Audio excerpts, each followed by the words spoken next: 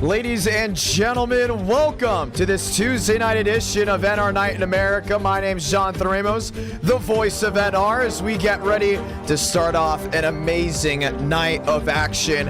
We're back on the NASCAR side, at least full time for today, but we do plan on going back to IndyCar at some point. It made the rounds on social media last Friday night. Well, guess what? This is the one and only stream of the week because I will be broadcasting in person come this Friday and Saturday, and there's a lot of great things to get to before we drop the green flag. Let's talk about the schedule. Daytona Next-Gen, that's race number 1. Trucks Hickory, we're going to get into a moment why we are doing Trucks Hickory. And then race number 3, Homestead Xfinity Series, race 4, Gen 4 at Kansas. A lot of great things to look at before we go green. About 4 minutes until qualifying starts at Daytona. This will be race 2 of the Super Speedway Shootout Season 4. The Road Course Rumble made the rounds as well after a very interesting race at Circuit of the Americas. Let's go ahead and bring you to the studios in Nashville, Tennessee. Once again, my name is Jonathan Ramos, the voice of NR. Why am I wearing a long sleeve? Where's the polo at? Well, it's cold, very cold. Try 6 degrees cold, and I was about to just wear the polo, and I realized, it's way too cold here in the apartment to go ahead and wear anything else but that. So get the long sleeve on, and it's gonna be a cold weekend, so I better get used to it. That's what I told myself, including when the racing starts tonight. Next Gen Daytona, why are we doing it? Didn't we just do that around a month ago? Pretty simple. E-ticket event coming February 9th at 8 Eastern, 7 Central, live on this YouTube channel. That will be a Friday night. It's the Florida 500. Matter of fact, we got a sponsor on board for that event. We're going to continue to talk about the Florida 500 as the night goes on. We should have the trailer out tomorrow with signups. A one-day event, no duels, just the great race in action. 200 laps, 500 miles. The Iceberg and I will be up in the booth calling the action as we get ready to prepare for that great event. What about more things to come? Trucks Hickory. Why Trucks Hickory? We've done it before. It was a great race before, but I'm calling a short track race. How about Speed Fest this Saturday, live on Racing America at 1 p.m. Eastern? It's going to be a lot of fun. I believe Friday will be live on YouTube for free as well towards Racing America audiences. Don't quote me on the YouTube part. Still good subject to change, but as of what I know now, what they did last year, a free version of qualifying will be on YouTube, and I will be in the booth for the JEG Series All-Stars Tour presented by Chevrolet Performance, the first race of their 2024 campaign. Gonna be a lot of fun. Great, amazing looking field. We have Ross Chastain racing for Rackley War. We have a lot of great drivers in there. Michael Hind is running his best. It looks like 24 as of now will be racing around Cordele, Georgia for Watermelon Capital Speedway. So to prepare for that, we're on Trucks Hickory because the driving style, I wouldn't say it's the same, but it can at least get me in the ready mode for a short track race. Gonna be a lot of fun to see what happens there. Race 3, Homestead Xfinity. Why are we doing that? Pretty simple. Miami is next on the schedule when it comes down to NR Night in America's run for the Drive Smart to Daytona. We have a championship to win. That'll be live Thursday night. And Gen 4 Kansas is back mainly because we did not do it in the last stream. I want to do it here tonight. It's always going to be a lot of fun. The Next Gens get ready to rock and roll, ladies and gentlemen. My name's Jonathan Ramos, the voice of NR, as we get ready to rally here tonight. 60 drivers going for 43 spots. Now, I do want to point out, with that being the case, there is no duels here tonight. If there was duels, it would already be trackside, getting ready to work on towards there, but it's all about what is now as we get ready to go green. Ladies and gentlemen, trackside from Daytona.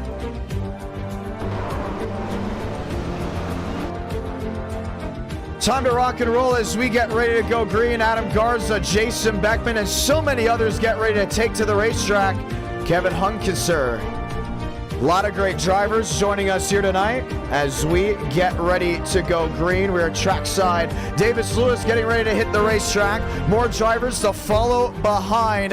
Now, we do have the new Fox overlays. We're going to be using these Fox overlays actually for the next e-ticket event as we wait for Trading Paints to load on in. Matter of fact, I said it was, what, 6 degrees?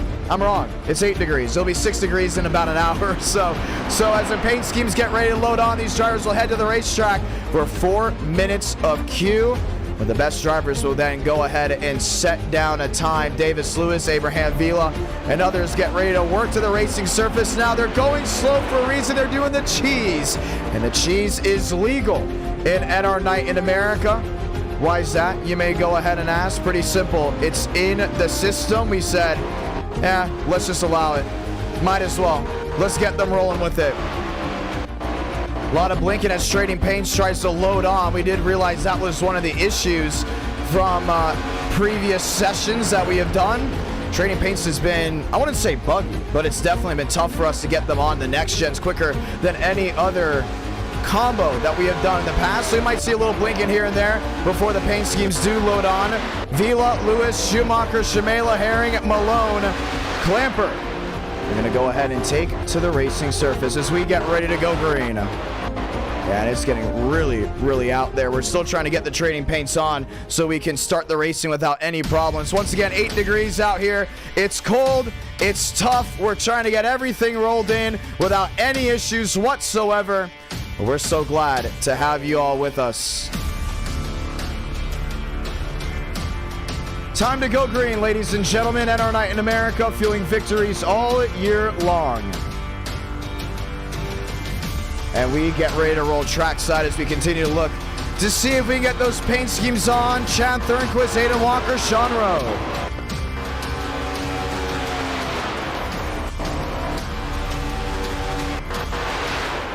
Davis Lewis, Sean Pena. Lewis rolling his way around the racetrack. Man, it is seriously blinking out left to right. We're not sure see exactly what that problem is. And we're going to see if we can go ahead and mitigate this before we go green. Another big reason why we're doing Daytona tonight, everyone knows, we got to get ready for the event, right? That's the big thing. We got to get ready for the great race in action that we will go ahead and see. So we're going to make some changes quickly on the broadcasting side just so we can be prepared for what's to come as we get ready to go green. And we're excited. We're excited to see what everything has to offer. We're excited to see what's next. And I'm surprised it's still been an ongoing issue. Been trying to get it going for quite some time. You know what? We're going to go and reset the system. That's all we're going to have to go ahead and do. We're going to go back to iRacing, get things rolled in. It's been an ongoing problem on the next-gen side. It's never on any other car. It's just the next-gen. For the ones that want to know why it is the next-gen, also higher poly compared to every other car. The Xfinity Series, the Truck Series, they don't have this issue because the poly on those machines are completely different than what the next gens have to offer. So we brought it back to me just for the time being. We're going back in there, so we'll miss qualifying. Only 43 drivers will be able to take the green flag to begin with, and from there, we'll be ready to go green. So glad to have you all with us as we get ready to drop the hammer. Chad Thornquist, Bobby, how's it going? Eric W. rolling on in. We will be seeing the green flag for Daytona tonight as we get ready to fix these undergoing issues. It's really unfortunate. It's really frustrating when all this stuff does happen. I mean, we update the drivers. We make sure everything is where it needs to be. But it's going to be fun. We have 200 watching back at home. This will be a 60-lap race. That will be race number 1 of the night. We're not sure how long the races will be for race 2, 3, 4, and on. But we do plan on it being a lot of fun for the viewers watching back at home. Joining into the session once again here tonight, Toyota, Dodge, Ford. You'll see them at Kansas as the Gen 4 stock cars get ready to rip around once more. But tonight it's going to be all about Daytona as we get ready to go green for the Florida 500. That will be February 9th at 8 Eastern, 7 Central. Eric W., Zach Attack, so many of the greats joining us here tonight. There from the live chat as we get ready to go green flag racing. Trading Paints loading on just once as the session will conclude. We'll head trackside to set your field. Now, who is starting where? We're not sure exactly just yet. And once we get ready to go green flag racing, we'll have everything where it needs to be. Riker Byram onto the racing surface He looks to be starting first there with Jacob Wilkerson.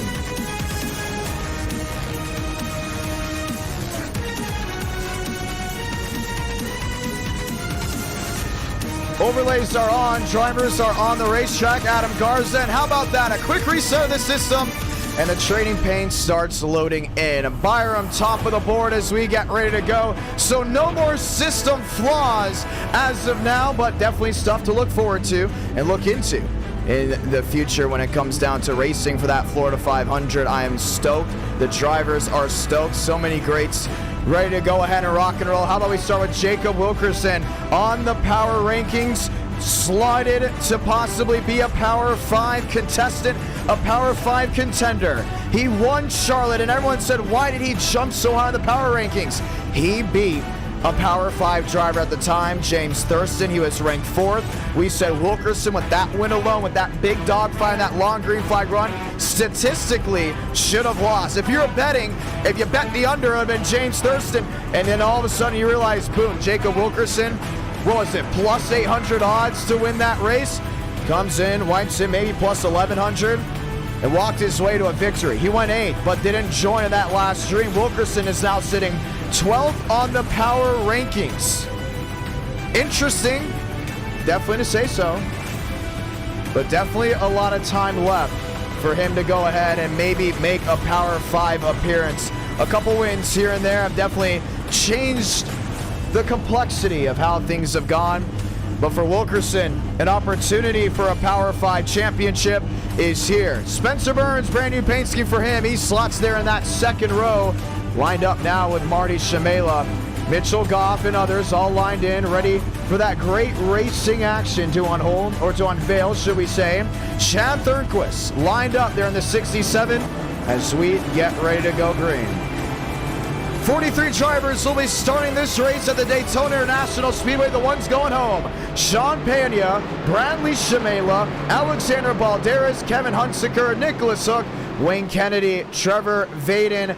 How about Jacob Malone not getting it done here tonight, but he will get other opportunities to race 2, 3, and 4. Nicholas Hook, just previously mentioned that one. John Connor, Matthew Brower, Carlos Truther, Xander McKinney, Carson Freeman, Jaden Reyna, Caden Hooper, and Fuego not making the show.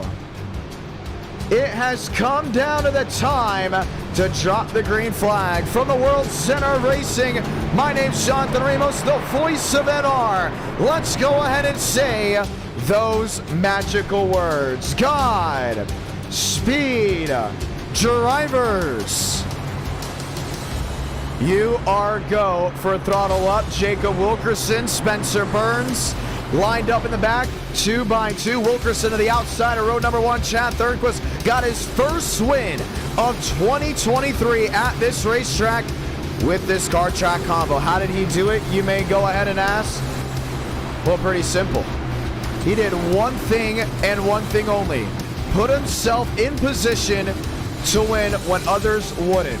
Chad Thornquist now will be lined up 2 by 2 as we get ready to start this race. Resetting trading paints just one more time. That's why you see it in the all-white form. 60 drivers entered, 43 taking the green flag. And this time by, we will see the one to go. A quick rough start to this stream. Doing the fly of the bumblebee to get everything loaded in. And now we're ready to rock and roll. Beautiful chat back at hand. When those lights go off, it means one thing and one thing only. It's showtime from Daytona International Speedway. Ladies and gentlemen, the one to go.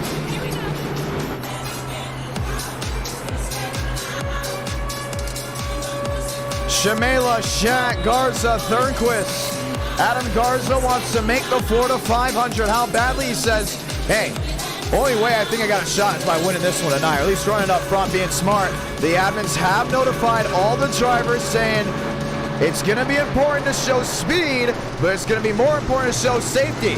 You come in there with a wrecking ball, you're going to be just as quickly out to how quickly you joined on in. 43 getting ready to rock and roll. Marty Shamela there in 4th. Will Schatt back to 5th.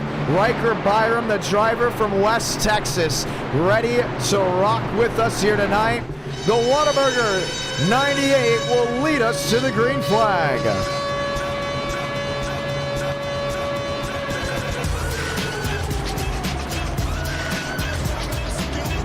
Sierra Clamper, Alexander Schumacher, Davis Lewis. Some drivers looking to make a name in this race. Are they e-ticket event worthy? 60 laps of action ready to take place. And now I ask you guys down the chat below, do we see a first-time winner here tonight?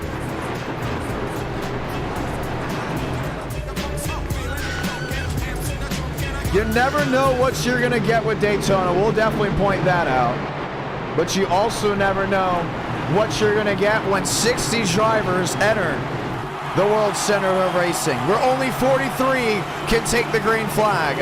You've waited all day for the racing here tonight, on your lunch break, heading home from work, school, no matter what it may be. The time is now to drop the hammer as Chevrolet leads us down. Race 1 of 4 that's guaranteed here tonight.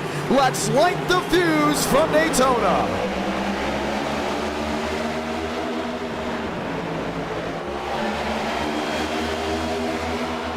Byram on the bottom, pushed by Burns. Now, last time Spencer Burns went racing at our night in America, he was disqualified after 2 big events at Talladega. Tonight, he says, let's just prove something. He's lined up on the inside. Wilkerson on the outside, guns it down off turn 2. He's got Marty Shimela with him. That 39 at one point was shown to be a Power 5 driver, jumped outside the Sweet 16. A win here could change that momentum. Aiden Walker, a true Power 5 talent, sits there in 4th. He's lined in, but Jacob Wilkerson shows the way down off turn number 4 to lead lap number 1. Wilkerson, Garza, Shimela, Walker, STP 43-6, top of the board. Moss Stellar to 12th. Thornquist to 7th, ripping that outside lane. Is about 4 or 5 machines up there. Shimela to the outside wall, forces Walker's hand to go to the bottom, and Abraham Vila will join just with them. Now slots back to the outside lane. Thornquist slots back top. It's Lewis. It's Thornquist now back to that inside lane. Or should we say back to the outside, the big migration shuffle of picking and choosing what works best for you. Lewis to the back end of Aiden Walker. A shunt to the rear end of the Chevrolet. And Vila hasn't shown to be very lucky in these last couple of e-ticket events, but that one machine is very notable for a couple things. Doing well on the super speedways. Vila's on the bottom with Lewis. He's lined up with Spencer Burns. What's that behind the 9 of Daniel Moss Stellar? 2x2 down off turn number 2. Nemos has just got to get in the spirit right here. Great super speedway driver, has never won an e-ticket event. Right now showing early on as the best odds to win the Florida 500. His idea tonight, see who has what it takes and race well with them, because he knows he's almost a guaranteed locked into that event. Walker, Wilkerson on the outside lane will lead that lap. Walker back downstairs, a shove from Davis Lewis. It's the 2x2 that thunders and climbs the banking of 1 and 2. Very calm early on. Why is that?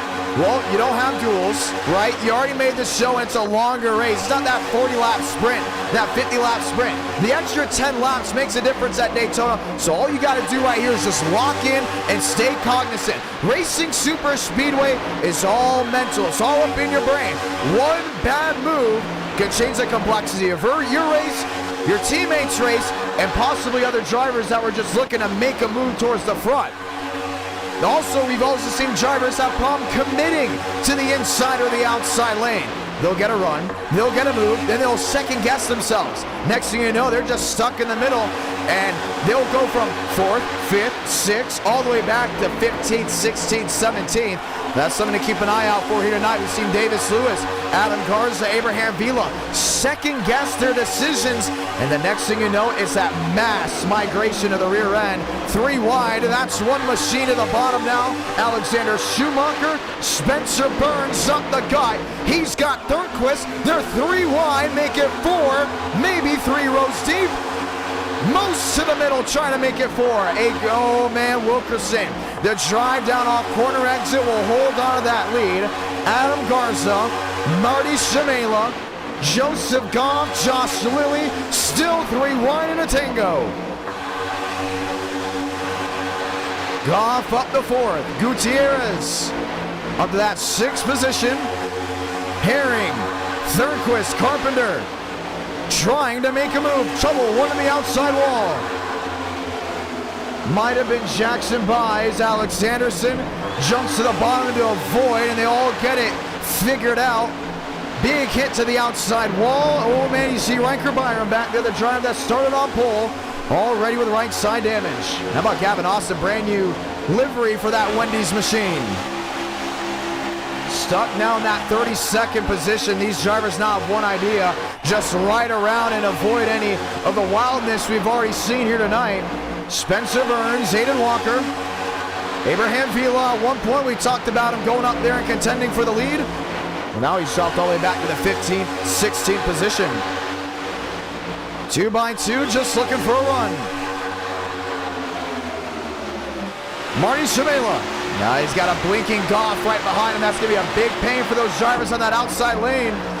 And we've talked about before, a lot of these drivers that are racing from the northeast or even parts of the southeast, a lot of snow has hit the ground, including in our area, Nashville, Tennessee, that has really disrupted the internet pull for the upload and download speed. You're going to see a lot of blinking and possibly drivers have internet issues here tonight, mainly because of how cold it is. And another thing to look at, there are certain sectors of districts that shut off power for about 20 minutes. You'd hate to see a driver lead by 2 seconds, just have their internet shut off for about 20 minutes. The next thing you know, they went ahead and lost that race. Reliability on the internet side will be a big focal point here tonight. I would not be surprised if we see maybe 4 or 5 drivers that are tough contenders lose the race just because of the big snowfalls from the northeast and in the southeast. Shimela to 3rd, Goff looking to the bottom. Gutierrez back there in that 5th position, and now these drivers have mainly made it about 2 big packs formating around this racetrack. Riker Byron, Freddie Bassins, James Thurston, they're in 26.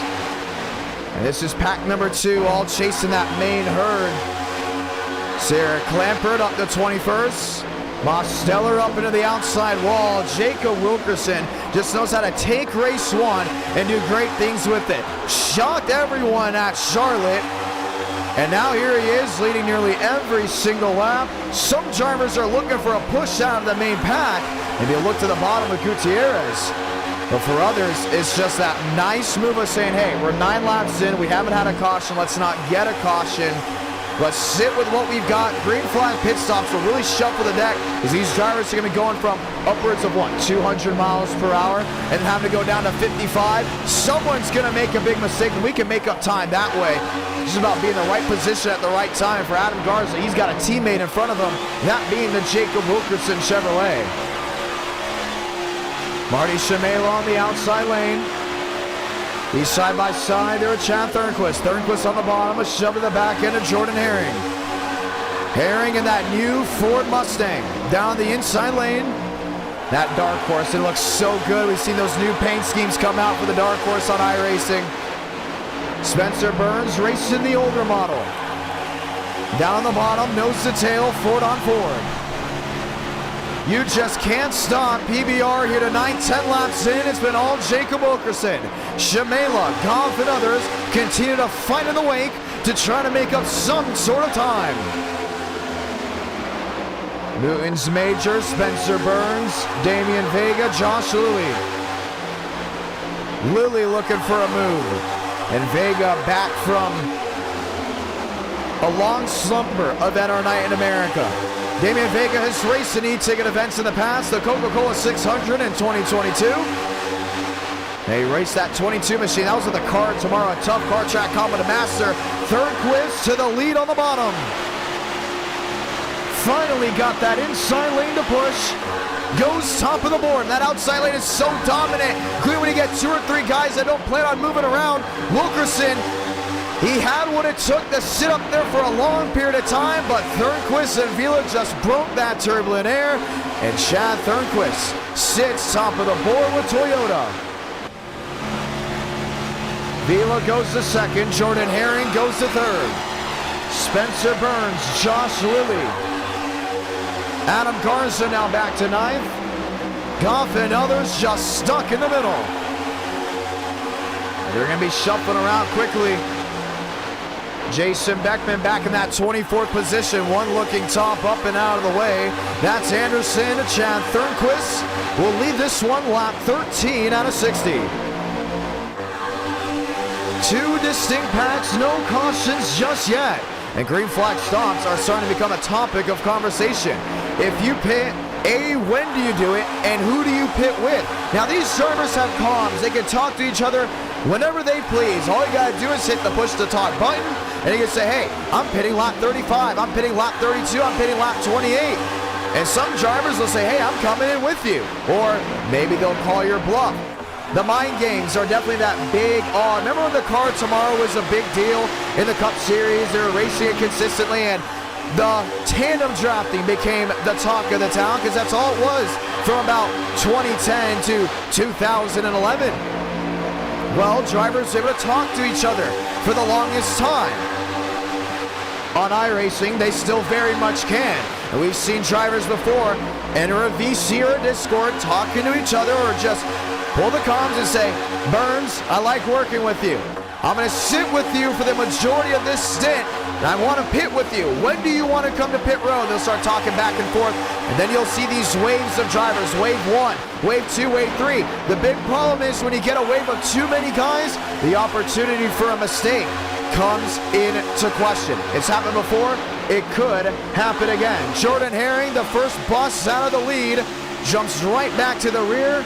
Went from what? 14th, 15th, just about 3 seconds ago, all the way back fighting inside the top 20, but just for now. Josh Lilly up the third. Well, didn't get a Drive Smart e-ticket event ride that he wanted, but here he is trying to prove himself on the bottom lane. Spencer Burns up to the 4th place position. He's lined up with Aiden Walker. To the bottom with a fellow Ford. Walker leads on the outside. 3, maybe 4 Chevrolets lined up nose to tail. And how about Major, brand new Sprite machine on that 82. Big update, maybe a big upgrade from what he had of just last year. 15 laps in out of this 60-lap race. Calm, etiquette, you love to see it here on a Tuesday night. This is NR Night in America. If you're just tuning in, we say hello and welcome as it's rush hour from the World Center of Racing. Spencer Burns has not left this top 20, but a lot of drivers have. Look towards the Sweet 16. Goff, Moss, Zeller, they shuffled about. Sierra Clamper back in 16th. Jackson buys, but if you look outside, what about Josh Kenyon? A driver that's gone to victory lane here before. What about James Thurston? Leading this second herd, he's back there in 26th. And he's with Sean Rowe, he's with Alex Anderson, he's with a good portion of machines that once again are just riding around. Now they're in a line here where they realize, okay, what is it, about 7, 8 machines all in a single file line? They're not going to lose time. What will lose time are the drivers that fade out of this line, should we say this herd. This is for 37th. River Page is there in 36th, leading this third group. So 3 distinct groups are currently circling the racetrack, all with hopes of being there at the end. But right now up front, I want to say just a 25-car path. Abraham Vila continues to chase Chad Thornquist down off turn 4. 43 laps remaining. Burns on the outside with Walker. Wilkerson lined up nose to tail. About 6, 7 machines up to that outside lane. Walker top side. Old man got really loose coming down off corner exit. And Burns is not scared to use that push and shove to his advantage. Wilkerson went from leading upwards of 10 laps so far tonight to now losing it there to that Toyota. Chad Thornquist has now become the dominant force with 43 laps to go. But we know Abraham Vila can make a move out of line whenever he wants. Now, so if you were back at home, you might be saying, why doesn't Abraham Vila go for a slingshot move? You want to have allies, including in a long green flag run. You don't want to go out there and make enemies with drivers that you may need when it comes down to 10, 12, 8, 7, 1 lap remaining in the race. Vila can go ahead and let Thornquist out of line right here. Bring Lilly, bring Brinkmeyer, Gudger, Walker, Burns, bring all those drivers to that outside lane and leave Chad Thornquist in the dust. With 3 laps to go, and Thornquist has to go ahead and pick and choose who he wants to go to. That could be the line that makes a difference. And if Vila's in one lane and he says, well, with 42 laps to go, you left me out to dry, he may go to that other one. Decisions you do make with 42 laps to go will make a difference once we do see that checkered flag. Burns on the outside of Walker. And also it's understanding when's it go time, right? That's like the word that we all love to use. Thurston back in 24th, that second group. Yeah, they've really dropped off now. It's about 4 seconds away from that main pack. Here's Landon Gentry in 22nd. So what was a 25-car pack has now dispersed into a 23-car pack. Walker to the middle. Through the center with Spencer Burns. Vila to the inside. 2x2, Aiden Walker, the Power 5 driver, goes top of the board. Here comes Burns to the inside. Gets him at the line with 40 to go. Heads up move, and Burns has been on this platform a long time. He knows when to make the move, when it's the right time. Right to the inside there with Abraham Vila. Walker, opportunity, top side, back with Jacob Wilkerson. If you got that 43 behind you, it's going to be a great day. He's going to put you in position here tonight. He's already worked well with Garza. Garza is really not going to leave that 43 at all. Mosteller's out, joined the ranks up front. He's got what looks to be Shaq, should we say Delgado, right behind him. Burns to the bottom, got loose down on the apron, thought for a moment he was thinking of going to pit road. Vila swings top and takes the lead with 39 remaining. Walker in second, Wilkerson in third. Garza, Brinkmeyer, Delgado, up inside that top 10. It goes Chevy, Chevy, Chevy, and that lone Ford on the inside with the fast four. Oh, one to the outside wall. Brad Gutierrez caught the right side of his USF machine and will drop outside of this long pack. I don't think he'll lose the draft. It's going to be close. Has a lifeline there at Damian Vega, but it's down to now just a 22-car pack with still 43 drivers racing as of this moment. Only one driver is a lap down. That's David Johnson sitting in that 43rd position. 38 to go. They're all showing why they deserve to be in the Florida 500. When you get the best of the best to race around, it's just going to be a great day. This race is just flying on by. Vila to the outside, Garza on the bottom. Garza now has Wilkerson in tow. That 8 machine has not led once here tonight. What is it going to take for him to get to the lead? A shove from the SDP Chevrolet, and Adam Garza now sits top of the board. Vila in third. How about Josh Lilly, the Red Bull driver in the 97? Sits on the bottom lane, has made a heck of amount of time. Lined up 2x2 with 37 to do it.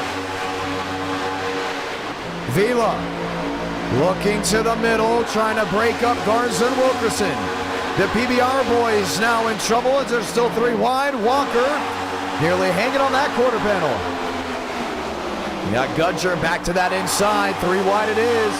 Spencer Burns, new race leader. Josh Lilly going with the tandem drafting. And the top 2 able to pull away just for the time being. Brinkmeyer is there. Slingshot daylight outside. Does he take it? He does not. One spinning to the bottom. Jason Beckman. Single car spin, but it's going to bring out the caution with 37 to go. Now he caught the right side there, the Mighty Ducks Ford. Last C-ticket event appearance. Got to go back to the USA 500. Was supposed to run The Drive Smart California 500 got bumped out of that event. And with 36 laps to go, we'll see our first caution of the night. And that main pack was seriously deteriorating. Either drivers losing the draft or something going wrong. But this will stack them back up with around 35 laps remaining, and we'll have a restart. Let's go see what happened there with Jason Beckman. Just got spun coming down off corner exit. And this is off turn 2. He was not really in the middle, towards the tail end of this main pack. Chad Thornquist, Marty Shimela, all really surrounding him. Had to be a problem with Thornquist, I'd guess. And you can see it right here. Oh, Abraham Vila got tagged by Aiden Walker. And the first bumper hook of the night goes to the 93. Jason Beckman, really just nowhere to go. Now that's a lot of right side damage. I don't think it's going to be enough to really deteriorate what's going to work for him. But pit road will be wide open this time by. And drivers will have the opportunity to make their way in. Louis, Brinkmere, Gudger, Carpenter, Kendall Carpenter. How about this man right here? Won a very controversial Michigan race with the IndyCars. Then he backs up with great finishes at Homestead in the open wheel machines, Indianapolis in the open wheel machines. Clearly a driver that has what it takes to get it done with that class. But still looking for his first stock car win in NR Night in America. Pit road is wide open. Walk up at some machines. Spencer Burns is in. Josh Lilly is in. Kendall Carpenter. Chad Thornquist. Aiden Walker. Marty Shimela back there in 9th. Sierra Clampert is in. Make the entire lineup coming on in. Joseph Goff. Right side's going up on that 17. Little Shag. Oh, can he win the race on pit road? That's going to be the question. Adam Garza gets it done. Spencer Burns in 2nd. And the rest really just held it down. 34 laps left in this race. What's it gonna be when we come back around? Ladies and gentlemen, a one caution next gen race in NR Night in America. Adam Carson, your race leader. Spencer Burns, P2. Jacob Wilkerson, P3. You know, it's that time of the night. Who do you think is going to win? I think Garza's got to be someone you have to look at as a possible dark horse to get it done. Spencer Burns, another one, but Jacob Wilkerson continues to just catch my eye. Is the winner of this race even inside the top 20? Only time will tell. Ladies and gentlemen, you're watching NR Night in America live from our studios in Nashville, Tennessee. If you're just tuning on in, we say hello and welcome. What a great race we've had. The etiquette has been out of this world, and that's what we love about NR Night. You never know what you're going to get. It could be an absolute wreck fest, left and right. We can't even get a green flag lap in. Or we'll head to Daytona. We'll have one caution around the halfway point, and then you start thinking to yourself and scratching your head, these are the same guys that raced last week. What happened? Well, these drivers need to lock in here tonight. We'll tell you that, because we are definitely judging racecraft of who will be in and out of the next e-ticket event. Only 45 to maybe 43 drivers will have an opportunity to race in the Florida 500. Walker, Gudger, Mosteller, Bigmere. 2x2 lights off. It's still 1 to go. And if you want to hear me call races live in person, ladies and gentlemen, this Friday night, should we say Friday afternoon, I believe, I'll be at Watermelon Capital Speedway for Speed Fest. That's right. You'll be able to hear me live on Racing America for qualifying. I believe there'll be a free version on YouTube, where you can watch it live on the Racing America YouTube channel. And then Saturday at 1 p.m. Eastern, I'll be calling the Pro Late Model Race for Speed Fest. The Jag Series All-Star Store presented by Chevrolet Performance kicks off their 2024 campaign. I'll be in the booth with Adam Mackey, and it's going to be an absolute blast to watch 100 laps of feature racing with the great pro racers all around the United States. Drivers from Michigan, Indiana, Florida, Tennessee, of course, in the state of Georgia. Cordele, Georgia will be the first place I'll be calling a race in person for 2024, and it's going to be an amazing outing.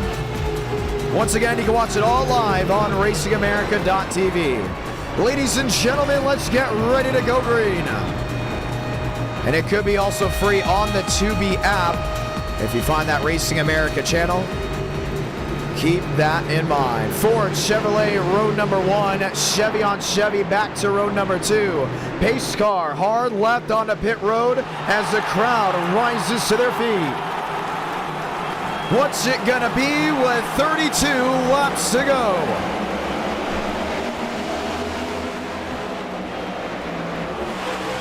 Wilkerson on the bottom, Burns shuffling around, already trying to find a way through.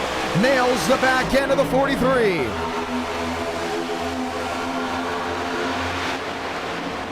Mosteller, Goff.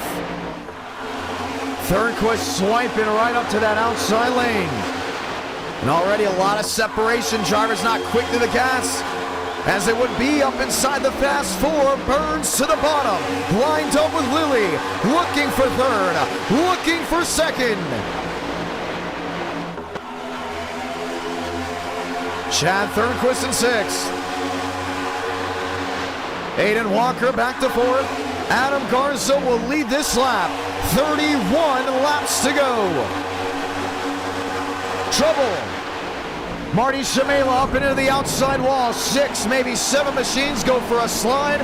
1 up into the air. That was the 31 machine. And the caution will wave for the second time. A lot of damage there on Shamela. Hasn't been able to finish these races. That's been the big problem. There's Will Shack. Heavy damage to the nose of that 31 Ford.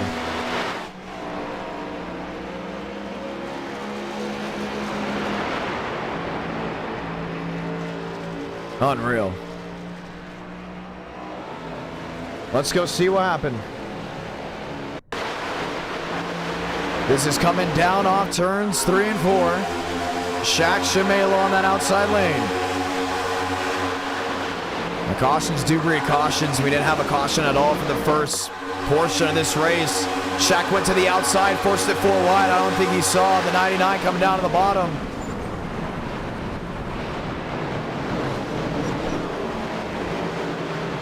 And Marty Shamela, we're hearing the root cause of that incident. Let's watch back again. They're saying he drove up the track, lost that 39 machine.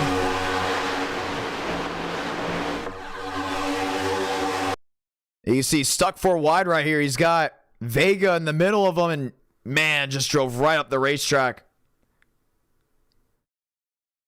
But in a tough position. And you see the 65 machine go right back to the bottom. We believe that was Jones. It'll bring the caution out for the second time tonight. Pit road will be wide open once again, but it looks like these drivers want to get it back refired this time by. Let's rephrase that. That was Connor Gray, we believe, in the 65 that made contact. Landon Gentry also involved in the incident. There's Jordan Herring, Alex Anderson. A lot of damage to the nose of that 67. And it continues to be a rough outing for those drivers that have been sitting towards the back end of the field. They've had to deal with issues with the draft, issues with sticking around, what's going to work, what moves will work later on. Let's get ready to try it again. Garza, Wilkerson, Walker, and Burns. That's your fast 4 as they have lined up back nose to tail for now. They will go ahead and see the one to go this time by. Ladies and gentlemen, let's go green once again. 2 cautions in the books, 29 laps to go.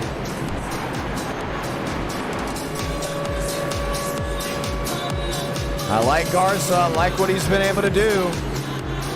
been able to keep that machine up front and really stay away from all the drama. And he's made a lot of great friends up there. He's worked well with Walker. He's worked well with Wilkerson. Can Jacob Wilkerson get to victory lane? I mean, these two continue to work the way they have. See a lot of great things going on with that PBR camp. Get ready, ladies and gentlemen. The Florida 500 coming out soon. It will be live on February 9th at 8 Eastern, 7 Central.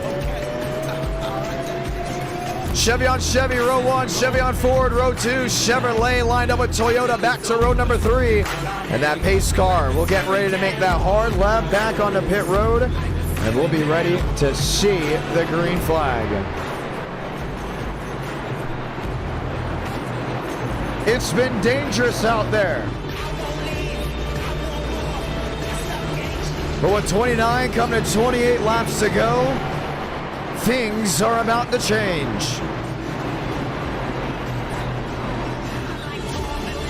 Birkmere, Goff, Clamper, Vega, Schumacher. Who goes to victory lane once again? Let's find out. Pace car, hard left onto pit road. Chevy on Chevy. Walker Burns in the back end of row number 2. Back underway for the World Center of Racing. Garza, no surprise, jumps to the outside and picks up Wilkerson.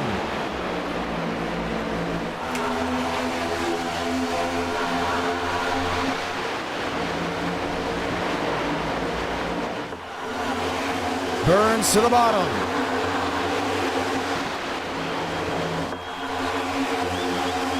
He's got Walker right in tow.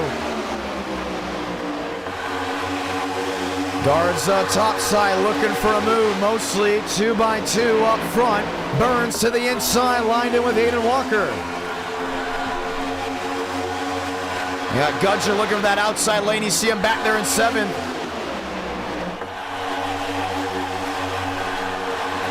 27 to do it.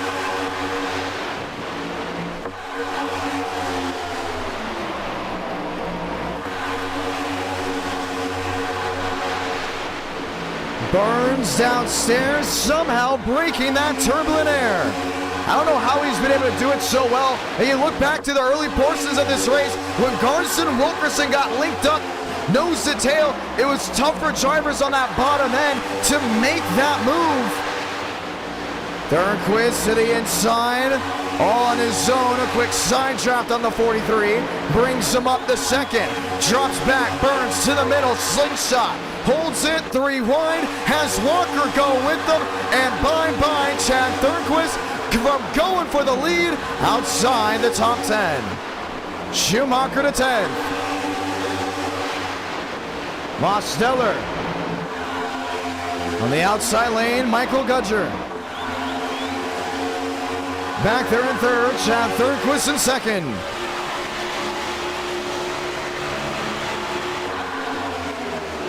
Carpenter, Vega, 3 wide, now they're dancing, 1 goes around, Damian Vega. No, let's rephrase it, that was Abraham Vila down to the inside lane. Caught the grass, but keeps it fired in the right direction. We stay green, working 25 laps to go. It's all Adam Garza. Wilkerson to the outside, Gudger lined up with a Mosteller there in 4th. Peeks to the inside, doesn't have a lane. Jumps back on that outside portion. Major, Beckman, Carpenter dancing around in the middle of this field. It's ramping up with 25 laps to go. The real question is, can you put yourself in position? Some drivers realizing it gets landlocked up there pretty quickly, so they're making their move now. We really don't see that second pack forming in. Now we do, back there with Josh Kenyon. This is for 27th. Jackson Buys is in 26. He lines out the main field. Give it up for Adam Garza. The 8 back to the line, 24 to go. Wilkerson on the top lane. Slingshots down to the bottom. He's going to try to get out in front of that 8 machine. Clean air on the grill. Jacob Wilkerson, top of the board. Here comes Burns. Takes full advantage of the transition and guns the Ford to the lead. Back to the outside lane. Now clearly that outside is definitely going to be the place to go. It's so hard to make a move down the bottom of that turbulent air. But some drivers have been able to work on the early portions of this race to figure out how to break through. And Aiden Walker will now take reign. He goes top of the board. Kendall Carpenter to the bottom. If Carpenter can get his second win, this one being at Daytona is going to be huge there on those power rankings. One win already in 24. An amazing outing at Indianapolis, Homestead, and Watkins Glen. Lily Masons.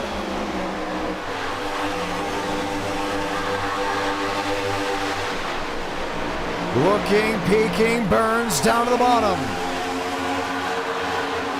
Bassinez, should we say, up to 6. He's making the move. Kendall Carpenter to the outside with Burns. Walker shuts the door. Opens up one for the Ford. 3 wide for second. Through goes Wilkerson. What a move to the inside lane. There's still 3 wide for second, but Jacob Wilkerson guns the 40 through the lead. Burns to the wall. The wrecking pig to turns 1. Caution will wave to the high banks of 1 and 2. Carpenter. And you knew it was going to get loud. You knew it was going to get exciting at some point.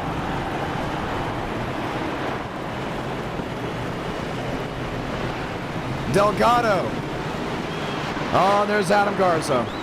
Look at the damage on that Chevrolet. And these boys are being so consistent early in this race. I can't believe they just threw that away. It looked like it was either going to be Wilkerson or Garza's race to lose. And ultimately ended up with a 8 machine without a nose. Caution will wave. Let's go ahead and watch back on the replay. No, Burns came right down the track. And they just started wadding him up. And it was just a tough move. Watch this again. You always have to start around this area. Burns goes to that outside. No, let's rephrase that. It started with Carpenter to the outside. Walker takes the bait. He blocks the Ford and didn't expect Wilkerson to make a 3-wide move. Goes right to the bottom. Garza goes below the yellow line, but it's legal in NR as long as you don't wreck anyone. Spencer Burns pushing and shoving, stuck in the middle. Garza and Wilkerson, they're going to do what they can here to stay 2 apiece. Let's rephrase that one. Garza went up and hit that 06 machine. That was really it for Spencer Burns, and there was nothing he could have done there. Let's watch from this view. And Burns isn't happy that Garza was working his way from the bottom up the track, and bam, I mean, he couldn't see it there because of the video board. There was just really nowhere else to go. And that took both of them out. There was no give in that moment. And you could go in and say, Garza didn't need to do that, or Burns didn't need to do that. In reality, one of them could have made one slight adjustment, they've been okay. Right here, Burns can get off the 8 machine. But Garza can hold his own on the bottom or didn't have to go below the yellow line just to stick with Jacob Wilkerson. And that's what we get at. Incidents, the big ones that are usually caused in NR Night in America, start well before the initial contact. He could have gotten out of the gas, could have made a big move, could have been a little bit more conservative on his run. Bam! And with 20 laps to go now, you take out about 3-4 machines that had a legit shot at winning this race. A lot of damage there to Spencer Burns.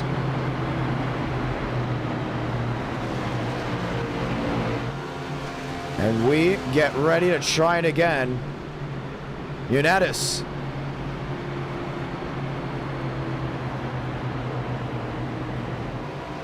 Is your race leader, Unitas Major, Gavin Austin, Chad Thornquist, Hunter Brinkmere, Jackson Byes, Dominic Barbagallo, Kenny Real, not the 7th, Charles Camus, Schumi, Schulten, David Johnson, who at one point was a lap down that 12 machine. Jacob Wilkerson, Davis Lewis, James Thurston, River Page, Aiden Walker. At one point was in contention for this race. And I can't really find him now. Abraham Vila in 16th was involved in the first caution. Damian Vega, Gutierrez, Riker Byram. All shuffled out, and we will get ready for another restart. Brinkmere back to 4, Jackson buys back to 5th. There'll be 19 laps to go from this moment.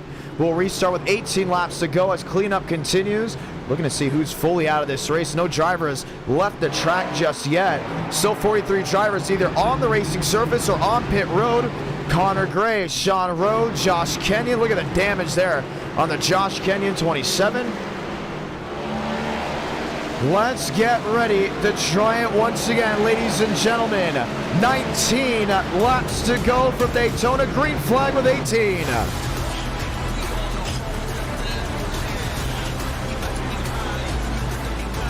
Want to say thank you to the Super Chats tonight. How about Bobby dropping the $2? Jay Hick dropping the $2 saying, John, that we need to do street stocks at Daytona. I don't know about that one. That's something. It is a car track combo that we've never done before. It'll be a wild race 5 car track combo if we ever did it. By the way, ladies and gentlemen, 300 likes tonight. We get race number 5. You, the viewers, get to vote on it. Let's get ready to go green just one more time.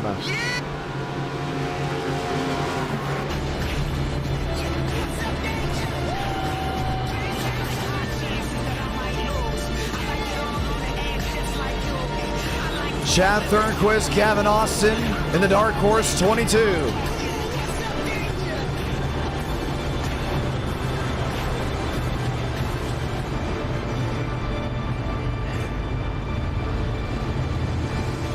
Real to 7th. Buys back the 6th. And we get ready to try this once more. Very entertaining Daytona race we have here.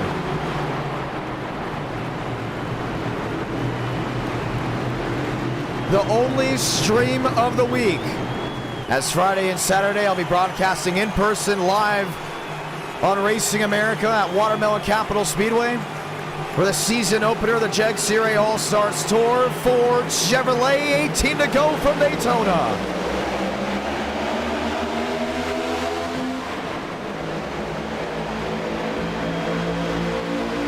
Hunter Bickmere. In that 4th spot, Jackson buys back to 5th on that outside lane. Major top of the board. What can Gavin Austin do to get a run? He sticks topside with the Chevrolet. Barb in 8th, Schumi in 7th. Major to the point on the outside lane. Birkbeer to the bottom with buys. Burtmere, should we say, finally got the name correctly. Buys Kenny Reel. Schumacher to the fast 4. Spinning to the bottom, Mosteller. Back up the racetrack. The caution will wave once again.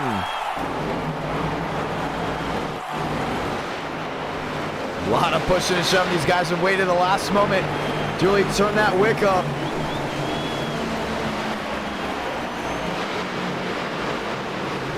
And has resulted in another caution. The push come to shove, I mean, it's just crazy.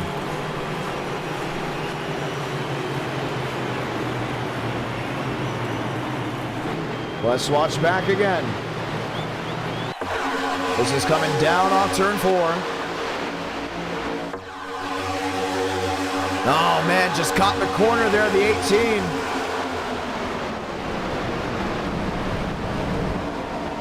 Forced a lot of machines down and into the grass.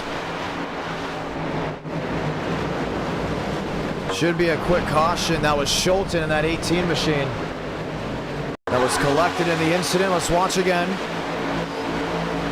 It probably will just come down to not holding his line.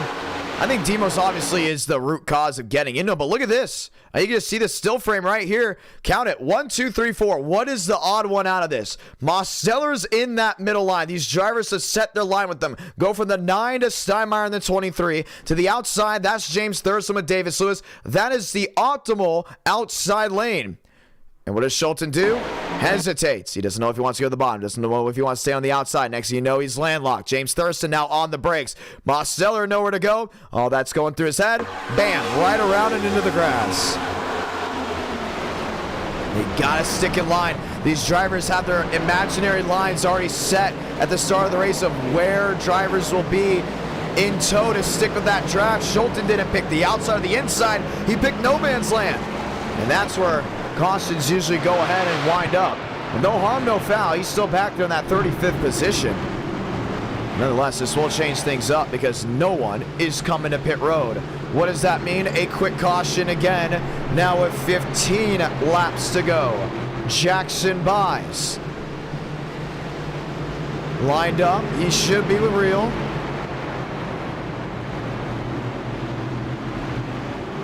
Bierkmeer. Schumacher, Real, Wilkerson, Austin, Barbagallo, Vila, Page, Thurnquist, Beckman, Major, Gamo, Vega, Thurston, and so many others as we get ready to try this just one more time. A handful of laps remaining from Daytona.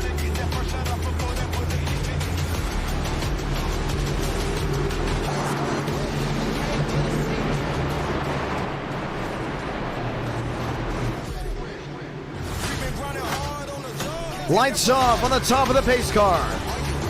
We're so glad to have so many of you with us. Look at this great crowd watching back at home on a Tuesday night. Who do you got winning? We said Burns, Garza. Well, guess what? They were involved in the last incident. Jacob Wilkerson still there. And he's lined up with Barbagallo. He's lined up with drivers all around. Ladies and gentlemen, when we restart, it'll be 14 laps to go from Daytona.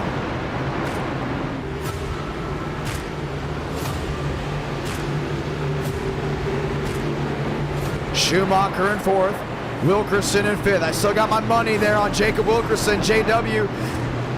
Big driver back down to that inside lane. Can STP score their first win of 2024? Wilkerson's first win came with McConey's setup shot. Daytona could spell something different. Pace car, the hard lap. Dark Horse leads us down. 14 laps to go.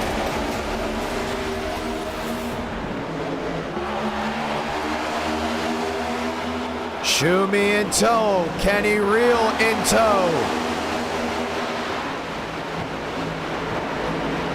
Move to the outside.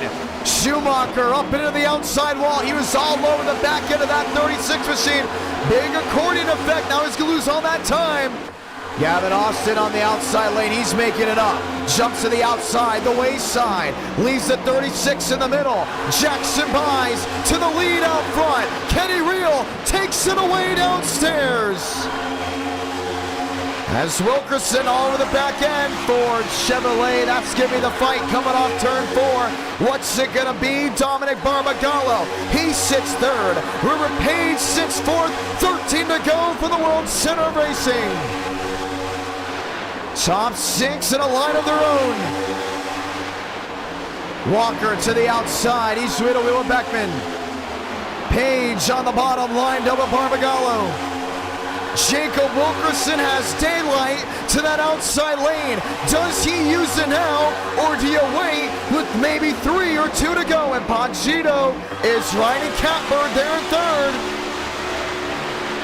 River Page in fourth. These are the drivers that are going to try to compete for a win if this race stays green all the way through. Beckman, look to the bottom. Not going to play limbo. He sits it nose to tail. Max Steinmeier shuffling through the field. 12 laps to go from Daytona. Vila to the outside of Walker. Tandeming up, two allies lined up in the 93 in the one machine. Real to the inside with Wilkerson. Barb to the bottom with Page. See Beckman trying to make a move back to that outside lane. Now he does have company in that one machine. But oh boy, time is running out. Find a partner that works best for you and start working your way forward. Page to the outside. Now they're relaxing the cautions for a wreck in the rear. It's got to be within this main group. 11 laps to go, all Jacob Wilkerson. Ripping top, climbing the banking of 1 and 2.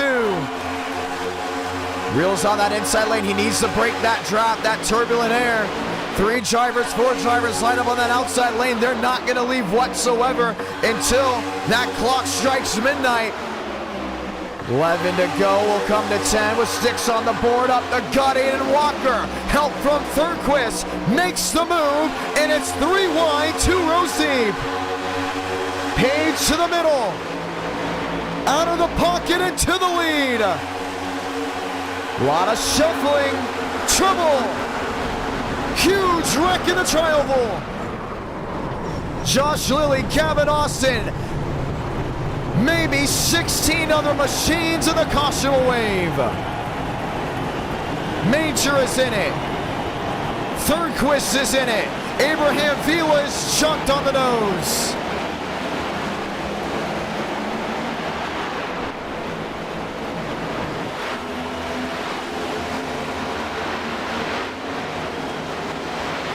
And that's going to shuffle things up if we ever thought it would. Wow. Look at the damage on the 1. Jordan Herring there in 10th. Not a lot of damage on that 72 machine. River Page seems to have gotten through without a problem.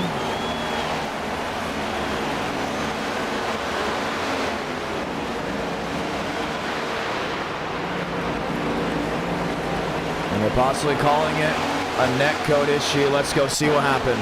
Oh gosh, just littered the entire field.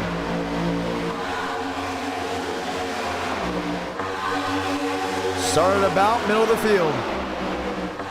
Should we say maybe 2 or 3 rows away? Or should we say it actually started up front? There were 3 wide, coming down through 3 and 4. Jump to the outside, and you can see it there from Jason Beckman. No, it had nothing to do with him. Try Chad Thurnquist.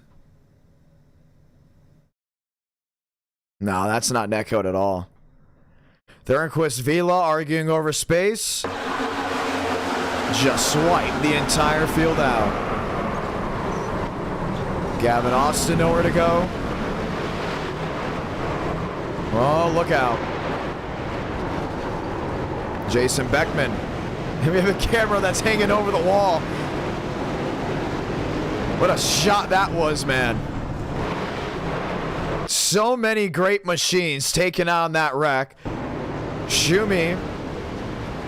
And the Michelob Ultra Chevrolet. Thought he was going to get through without a problem. This is a full lap ahead. Watch back from a different point of view. They're ripping that outside lane.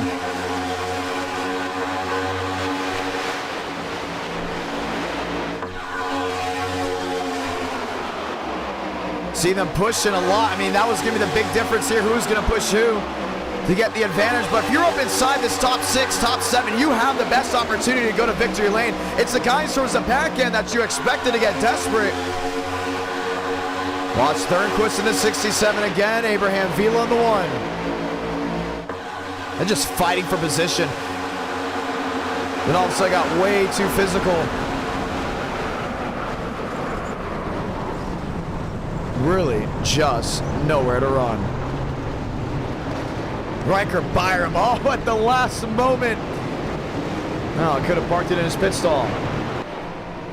8 laps to go as of this moment. Sun is setting from Daytona. Wilkerson, Page, Walker, Barbagallo. That's your new fast four. Real, Steinmeier, Armstrong up inside the top 7. You got Daniel Moss-Stiller, Landon Gentry, should we say, up there in 10th? Yes, indeed. Marty Shamela, Joseph Goff, Damian Vega, Charles Camus, Schumacher, Schulten, Johnson, Brinkmeer, Herring, and others trying to restart this one. We'll show you the split screen to see who's in or out of this race still.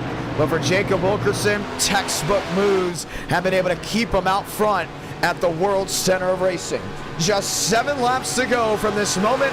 We'll have 6 to go when we take the green flag once again. But it's going to be the dark horse versus the bow ties, as the next Toyota's Max Steinmeier barely got through that last incident. Still has some damage there on the nose. Has Mitchell Armstrong and his 23 machine lined up right behind him. It's been loud, it's been fun, it's been exciting. Ladies and gentlemen, the one to go.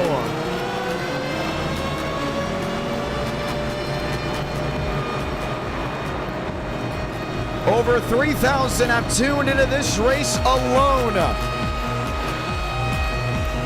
500 concurrently watching. So glad to have you all with us. And let's go see that finish you've all come to see. Pit road still stacked full of machines.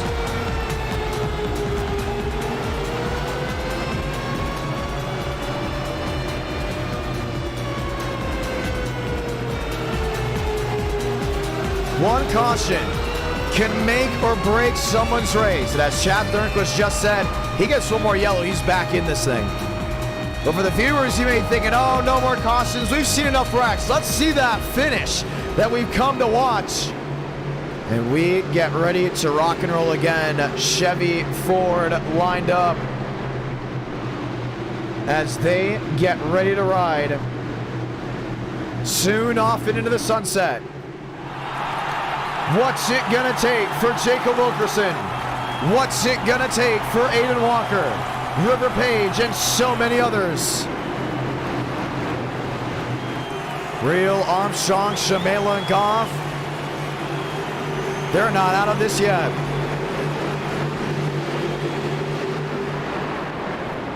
Seven to go. Will be 6 laps to go. Ford, Chevrolet littering the field with select Toyotas in the middle. 6 to do it for the World Center of Racing.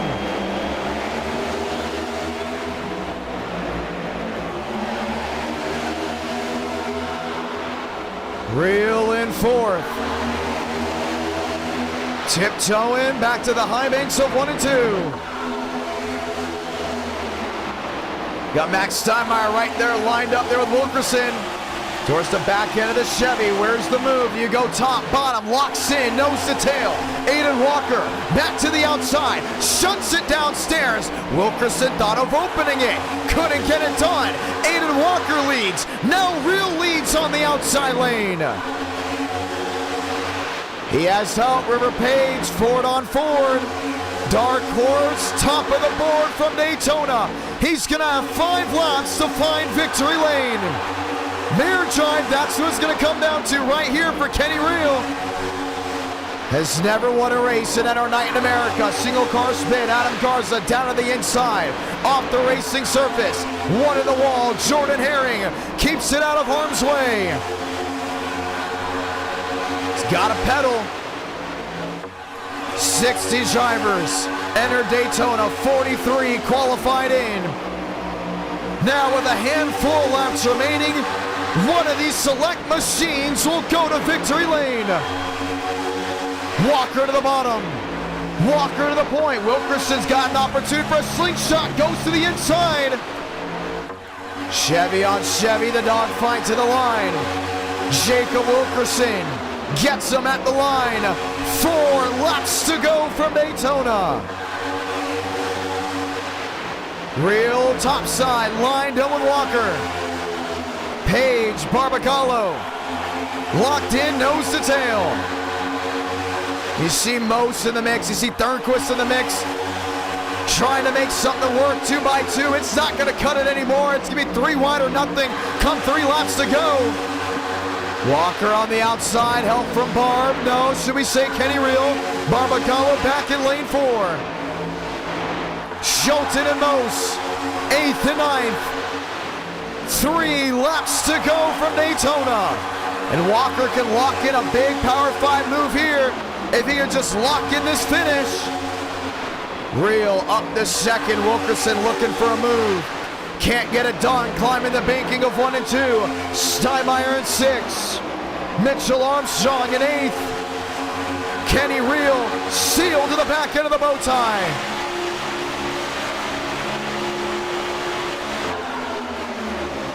Not a lot of places left to run. Oh, spin in the rear.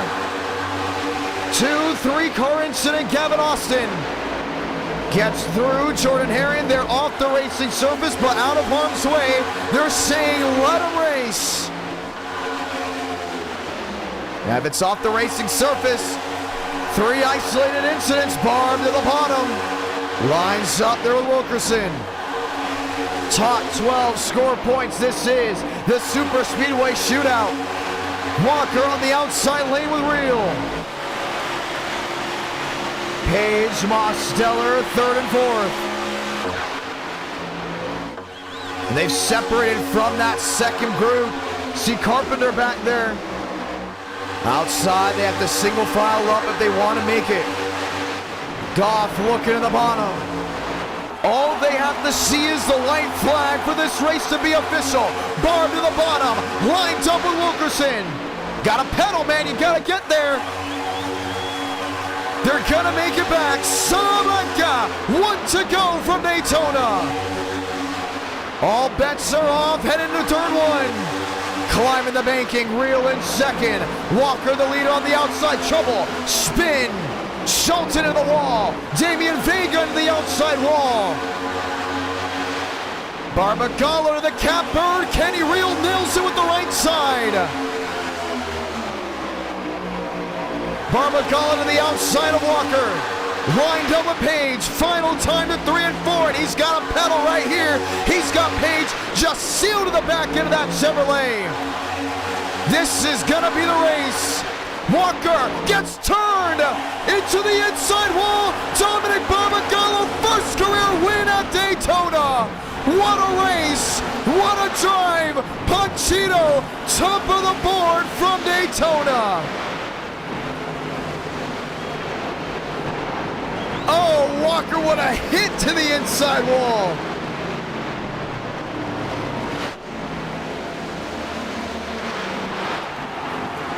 And the World Center of Racing belongs to Chevrolet. What a race. What a ride. Was there when it mattered the most. As Barbagallo gets it done for the first time. A first-time winner. We asked, will we see one tonight? And oh boy, did we. He will burn it down as we go ahead and play the victory anthem. Almost had his first win in Atlanta. The creator of the thumbnail on this stream. Well, I took the photo, he added all the decals. Brings the 17 machine to victory lane. Joins Hector. Nah, I'm just kidding. Joins Jose and Donald. And if you know, that's an inside joke. Originally I said one of the 3 Cabrio's names are Hector, and he just let me have it. But Panchito, Jose, and Donald will join on in. Barbagallo, first career win in NR Night in America. Let's watch back to see exactly what happened. Because it got wild, and it got wild in a hurry.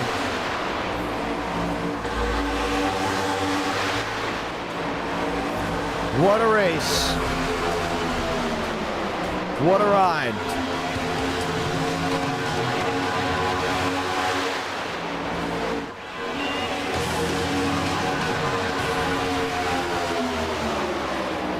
Jump to the outside. That was that split-second move that we talked about all race long that you were going to have to make.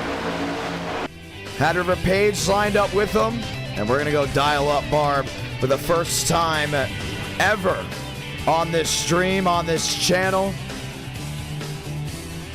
I feel so bad for Aiden Walker, man. Just opened up way too much daylight on the bottom.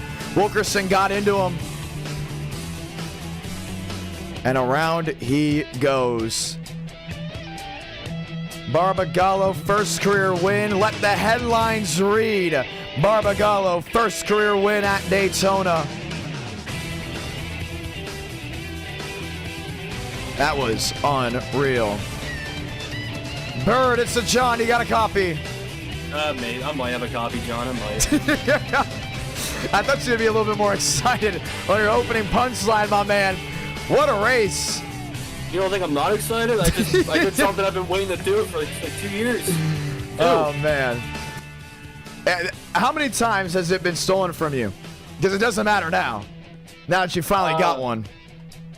It's been I wouldn't say it's been stolen, but I've been unlucky for way too long. Walk me through this race. I started all the way in the back. That's all it took. That's all it took. You know, you start all the way in the back, let other people wreck because they can't control themselves. And now the first part of this race was pretty clean, though. Things got a little wild out of the way, or towards the middle and end portions of this race. Talk to me about this aero package. Talk to me about working with people and just getting yourself in position, because that one split-second move to the outside lane ultimately gave you the opportunity to compete for a win. I'm trying to think what to say now. I can't think. I actually can't think.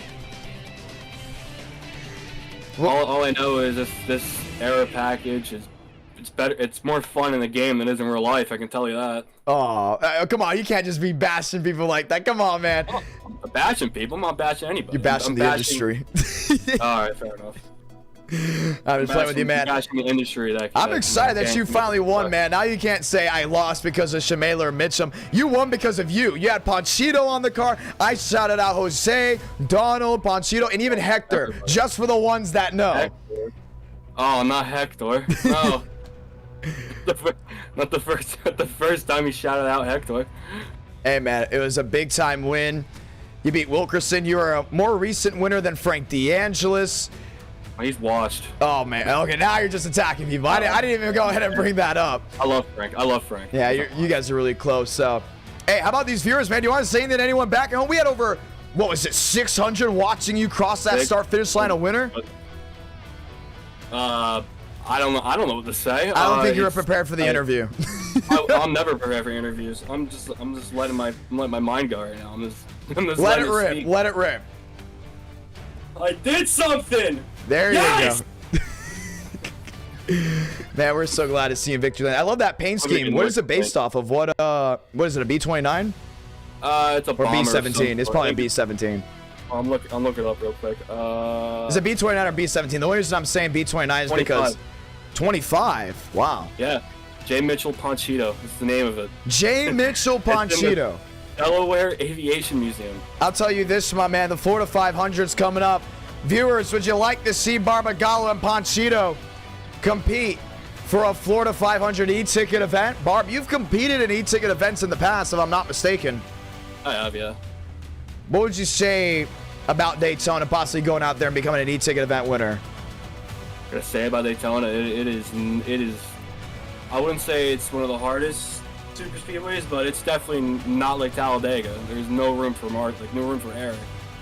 It is. You can barely fit like 3 cars around each other. But people still do it, and it works. It's the good thing about Daytona. It's anyone can win it. Anyone. Doesn't matter how good you are, how bad you are. If you know how to play the air and the cars around you, you can win it. Did you see the air? Were you Dale out there? No, I cannot see the air. Oh. I hate the air. No. Dude, there's one thing I can't control. It's air. I'm not an airbender.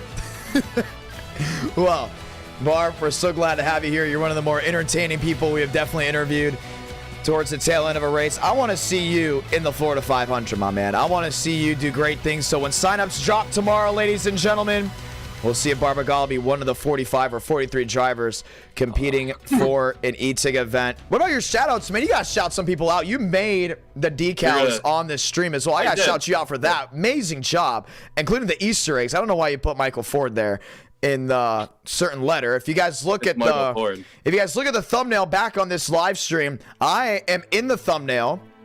Ponchito is, you know what? Oh my gosh, foreshadowing. Yeah. Foreshadowing. Ponchito is in the thumbnail. I might do it more often, John. This is scripted. You scripted this. So a Ponchito in the thumbnail, and me in the thumbnail, and Mr. Ford in the thumbnail. Mr. Ford. You were able to go to possibly victory lane because of that. Yeah, and I did. Well, we're very thankful for how you go ahead and edit the thumbnail decals. Do a great job of that. Yeah. Barb, top of the board. Congratulations. My mom told me to shut the hell up. Like in a text, I screamed. Thank you, John. Was that before or after? That was when I screamed. That's when you screamed. Okay. Yeah, I'm just making sure you know that. That's how excited I am. Well, we are very excited for you. Congratulations. Before I go, shout out to my man Sammy Yaya. You love him. I know you love him. I'm saying it now. I'm saying it before you get rid of me. You love Sammy Yaya. Sammy Yaya is a character. How about that? He's a character. He's very much a character. I'll point that out for you. Congratulations on the win. Thank you, Jonathan. Thank you. Well, it has been a very, very fun night. That was Dominic Barbagallo, victorious from the World Center of Racing. And we had to make a quick adjustments there to the camera. Been acting up just a little, but we're excited to go racing from Hickory in the truck series. Now, I don't know where my setup went. There used to be a Hickory setup here. I know for sure because we've done Hickory trucks in the past. For the ones that are wondering, why am I wearing my long sleeve instead of my polo that I'm so used to wearing? Well, it's about 6 degrees outside. It's about 60-ish degrees inside for me, and it's cold, man. And I want to remind everyone I'm still very much from South Florida. So things have been, I wouldn't say hard to get used to, but they have been on an adjusting level. I can't find Hickory at all. I cannot. I don't know what's going on with the Hickory trucks. We had a setup at some point because we've done it. So we may have to actually open up a vote to see where we'll go in race number 2 because there's no Hickory setup now. It was in the last iRacing update unless they took it out. So we're going to a short track. We'll ask you guys where we'll go. Would you like to see Five Flags Speedway? I think Five Flags would be pretty neat. We obviously got to go to Willow at some point. Wow, I can't believe they took out the setup. Darn. That's unfortunate because we didn't have to test anything because we're like, oh, we have a setup. Of course we have a setup. We've done Hickory trucks in the past, and that seems to not be the case anymore. Oh, we also have the Nashville Fairgrounds Speedway set up if you want to go ahead and give that one a shot here tonight. I do call races at the Nashville Fairgrounds Speedway. They deleted the setup. Okay, did not see that coming. Yeah. Let's get ready to go ahead and... What's up, Jarrett? Let's go ahead and start the voting on where we will go. So we'll put out 4 grassroots short tracks for you all from where we'll go. We still haven't done Stafford, but I don't have a setup for sure for that one. So vote race 2 trucks. Will it be Fairgrounds? Will it be Five Flags? I think Five Flags would definitely be great, including for me, just because I have to practice that at some point. Or will it be Myrtle Beach? Because we know a lot of viewers, or a lot of drivers, should we say, have the beach. You know what? Yes, the beach. Let's see what other short track we have here that I could probably throw in there. They have to have more grassroots tracks. I can't believe they got rid of Hickory. That's very unfortunate. Yeah, Dover, Phoenix, LA Coliseum. They do have an official Kern County setup now. IRP. You know, we took IRP off the schedule, so let's put it back on and get rid of Myrtle Beach in the voting, but IRP. So after about 50 votes, they come on in, then we'll go ahead and select it. So it has to be a grassroots track for race 2 because I'm getting prepared for myself to call racing in person live on Friday and Saturday, all in Racing America at Crisp Motorsports Parks, Watermelon Capital Speedway. And it's going to be an absolute blast to see what goes on there. For the Jack Series All-Stars Tour presented by Chevrolet Performance, I'll be up in the booth alongside Adam Mackey. live on Racing America. I believe Friday, the free version will be on YouTube for qualifying, as well as X, and if I'm not mistaken, also Facebook. From there, come Saturday is where things really get exciting, because the Pro Late models will be racing. I'll be calling a race with Ross Chastain running, and it's a stout field. We got 24 drivers ready to rock and roll. Really exciting, really fun. IRP, really, Trucks IRP. Well, it is a kart track combo that they do use consistently in person, should we say. We do have a setup for it, so we look to be doing IRP as race number 2. The viewers have spoken as of now. Oh, Fairgrounds is winning, should we say, or coming back. We'll just set them all up as we wait those final votes to be tallied. And we will be ready to rock and roll. Trucks Fairgrounds. We've done it in the past. We haven't done it in a long time. We'll be doing it in the daytime, if that is interesting to anyone. Five Flag Speedways. Oh, man, I hope one day they add a Freedom Factory. I want to point out, Freedom Factory is a really cool track. It's there in Bradenton. I wish the ASA Stars, or at least the ASA Southern Super Series, went there this year, because it is a really cool track, and I would love to watch racing there in person. So let's see. IRP, Five Flags. It's going to go IRP.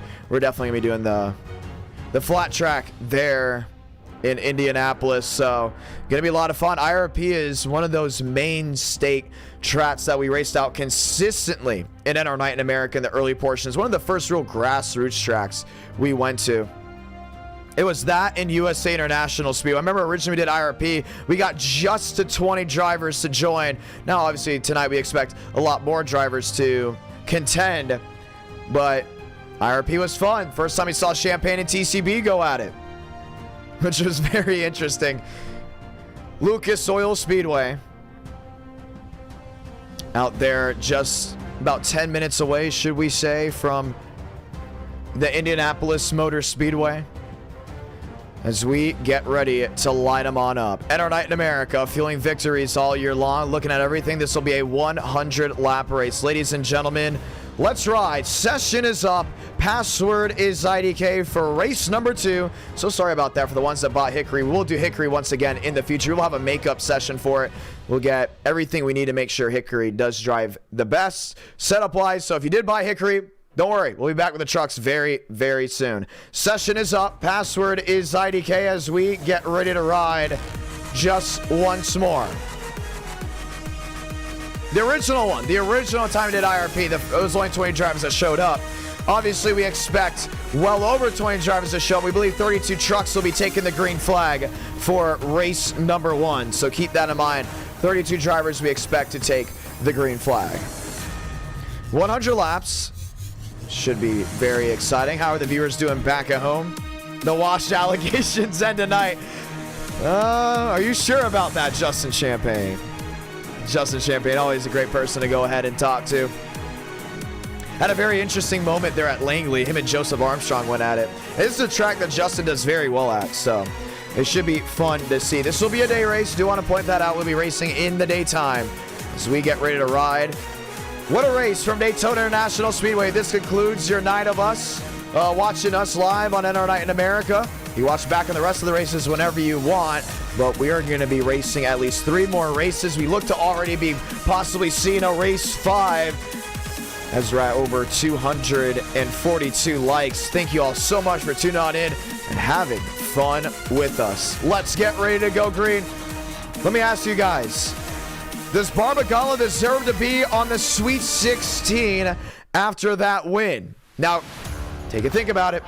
We're about 3 weeks in, or getting close to that 3.5-week margin, where if you didn't do well at the beginning of the month, a win late in the month doesn't automatically mean you're in the Sweet 16.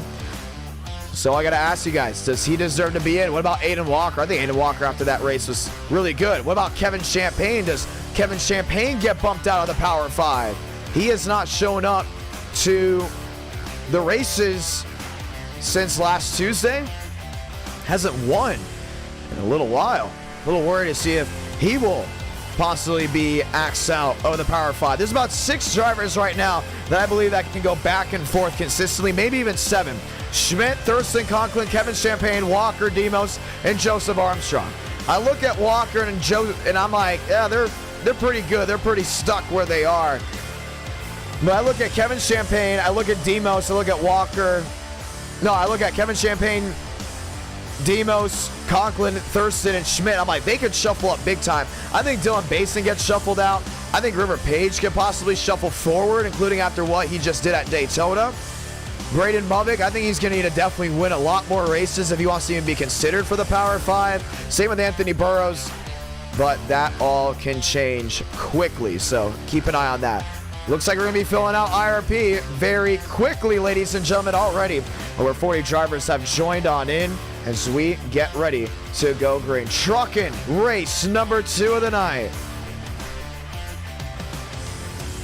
Zach Attack, how's it going? McConaughey, Harlan, Mosteller, Hooper, New Bigging, and so many others have joined on in, and 32 drivers will get ready to take the green flag. We've done one figure 8 race house for Halloween. We only did it for Halloween. No, 300 likes. Sorry, 300 likes. Race number 5. Did I say 400? It might be going back to 400. We'll see. But right now it is at the 300 mark. We continue to hit 400. I think we can definitely stretch the margin. Who won the closest race in NR Night in America? Daniel Mosteller. That's a great trivia question. It was Daniel Mosteller. He tied Nathan Lyons, July of 2021. A complete tie. Back to the line. It was Daytona Xfinity. We looked at it and we said, okay, we're going to have to go off NASCAR rules here. So tie went to whoever led the most laps. That went down to Mosteller. And Mosteller also led before Lyons to the line before the last lap, if I'm not mistaken, which made everything interesting. Ladies and gentlemen, it is now 1 degree out from where I am. I am getting very excited saying stuff like that because I am not used to this weather. Let's get ready to go green. Carpenter, Snook, McConaughey, Page, Mosteller, and so many others. You hear that? We're getting ready to go trucking from IRP. Chad Hornish loading on in. Jason Beckman loading on in. Overlays coming on as we get ready to go short track racing from Indiana. Let's go trackside.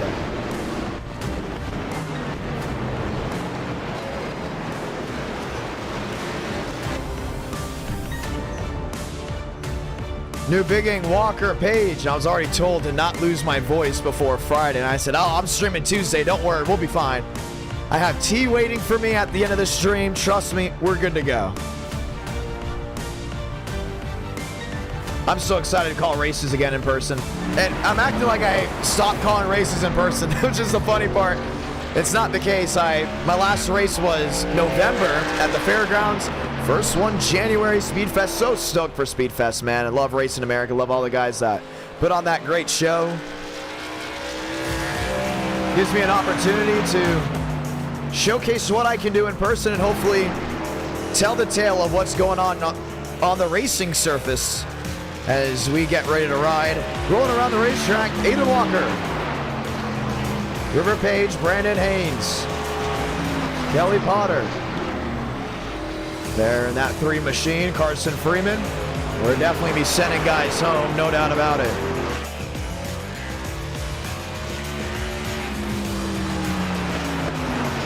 They have 4 laps of qualifying, so they can go out there for their 2 laps. They can wait around a little bit, and they can get right back on the money later on. But short track racing, always a blast.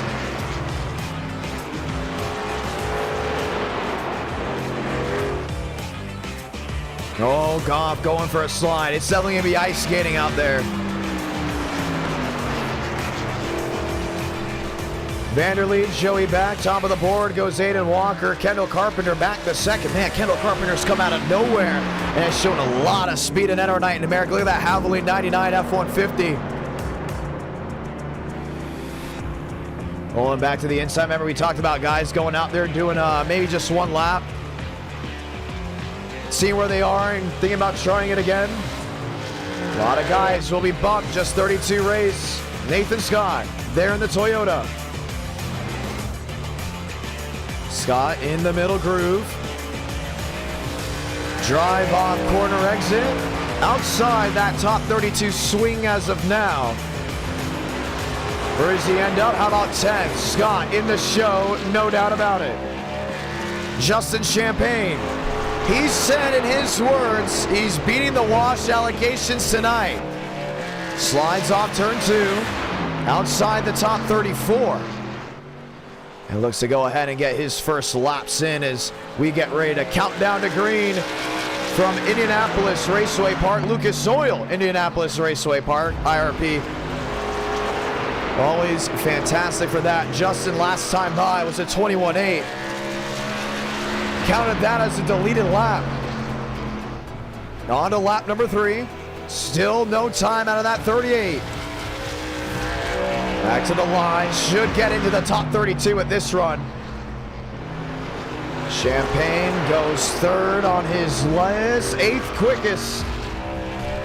And he is in the show. Who's on the outside looking in? Some guys can sit and wait around. Chad Hornish. Hornish on the bump. He sits in as of now. Now he's out. Nick Norris bumps him. Hornish goes 33rd. And for the ones that are wondering, yes, he is related to Sam Hornish. Oh, very loose coming down off turn 4. I don't think that's enough to go ahead and get him in. That's lap 4. And Chad Hornish will not make the show. He goes 33rd. Yaroslav Donskoy in his 45. Brings his Toyota back to the line.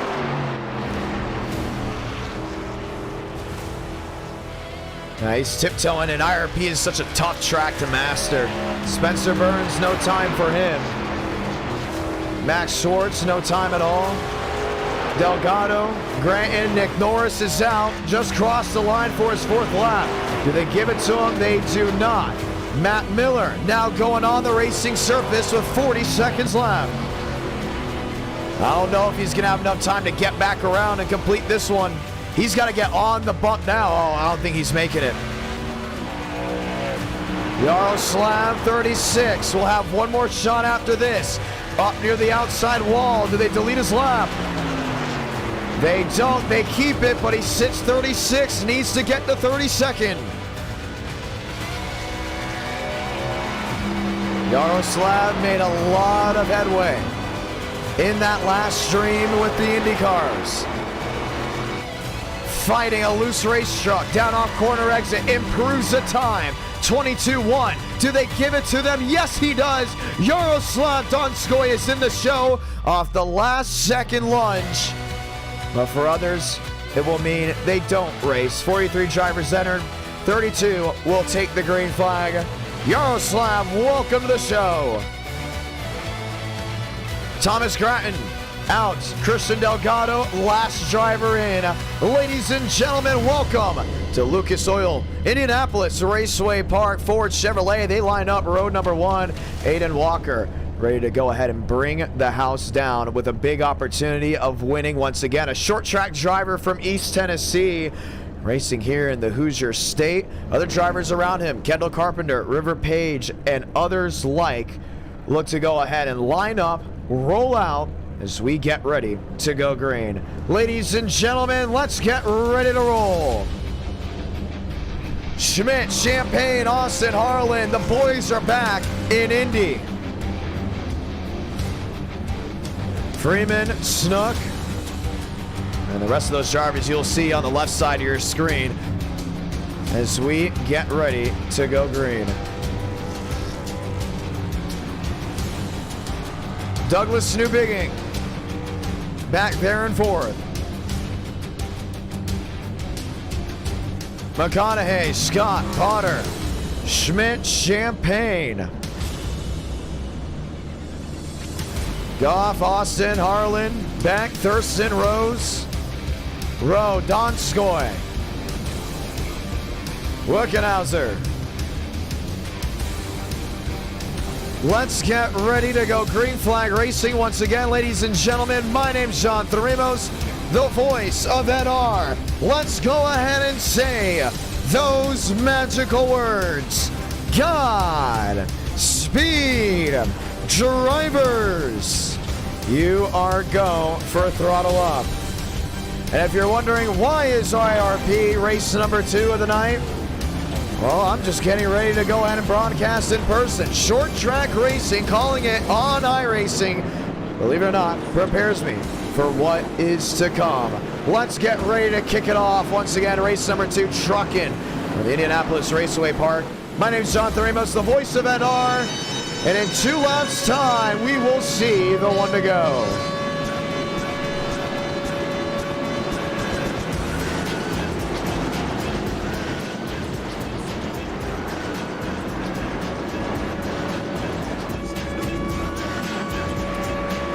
Aiden Walker, Kendall Carpenter. You know, I'm really liking that new name of Kendall Carpenter.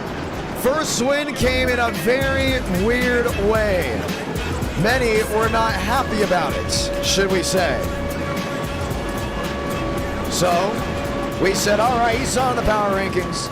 Yeah, you're right, he shoved Frank, went below the line. Then all of a sudden comes into Indianapolis and just lets one rip. Goes to Homestead, lets one rip. Doing all the great things to put himself in position to win. Now he starts row 1 here in Lucas Oil as we get ready to go green.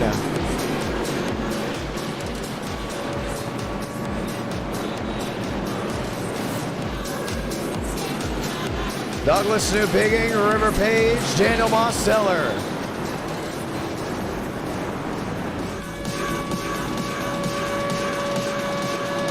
Warming up those tires just one more time. Ladies and gentlemen, the one to go.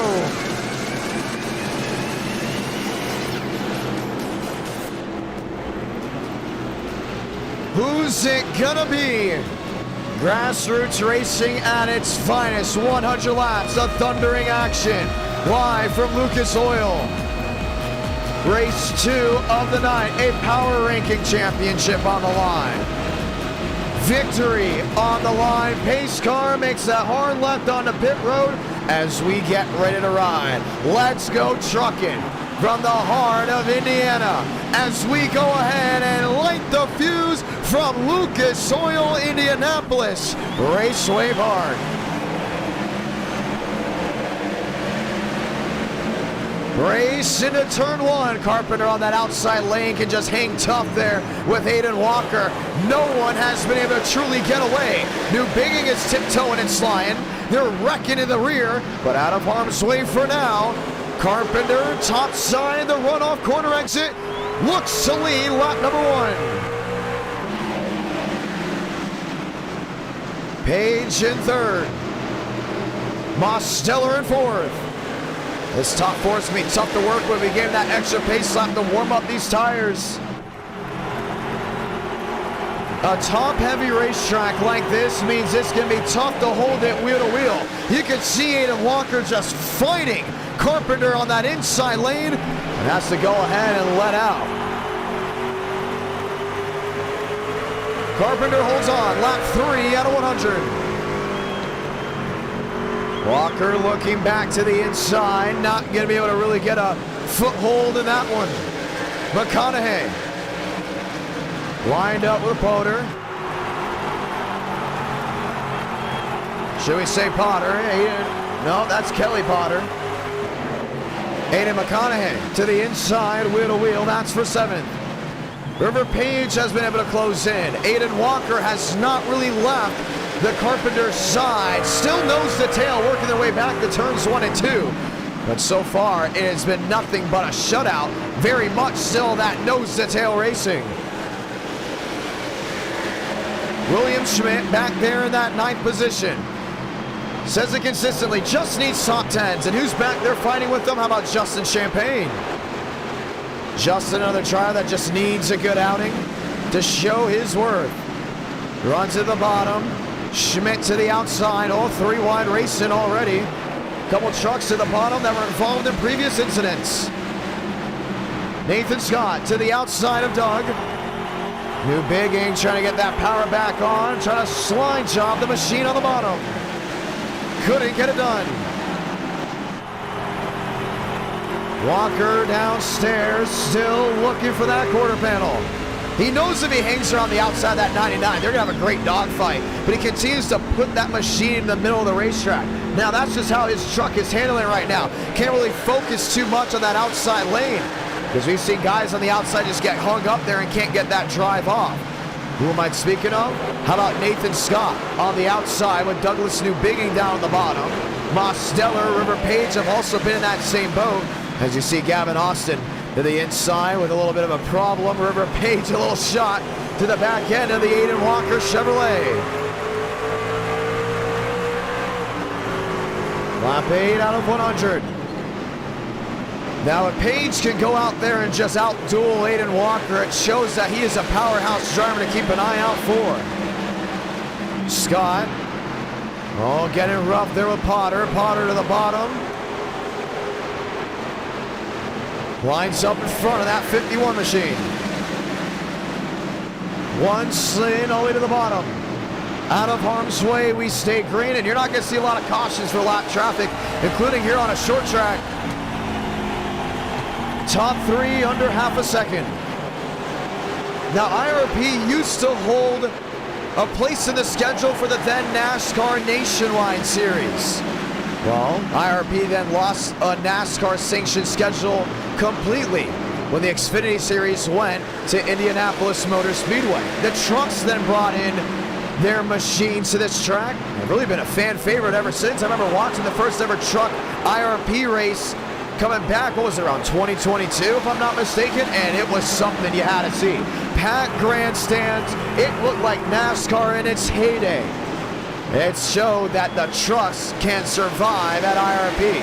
Great race in the last 2 years. Can't wait for the 2023 campaign. Should we say the 2024 campaign and its 3rd year of racing at IRP. A big blink there from River Page, man. He's struggling big time, and he just lagged out.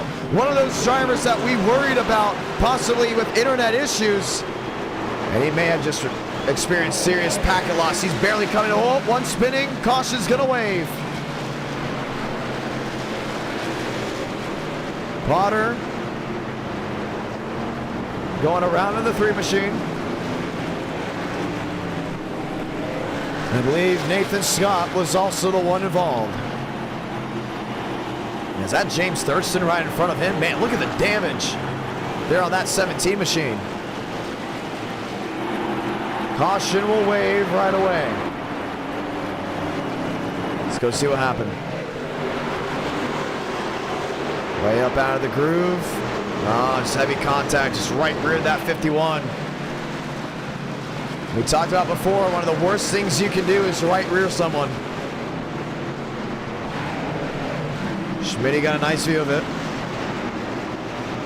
We're right on that outside wall. I don't know where that 3 machine was going.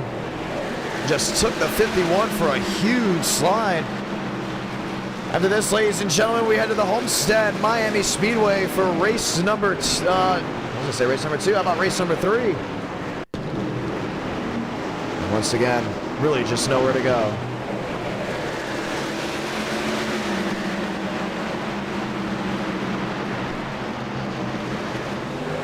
Yeah, tough break there for Nathan Scott.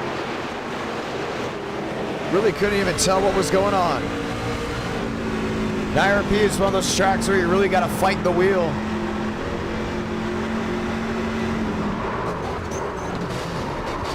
Oh man, what a hit. So he'll go ahead and park it on pit road. We believe the 3 machine will get an L4 penalty, which means you got to hold it on pit road for a couple laps.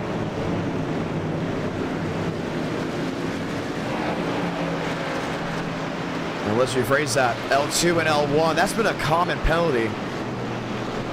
An L2 and an L1, so you have a drive-through penalty, and we'll have to go to the tail of the longest line. We'll easily lose 1 and maybe more laps because of it. Kendall Carpenter, Aiden Walker, Dana Mosteller, Aiden McConaughey. That's your fast 4. Douglas New Bigging, Justin Champagne, Joey Beck, Jason Beckman, Ethan Wickenhauser, Lane Sanders, Yaroslav Donskoy, and Alexander Schumacher line up that top 12. Cars have got around. We're going to see the lights off this time, Pi. We'll get ready for a restart. So 17 laps into this race, and already an incident taking fellow competitors out. Nathan Scott, a top competitor in NR Night in America, has had a handful of wins, none on a short track, all on the intermediates or the D-shaped 2-mile ovals. That being Michigan, and the other one being Las Vegas. Pace car down the wave. Crowd back on their feet once more as we get ready to ride off from IRP. Ford Chevrolet, lap 18 out of 100.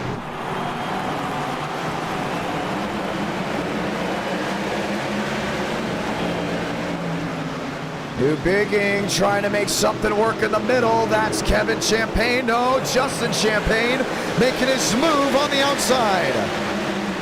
Single truck spin back to the rear. One sliding 51. Now they're stacking them up even more. Caution's gonna wave. Joey back. I believe he just exited the facility, and that's exactly what he just did. It's tough. I mean, a flat track like this with the trucks, you want to get that power down, but you got to be so light on the pedal. You can't just gun it back. Watch back there in the 51. As Beckman to the inside, battling a loose race truck. Just lost the rear end all on his own. Had it saved, and then all of a sudden Schumacher came in and just nailed him. Yeah, then Austin, one of those drivers involved. He's been involved in a couple incidents already tonight.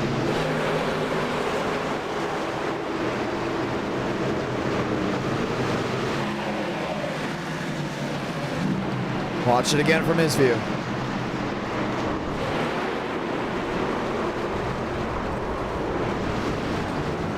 I wouldn't say really a lazy spin, but a spin that could have been avoidable. Could you say? Maybe, maybe not. Definitely an interesting choice of how that all went down. Well, we got 80 laps to go, and the laps have been going away pretty quickly. I want to say thank you to everyone that's tuning in. Let's go ahead and take a look at the live chat. Eric W., how's it going? Just chilling, how's it going? RFK6, Mark Austin, Nathan Scott, Brandon's in the house as well. Chad Brooks, Andrew Kinder, Zach Attack, Tyler Gall. And we're so glad to have y'all with us hanging out here tonight as we will get another opportunity to get the one to go. Can Carpenter hold off Aiden Walker? That's the question. But with laps fading away, things could change. We go intermediate racing right after this for race number 3, and we go Gen 4 racing from Kansas in race number 4. Who wants more IndyCar racing in NR Night in America? We're thinking about bringing more of it to the table. Keep that in mind. Ford, Chevy, now they're back wheel to wheel. What's it gonna take to find victory lane? Let's find out. Walker on the outside, Carpenter on the bottom. Lap 23 of 100 back underway.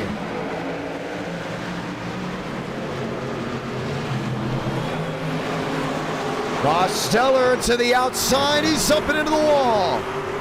Man just allowed Justin Champagne to pass him. New Bigging to the inside, wheel to wheel. What's it gonna take for him to pass on through? Oh, a dogfight it is, but Kendall Carpenter continues to lead, lap 24, 100. And I think Walker's got a big opportunity to win this race. He's just gotta be cognizant of what's going on around him and be very fluid. There in second, McConaughey in third, Justin Champagne in fourth. New Bigging, Moss Stellar, there in sixth. Look at Lane Sanders trying to fight back on the bottom. Jason Beckman up and into the outside wall, collecting off.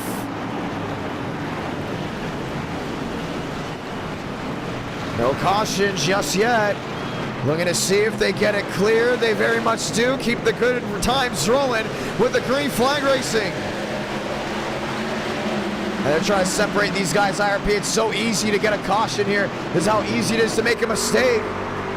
They're starting to say, hey, same guys that make a mistake, you're not going to get a caution twice. Beckman up into the outside wall has now separated the majority of this field. Here's Aiden Walker there in second.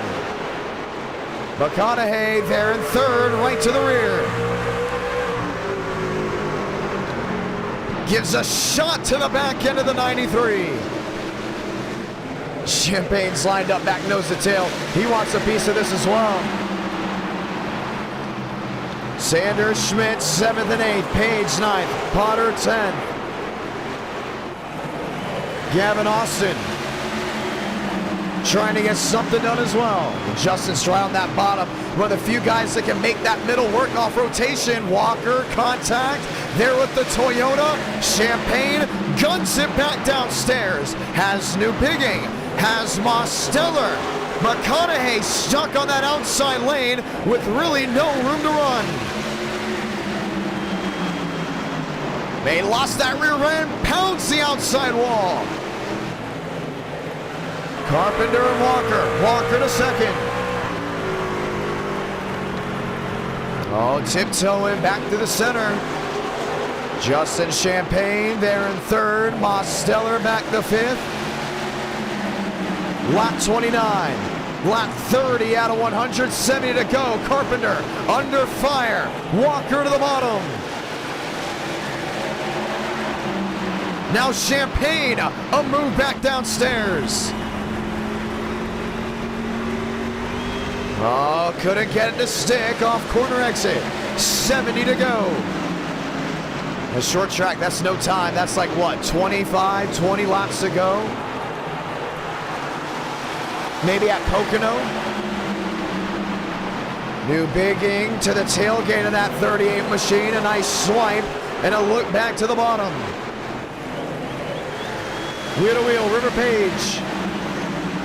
There with William Schmidt. Donskoy and company. Looking to make up time. Walker in second. 3, 2, something back. Champagne back to the inside, tries to contest again. Now almost made contact there, that Chevrolet. Fighting a loose race car. Should we say fighting a loose race truck? Champagne and New Bigging now back nose to tail.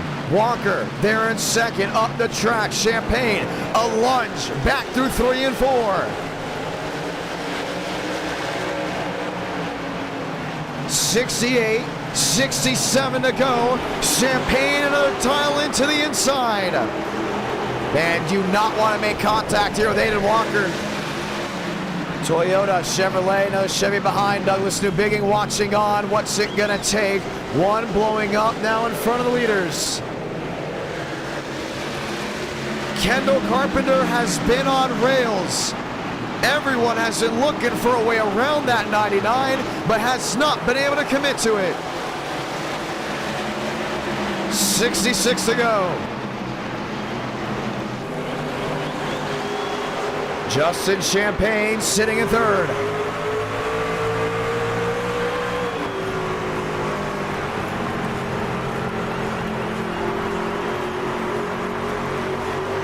New Bigging. On that inside, still trying to make something work. Mosteller on the outside, with McConaughey right down to the bottom. Champagne to the back end of Walker. Oh, gives him a love tap once and twice, and Champagne just runs back to the inside. Now Walker tries to get the drive off the outside lane. He does. They're still wheel to wheel for second. New Bigging in fourth. Can he get them both? 63 to go. This has just been Kendall Carpenter's race to lose here tonight. New Bigging downstairs. New Bigging looking for an offering. Wanted it. Thinks about it. Oh, do we see contact? No, we don't. Champagne sinks through to second. Walker, New Bigging, wheel to wheel for third.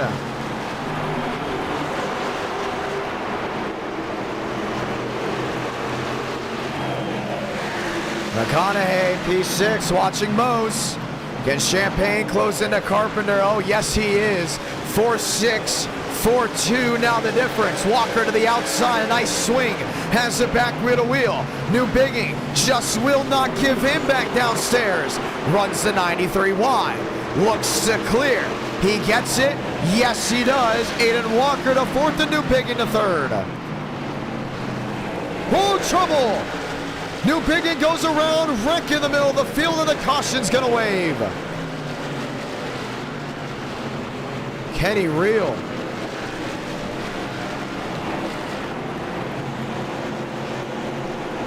One of the drivers involved in that. What was going on?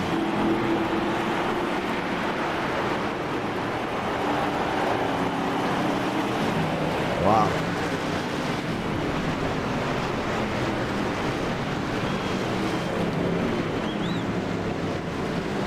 I can't believe it. Doug didn't get hit by him. Was hit by another driver. This is going down the backstretch.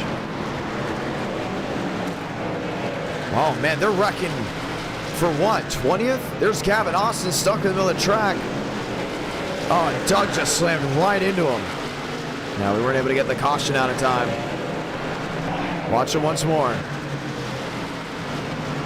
It starts with Schumi sending the 56.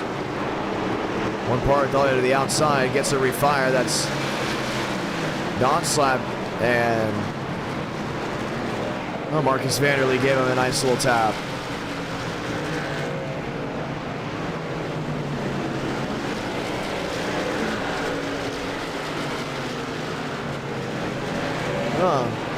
If it would have been just a love tap, but he didn't take the leaders with him, Marcus would have been fine, but took leaders along with him, and Marcus Vanderlee will be asked to be escorted out of the facility for wrecking another driver on purpose. Carpenter, Mosteller, they all line back up. Doug not very happy with what just happened. And with 58 laps to go, we'll have another restart.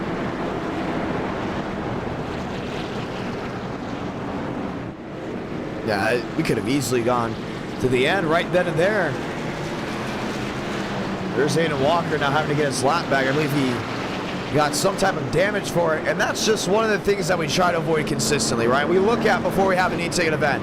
Are you manipulating the race? Do you let your anger overtake you? We've seen guys wreck others on purpose, and we'll be like, okay, boys have that. It's an intermediate. It stays off the racing surface. You guys deal with it.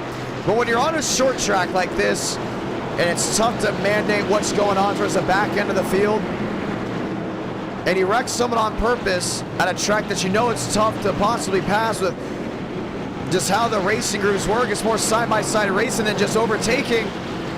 You're asking for something to happen.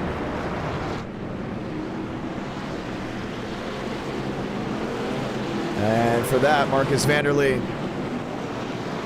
brings it towards the back end. So we'll have the one to go this time by.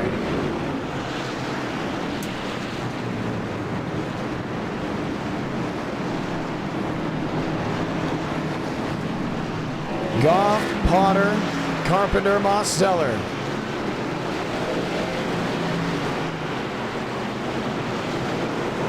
Two by two. Goff on the outside, Potter on the bottom. And we'll get ready to restart this race once again. Chevy, Toyota, back to the restart zone. 55 laps to go from Lucas Oil.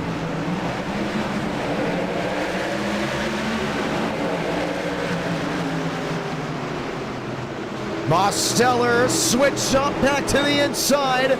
He's going to make it work, and Potter goes around.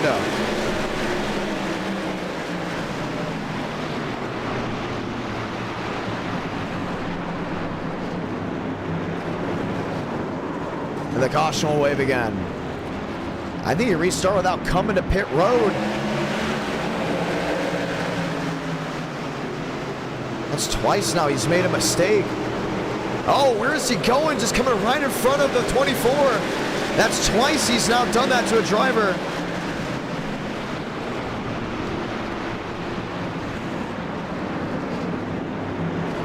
Walker sends him a message.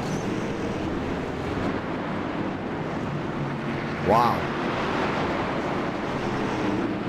I don't know where he thought he was going to go. And usually he'll make the mistake once. You don't try to do it again, but look at this. River Page can't react to that.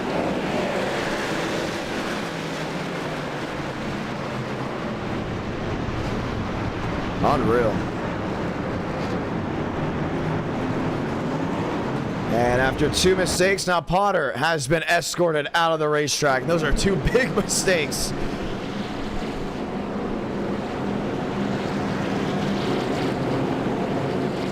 As we will get ready to try this all again. Yeah, he was L2'd and L1'd originally for the first wreck. Hayden Walker still very much in the race. And then after that shenanigans, Potter will be taken out of the racetrack. Well, it will be a quick yellow, and we will try this again.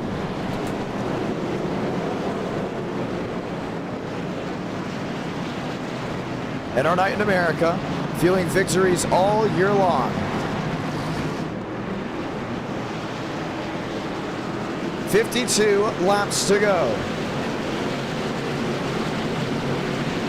We'll come down to 51. There's not a lot of trucks left racing out now. It's gone here at IRP.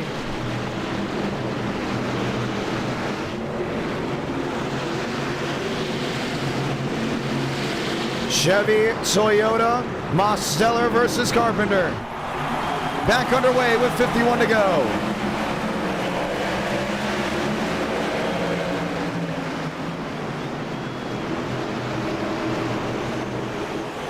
Carpenter to the lead, Mosteller on the outside, Champagne fighting back on the bottom. And Justin's got the speed and the consistency to go out there and fight for this win. Here comes James Thurston on the bottom of River Page. That's the battle for 4th. Can he get it to stick? Yes, he does. Does he get in line? Indeed. Ford on Ford. Switch it up. Now Ford on Chevrolet for the lead. Champagne looks to the bottom. Mosteller holds the middle. Thurston, Page up inside the top 5. Carpenter trying everything he can to hold on to the lead from the outside lane. Most opportunities have risen. Sitting in that 2nd position. Looks to the bottom. Brings it wheel to wheel. Big slide out of that 87. He's got to watch out. He's going to think about going for the lead, but has to defend on Champagne. Just in the bottom, cut off by Carpenter. Blocking both lanes. What a move by the 99. 48 to go. Thurston in 4th.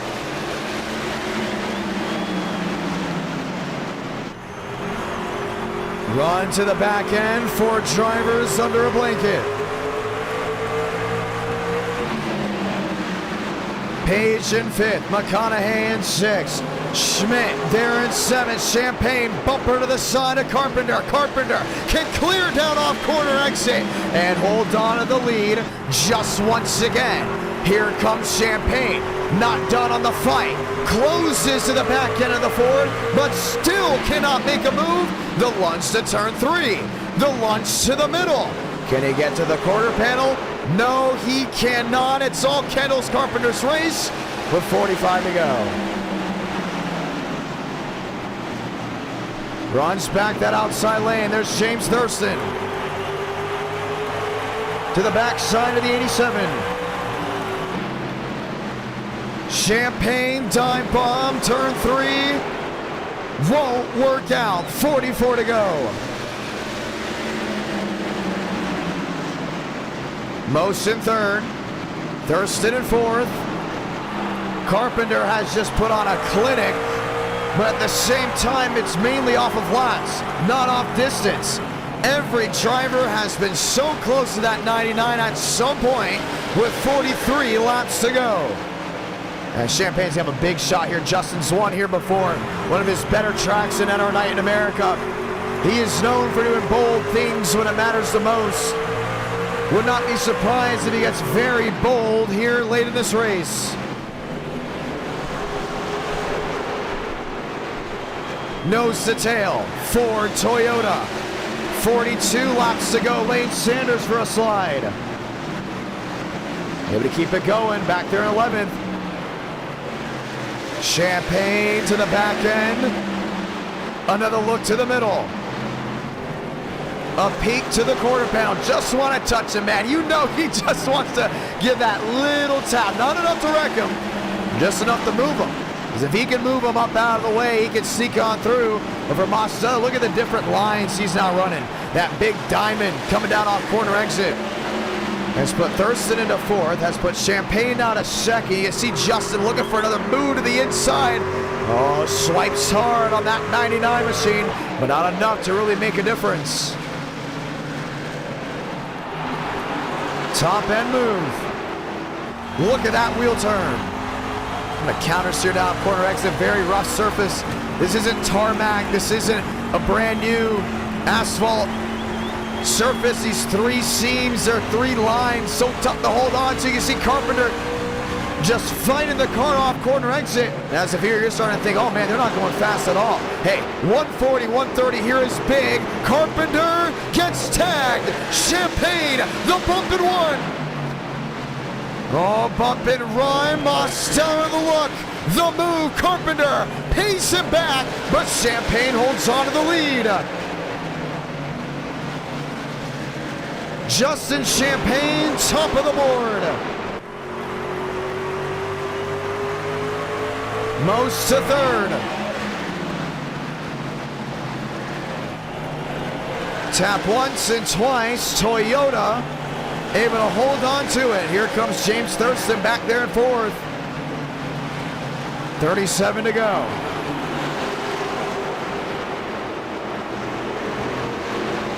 Carpenter.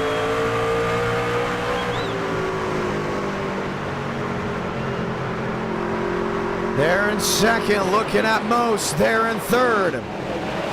36 to go, and the wheels are coming off Carpenter's machine. Slams the outside wall. Now here comes Most. Looks top, runs bottom. Trying to find a way around the fellow Ford up in front of him. And Carpenter's trying to find a way around that Chevrolet. Should we say that Toyota there, Justin Champagne. 35 remaining. Thurston in 4th, River Page in 5th. Can Carpenter hold off the 87 and find a way to Justin Champagne? It's half a second from first, but it's 2 back from Mosteller. I mean, I'd be really worried about this driver behind him overtaking. We've seen the bump and run already once tonight. That was for the lead. Mosteller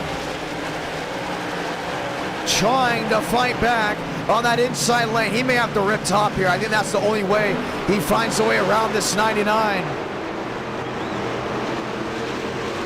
Thurston P4. Page P5. Schmitty back to 6. Page to the inside of Thurston. Thurston's able to hold on for now, but those drivers still hit up nose to tail.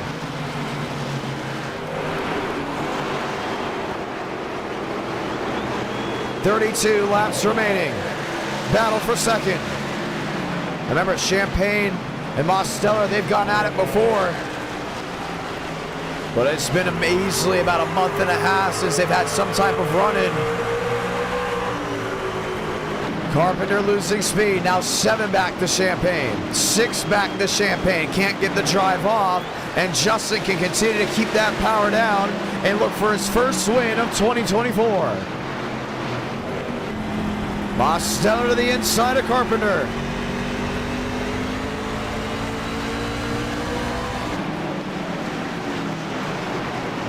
Easy in. No real change. Still the battle for 2nd. Daylight downstairs. Goes for it. Needs the lunge into turn 3. That's a great fight. Great drive coming off corner exit. Carpenter slides, Mosteller to the inside, still wheel to wheel.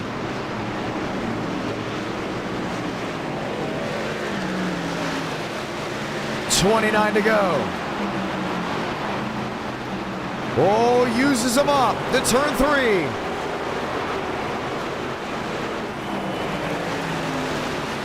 Carpenter, Mosteller, thinking of laying on each other. Back to 1 and 2. Champagne in trouble. Lap machine makes it difficult. That's Goff. Still the wheel to wheel. That's for the second position. Big fight back to the bottom. You can see Carpenter trying to rotate. Can't get that drive off. Demos is just inching closer and closer to that second place spot by using that middle lane, and he's going to use the lap machine as a pick.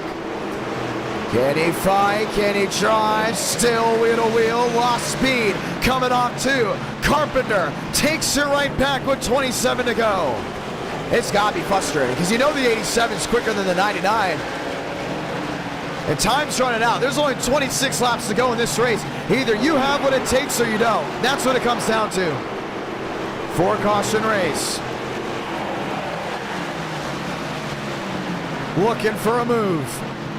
Most to the bottom. Can't get a push. Carpenter in the middle. Mosteller pulls alongside the 99. Can the 99 clear of Carpenter? No, he cannot. Nemo sits right with him. 25 laps to go from IRP contact for the drivers running for second.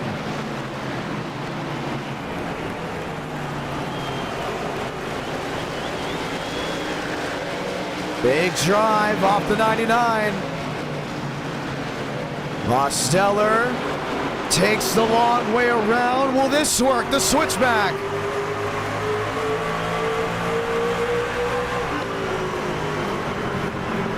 Thought about bumping him. Couldn't get it to work. Hazelot River Page really closed on in now with 24 to go.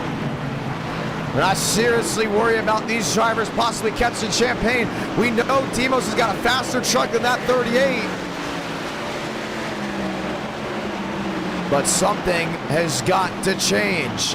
Carpenter will not lay over. Marcel's just going to have to get physical here. You have to tap him. The only way you're going to pass here right now at IRP is if you use that bumper. I know River Page is poised to do that right now.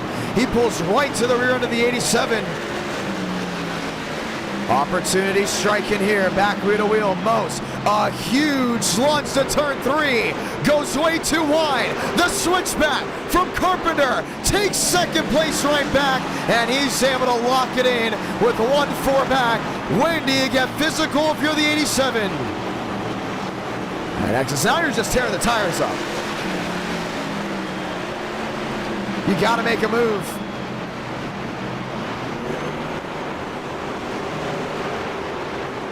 Looks again. Peaks again.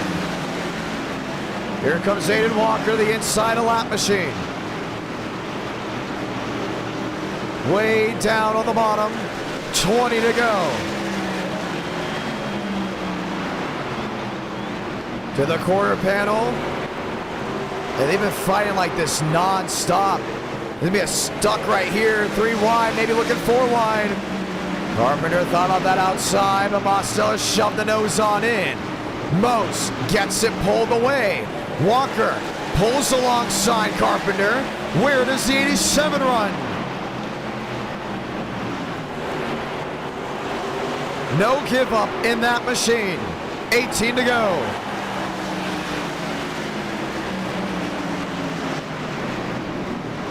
Carpenter P2. Mosteller letting that rear end fly. Just saw him hand over fist. Trying to make it work. 17 to do it.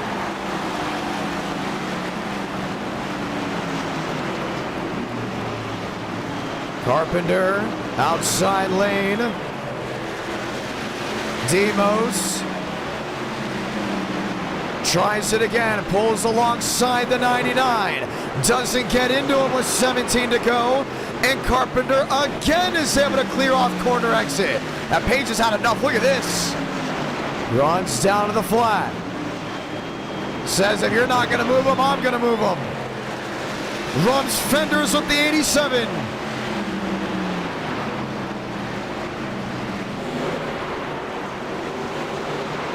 Three drivers under a blanket. 15 to go.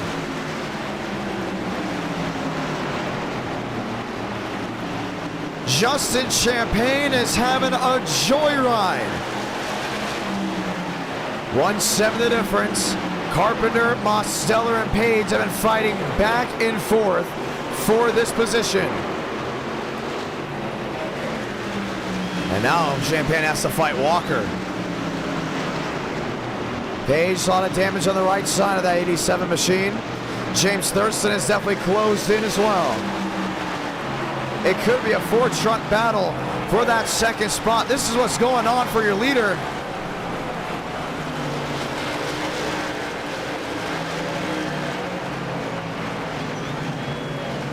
No, not able to get it to work.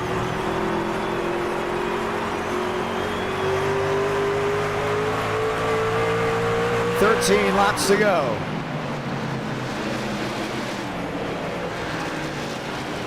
Most to the bottom. No, one of that drive just struggles every single lap. Now 12 laps to go for Champagne. Here's the big kicker. Champagne has been losing time. Him and Walker have been fighting it out. It's allowed Carpenter to close on in. That lap truck, you can race each other hard. Usually the etiquette says you don't do it at all, but we don't know what's been going on with that 93 and that 38 in times past.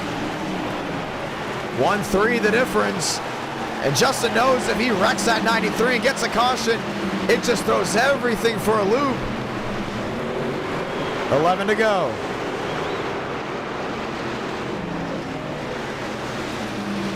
Justin to turn one, down to the inside.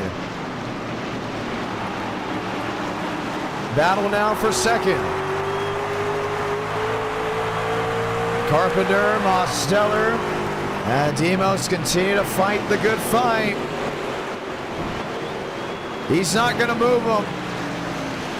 But I know someone that may, and that's River Page in fourth and James Thurston in fifth. 9 to go. Walker still holding up Champagne. Runs to the inside. Technically the fight for the lead, but it's allowed Carpenter to close on in. Man, I don't know what Champagne did to piss Adam Walker off, but clearly it's about to affect the race.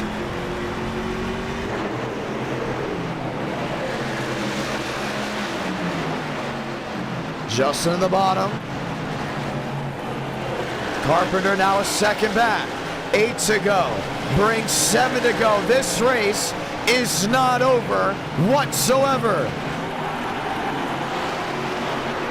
Still fighting him. Pulls clear of that 38. And Justin's going to pull to the bottom here. But this wheel has not helped anything out. Look at him, he just can't complete the corner because of that 93 on that outside. 9 back, Mosteller knows he's faster than Carpenter. Do you use the bumper? Champagne can't get a run off corner exit. Oh, it's getting worse. I'm surprised Demos has not just gone up there and moved him. As a driver, I would think that's so frustrating, right? You made 3 or 4 swings at the guy and then he just didn't let you go. But with 6 laps to go, you got an opportunity to win. And at the end of the day, some will say it's short track racing or it's just downright dirty. Carpenter 1 second back. 3 drivers under a blanket. That's the battle for second. This the fight for the lead. 4 to go.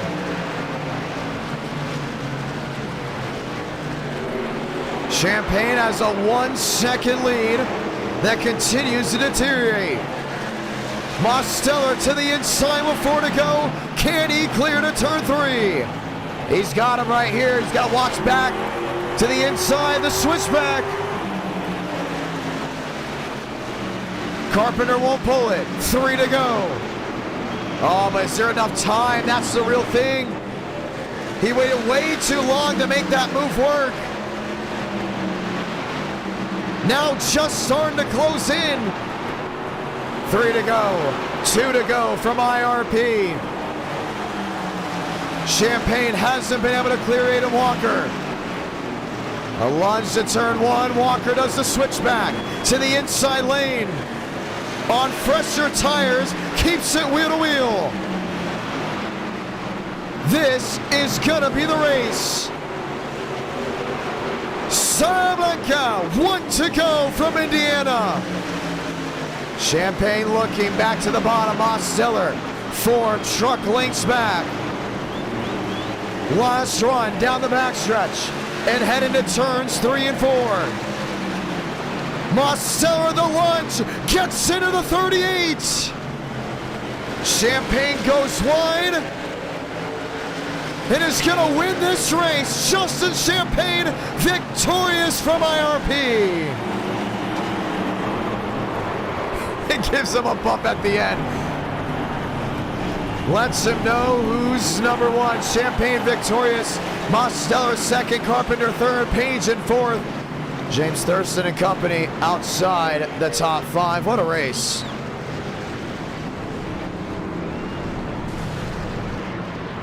Unreal.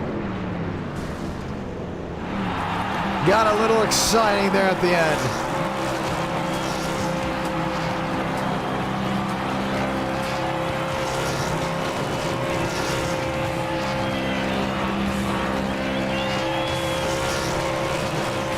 Justin Champagne victorious from IRP.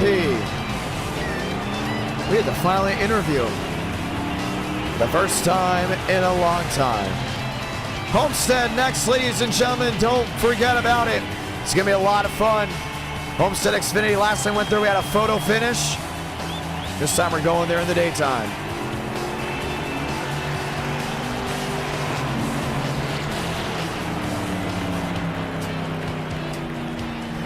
And does the Polish victory lap. Shades of Alan Kowicki. Let's go talk to your race winner.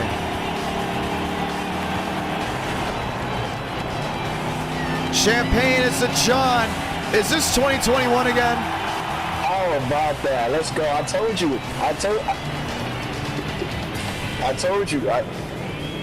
before the race I'm going to beat the Wash allegations. Well, you very much did. Walk me through that race. Yeah, I knew it would take a lot of patience. A lot of tire wear. It was hard to pass here, so I gave guys about 3 to 5 laps to get out my way. And if they didn't get my way, 3 to 5 laps. I think I bumped Walker out the way. He didn't seem to be too happy with you. Yeah, but in short track racing, a bump is a bump.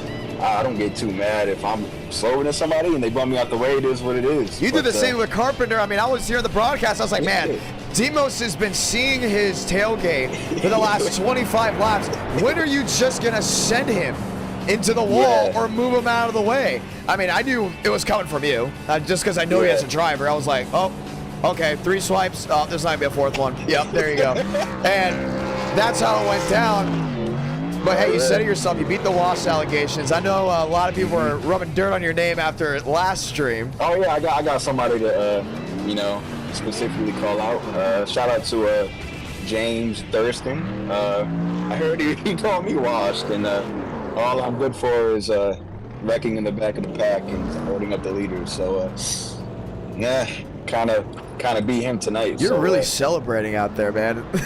hey, I'm running the wrong time. So shout out all the haters, all the people that doubted me. It's gonna be a good year, I promise you. Last time you won at IRP 2021, it came in the ARCA Gen 4, and I was like, damn, it's just like, wow. IRP used to be a track we used to do very consistently. We stopped doing it once we started going to these other world-class facilities. But we're glad to be back there and basically have a time capsule race where you go to victory lane, and Mose almost sent you at the end. I don't know why it took him that long. Walk me through as a driver. How frustrating frustrating is it at a track that's going to be mainly track position, and to move guys, you may have to bump them out of the way for you to sit there in line and think to the guy, why are you not moving? You know? Yeah, Like, you know yeah, I'm faster than you. Get out of the way. Yeah, to me it is frustrating, but I'm also not soft. Like I said, I give you 3 to 5 laps to get out of my way. If you don't get out of my way, I ain't gonna wreck you up. I'm gonna bump you out the way.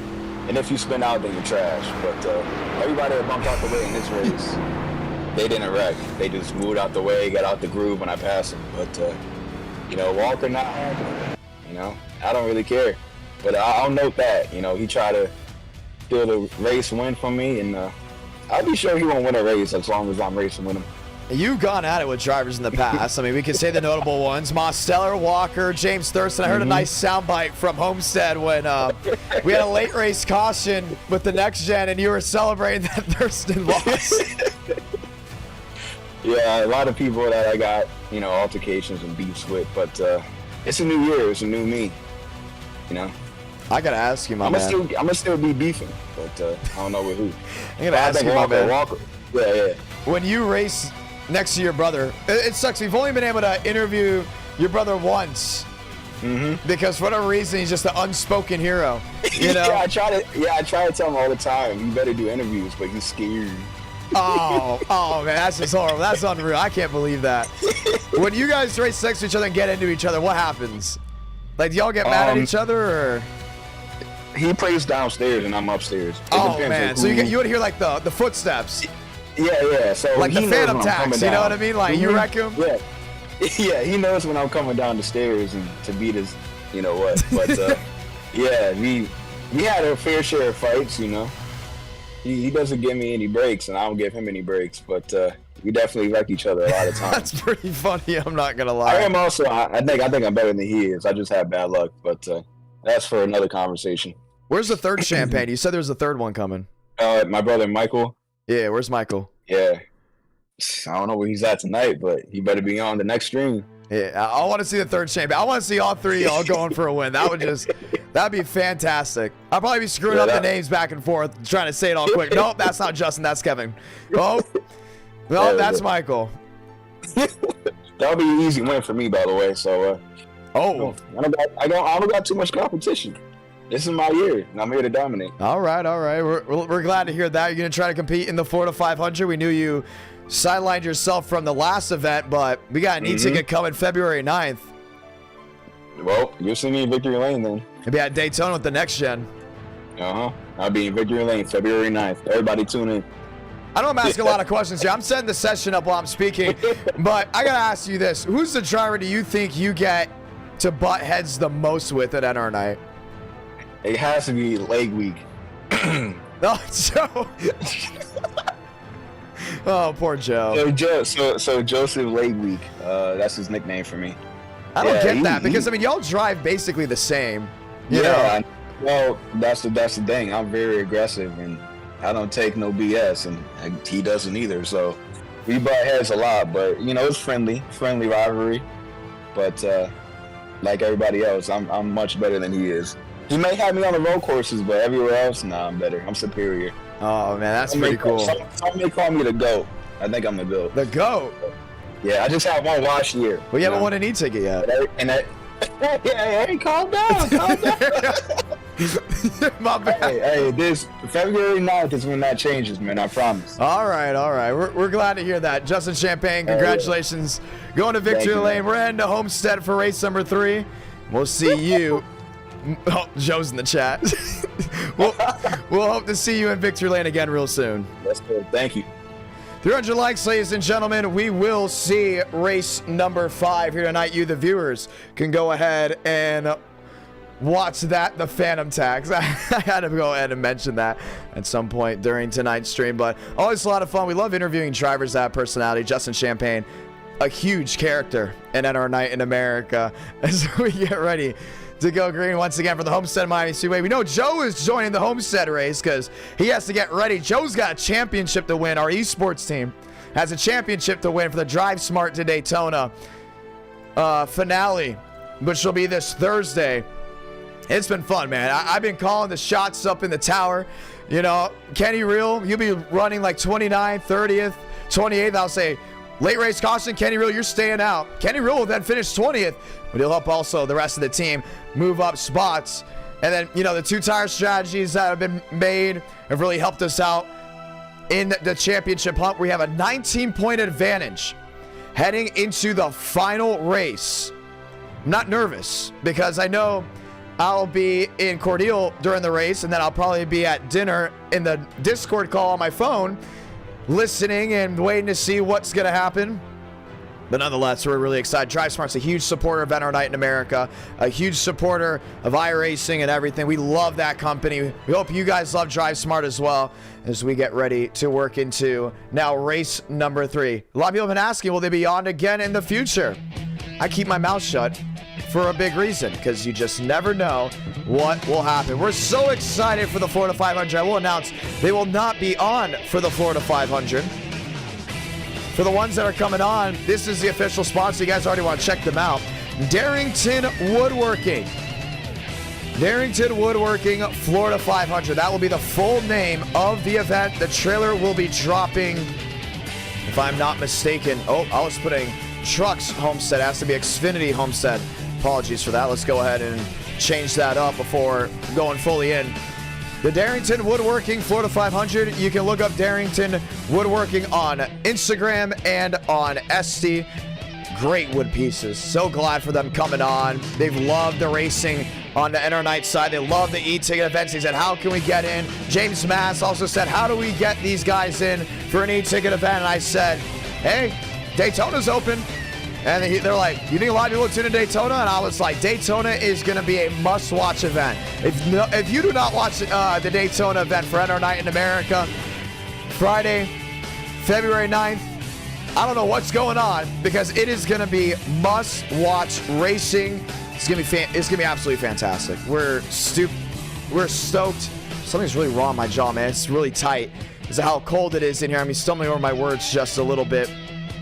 But we are stoked, we're excited, and we're so glad you all have chosen NR Night in America as your home for entertainment tonight as we continue to work towards the future. The next e-ticket event at Daytona. Well, let's go ahead and put this session back up again. The session I originally thought was up, and then I realized, oh, it was trucks. So let's go put the Homestead session up now as we get ready to go green. It's been fun. It has been exciting to watch the racing here tonight. It's been exciting to listen to the racing here tonight. And we know Homestead is going to be just as good. Another day race. Someone noticed that we haven't been doing too many night races. And we're going to get back to more night races. We just know that the lighting looks so much better in the day now on iRacing. And we just love doing it. We love the way it looks. We know it's better for the viewer. Night racing is still going to be very much a thing, including with e-ticket events, but there's just something about the way these cars look in the day that honestly just gets me excited. It looks amazing. Okay, final sessions, should we say final setups, heading in for the session as we get ready to go green. Homestead is now ready to go. Session is officially up. Password is officially IDK. This will be race 3 of the night. We're guaranteed 5 races. So now I ask you all, what would you like to see as race 5? We'll start the voting early. We'll start the voting very early. 40 laps here, 30 laps at Kansas, and then we'll have a race number 5 where you, the viewers, vote on everything that goes down. IRP is now behind us as we get ready to roll. Once again, I'm so excited for Cordele. I cannot explain how excited I am to be calling racing there. It's going to be a blast, man. It's going to be an absolute blast. The Talladega night race. Oh, we can't forget that one. This is Miami, Homestead Miami Speedway, race 3 of 5 that will be happening tonight. My name is John Ramos, the voice of NR. As we get ready to go green. IndyCar, do you guys want IndyCar again for race 5? I'm not saying that's a bad thing. I would love to do IndyCar, but I kind of want to do another IndyCar night. We haven't had a standalone IndyCar night yet. I really want to do it. I want to do it at Texas. I want to do it at Willow Springs. I just think it'd be cool. You know where we can do IndyCar? I just realized we can go to Sebring and finally do an IndyCar race. Oh, that's so happening. That is so happening. You're going to be excited now to do more IndyCar races in NR Night. That would be fantastic if we do that. It would be one of the coolest things ever. IndyCar at Sebring. I mean, they already do testing there. That'd be unreal. Bobby, are you going to that race? Who's going to Cordele? I got to ask. If you guys see me at Cordele, feel free to say hello. I know a good amount of you have seen me at Nashville. You've seen me at Salem. Seen me up there in Winchester. IndyCar Texas very much is a must for the future. I will be in Cordele. That'll be Watermelon Capital Speedway for the great race in action. It's going to be an absolute blast. We could look at Auto Club. We've already done Homestead. What about Kentucky? And Kentucky's got to be something we got to look at.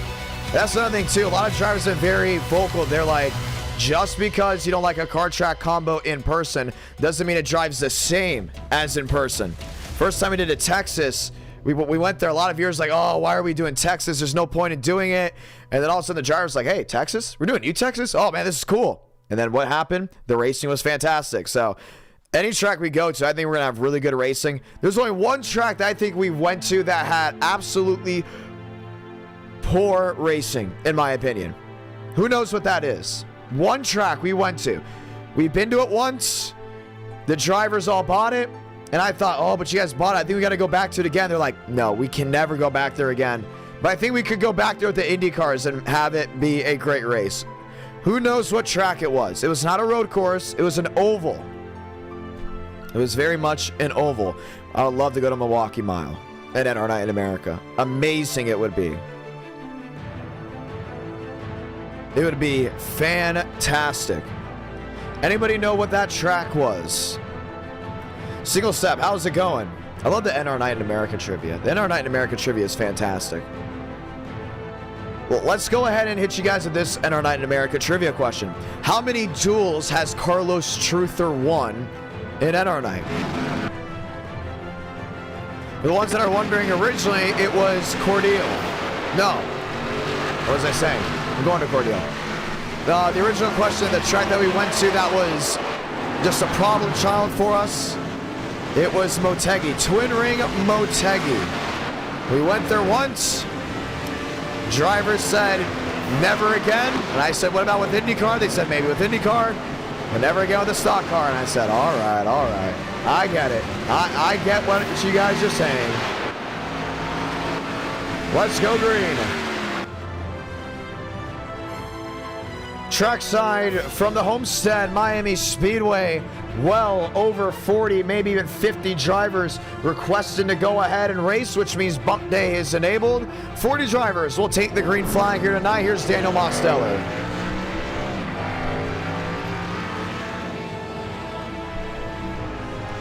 Carlos Truther has won only one duel in NR Night in America, never a feature. How many duels has Chad Thornquist won in NR Night in America?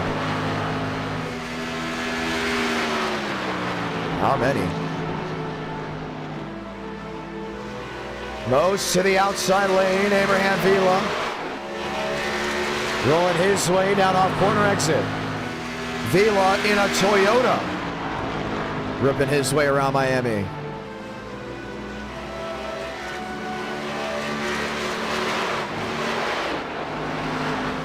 One. The answer is also one for Chad Thornquist. Only one dual win.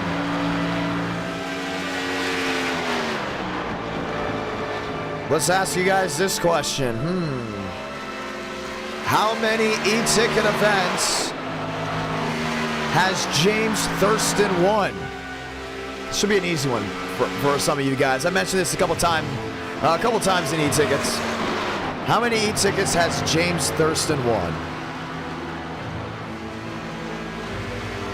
Most off turn 2. Rolling his way around the racetrack as we get ready to see the green flag.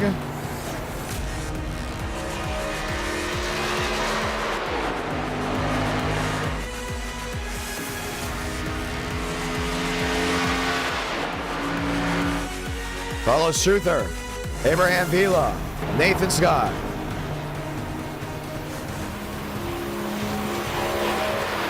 James Thurston has never won an e-ticket event in NR Night in America. Everyone's saying 91, 77, 2. He's won a ton of races in NR Night, but never the big esport events. He's won everything at NR Night, but an e-ticket. Nathan Scott, top of the board. How about this? Who is DNF'd from the most e-ticket events?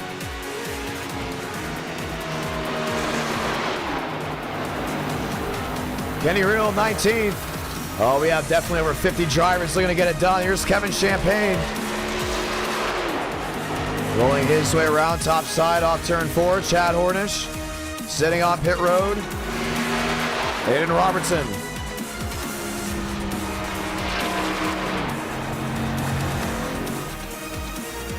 River Page there in the Toyota. Mosteller, Abraham Vila still rolling around. 2 minutes left of qualifying. The top 40 will take the green flag. Lane Sanders is in. Caleb Lamb is out. Matthew Post is out. So are others.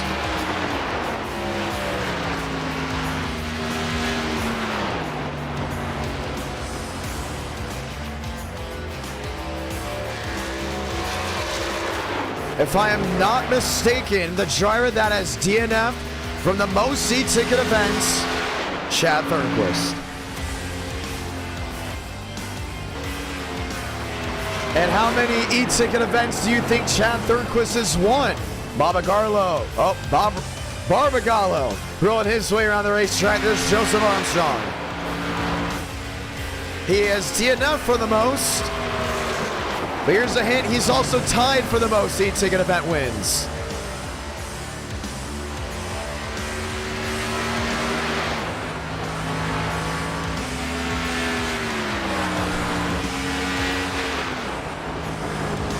.43 seconds to go.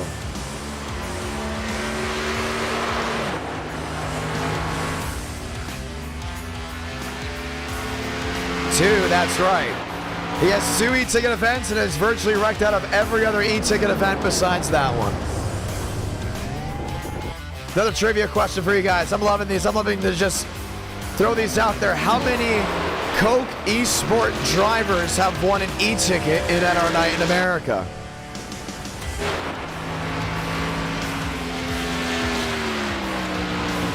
We have never had anyone with over 2 e-ticket events won. Thornquist won the 2007 Brickyard 400 and the 2022 Geico 500. Bubbick has 2. He won the original Florida 500 in 2021 and the USA 500. He's 1 away from getting the Triple Crown. No one has ever gotten the Triple Crown in NR Night in America. We have had 2 Coke eSport drivers win an e-ticket event at NR Night in America. Wyatt Tinsley with the 2022 NWP 400. And just recently, Steven Wilson with the Drive Smart California 500. And obviously, we've had some contender drivers go out there and win, and some Road to Pro guys win e-ticket events. Caden Rush with the Garage Guys 499. Anthony Burrows with the Into the AM Southern 500. Buttafuoco has 2 to his name, the Chicagoland 500 and the All-American 600. Here's a fun fact. The Florida 500 will be our 20th e-ticket event. Can you believe that? 20 e-ticket events when we drop the green flag, and only 3 drivers have won more than once in an e-ticket. 3. Do you know who those 3 are? Moriarty won the 2021 NWP 400. Yeah, Wyatt 122. It's really cool. It's a great race.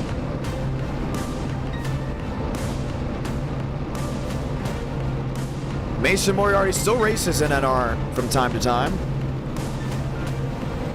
Let's get ready to go green, ladies and gentlemen. This time by, we'll see the one to go. So let's say those magical words early.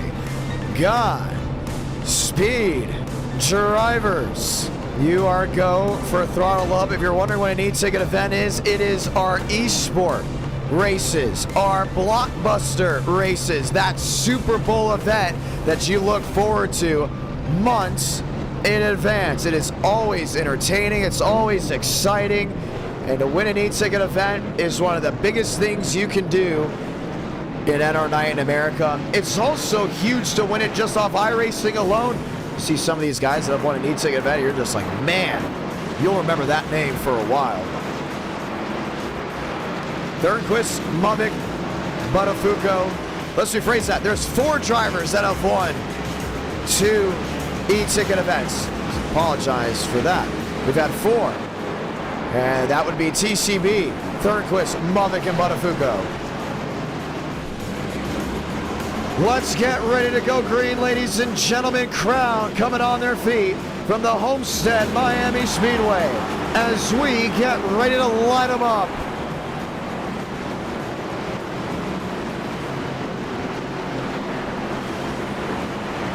Pace car will make that hard left on the pit road. It's cloudy out there here in Miami, but we're glad to have you with us as we get ready to ride. Pace car makes a hard left into a packed house in South Florida as we go ahead and dial it up to light the fuse from the Homestead Miami Speedway. Vila, the early lead to turn 1. Oh, River Page already lost that rear end. Ice skating to the center of the corner. Nathan Scott, the runoff turn 2. Schmidt to the bottom. Thurston to the outside. Vila painting that white line downstairs. That Thurston looking for a big move here. How about Joe? Back to the outside. Oh, wrecking in the rear. Kenny reel around to the inside wall, and the caution will wave right away.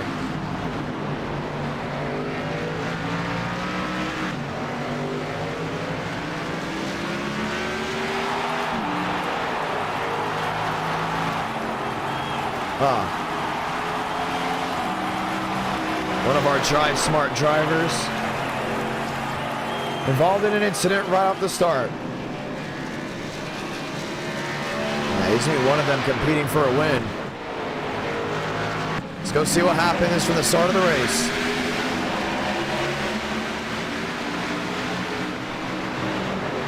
Did Throttle jump that start?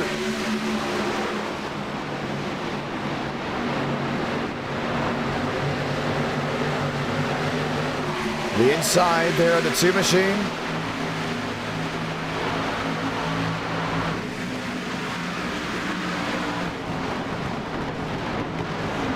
Them all backfiring. Oh, I believe it started with that 88 machine. And nowhere for Kenny Reel to go after. Reagan Schulten went right around. Eugene Tuminello. Toomey, the driver. That race is out there at New Smyrna Speedway.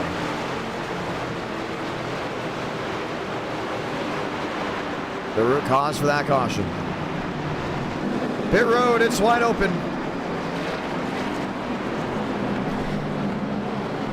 And Team Purple would love to have an interview. That's the team that will be rolling with for what will be the Drive Smart California 500. No, I said that wrong, man. I don't know what I was thinking with that. Response to Drive Smart California 500 already happened. For the Drive Smart 2 Daytona race that we have coming along soon. Dragging them all to a chat to have a quick chat as we get ready to roll off into the sunset. Well, we only got 4 of them out of the 6 that would be here. Guys, how's it going? It's going good. Except for Kenny Reel. Yeah, could be better. Could be better. Well, hey, all right, walk me through this championship that we have. Let the viewers know how tough it's been, how excited you guys are, everything in between. Just let it rip. He wants to go first. We're getting the one to go this time by, so you better hurry it up. I guess, yeah, I was considering I won the last one. Pretty excited. We got one race. We got pretty much a 20-second. I wish we had. Hopefully we have a 20-second gap on Thursday. We have a 20-point gap to the next team with a race left, and so hopefully this is enough practice tonight for the real thing on Thursday, and we can get the job done.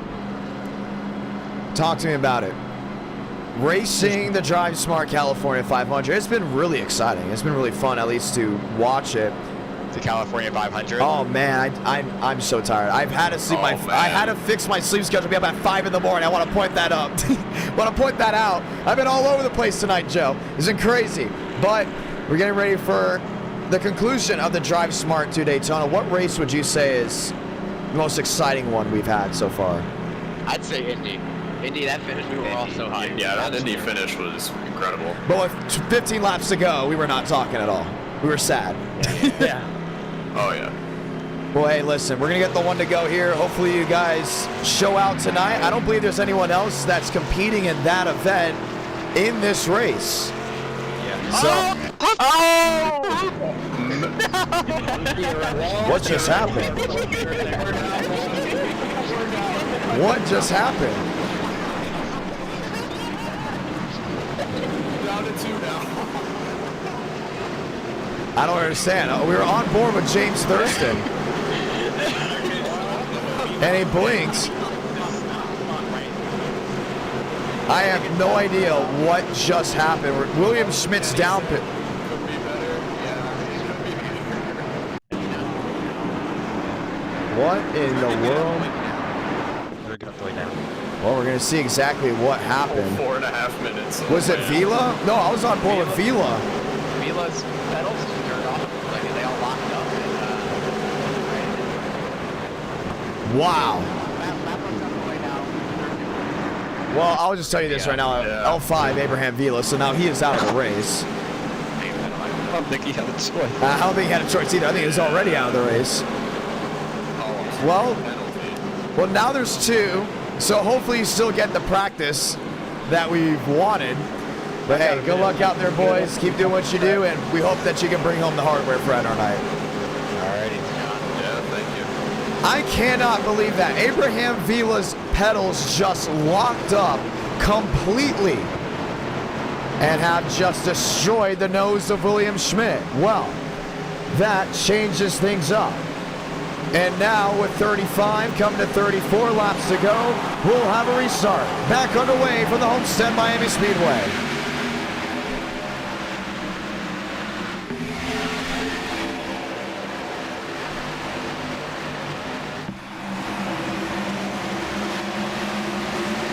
Thurston in the bottom, holds on to the lead. Armstrong rips that outside lane and gets the drive back off corner exit. The fight for the top position.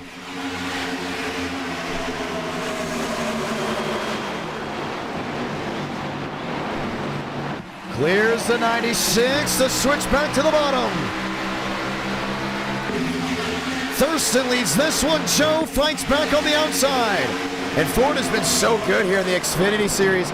Clear on the Homestead Miami Speedway. You see Nathan Scott up there. Daniel Mosteller fighting and clawing, do what they can. Joe in the drive off turn 2. Lot of room.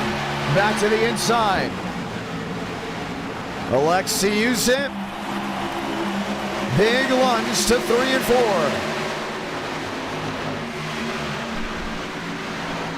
Thurston leads this one. 32 to go. Now they've all seemed to have calmed it down and figured it out towards the back end of this field, but a lot has been changing to the center of it. Look at Kevin Champagne back on the bottom. Making up time on his own. Most off that outside lane, wants to drive. Can't get it done. Demos in 4th. Champagne in 5th. Armstrong to the inside, looking of James Thurston. 31 to go. A lot of great drivers back in the center of this field. Look at Kendall Carpenter back there in 7th. Top 16 shown, top of your screen. Everyone else fluttered throughout the racetrack.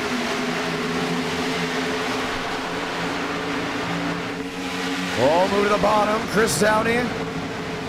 The inside of Kendall Carpenter, Moss Stellar. They thought about going to the inside of Scott, but Scott chose the inside lane that time around. Top 3 under a blanket, 30 to go. Armstrong loves the bottom. Thurston loves ripping top. Now remember, they have that new track dynamic update here for Homestead that has absolutely just changed things up. Thurston, who used that outside lane well, has now just went ripping around the Joseph Armstrong machine. And now Nathan Scott sits in that third spot, itching and waiting for an opportunity. Most in 5th. 30 to go. Scott to the bottom, lined up with Joe. Thurston on the outside, right side just barely missing that outside wall. He's pulling away now, it's about 3 the difference. Scott to the bottom. Walker to the outside. You got a lot of Power 5 drivers in this field. You look at Kevin Champagne, you look at Joseph Armstrong, look at James Thurston, look at Aiden Walker. 4 of the Power 5 are currently contending. Or should we say maybe 3, because James Thurston sitting at 6. How you finish this race can easily affect the power rankings because of the strength of field. Keep that in mind. Dylan Bason's also in this one. We also have a bunch of guys just trying to make ends meet. Things could change, and they could change in a hurry. Kevin Champagne at the bottom. Makes his way up to 4th. Nathan Scott there in 3rd. 27 laps to go.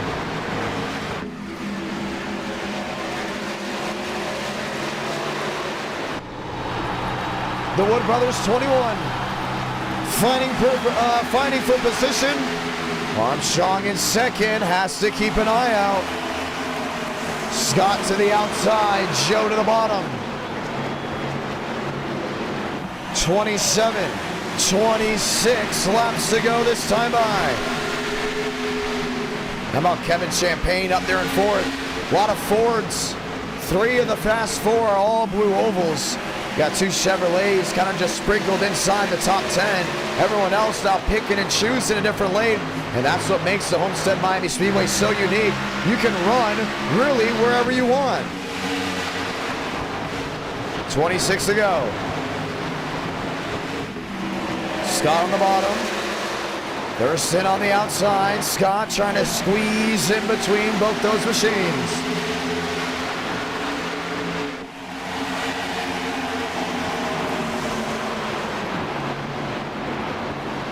Scott to the bottom. Can he clear Joe here? He's going to pull alongside. Not going to be able to get it done. 25 to go.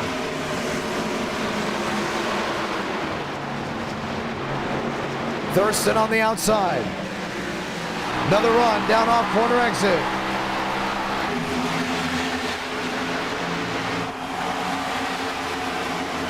You got about 4 or 5, maybe 6 guys under a blanket that really can make something work. All trying to go ahead and put their hat in the ring. 7 the difference. Joe pulls to the back end of Thurston. Remember, this is basically James Thurston's home track. Grew up in Fort Myers, moved to North Florida.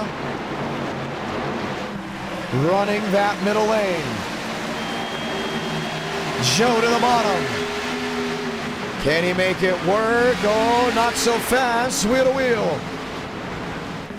Armstrong downstairs takes the lead from Thurston. James looking for a crossover. He's too far back to make it work. Got contested there by Scott. And Joseph Armstrong undoubtedly holds on to the race lead.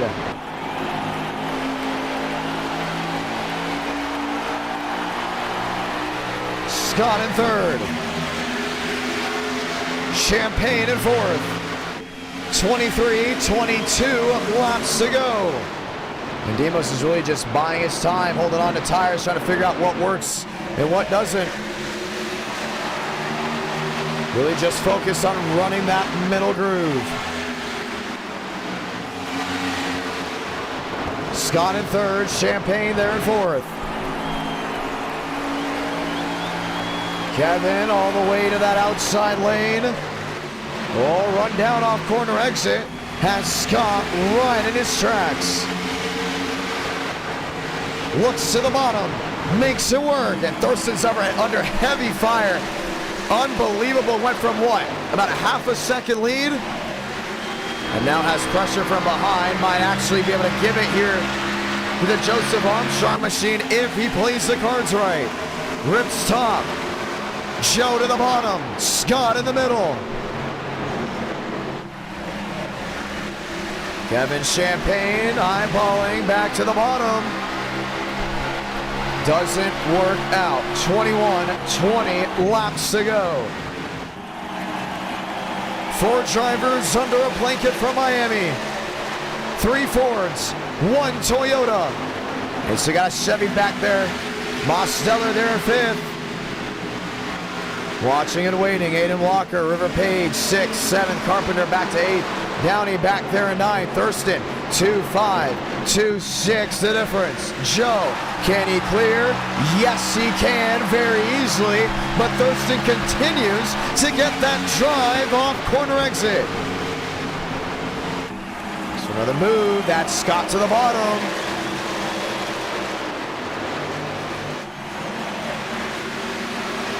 Kevin Champagne in fourth.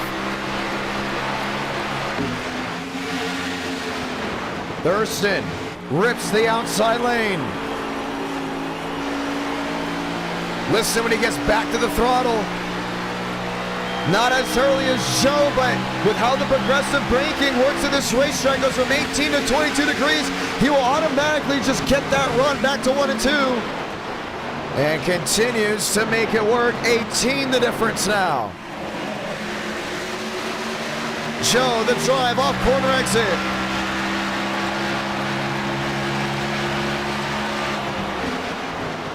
Thurston to the outside, Armstrong on the bottom.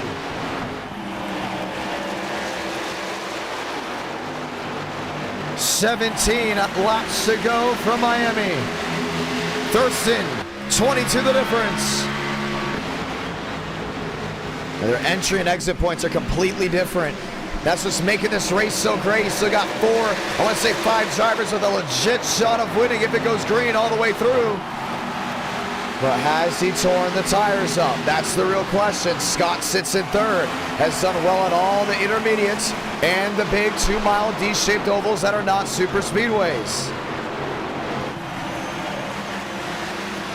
Thurston off the outside lane. He's not losing time. I'm worried if he cooked the tires up. Kevin Champagne there in fourth. Nathan Scott there in third. Thurston, another drive off the outside, rips top and runs it back nose to tail. 16 to go. Joe on the outside. Scott there in third. Trying everything he can to go ahead and just get that race down off corner exit. 3-6, 3-7 the difference. Thurston still trying to fight the good fight, but Scott's now put his hat in the ring. I think he just went to the outside lane way too early. That's where he's losing all that time. He was so strong on another end of the speedway. Maybe he should try the middle. His only real win is coming off the outside lane and getting the drive off corner exit. Now 5 drivers within a second and a half. What goes on behind? Chris Downey, River Page, Kendall Carpenter. All really within a world of their own. A 1-caution Homestead race has come down to this. 4 drivers under a second. And Kevin Champagne's doing a great job of just staying up inside that fast 4. He knows a great finish here will make wonders. Scott to the bottom.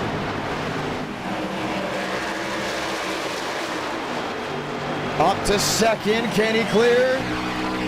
Oh, yes, he can. Nathan Scott is going to try to perform an underdog win for the Homestead Miami Speedway.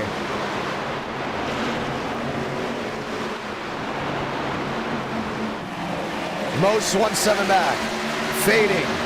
Scott 1-6 back, maintaining that lead between him and Armstrong. Should we say that deficit? As Joe has it down to a 5-9 to the bottom. Thurston losing speed, 9-5 back. He's going to fall in the grasp here of Kevin Champagne pretty quickly. 66 the difference.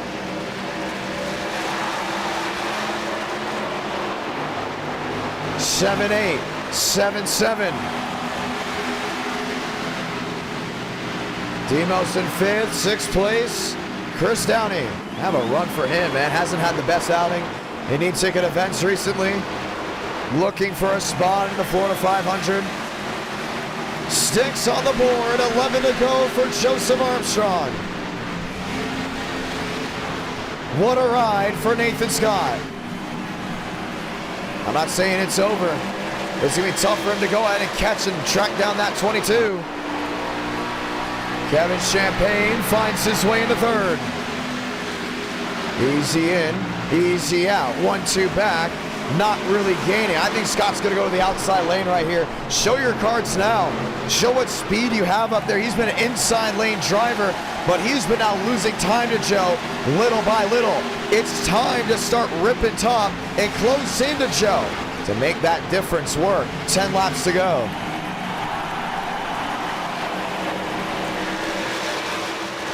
Thurston losing time, back to 4th.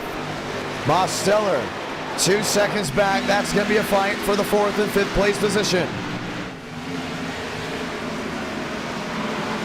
Scott P2, 7 the difference. No, still hasn't tried that outside lane. Armstrong outside wall. Gap now half a second. He nailed it coming off turn 4.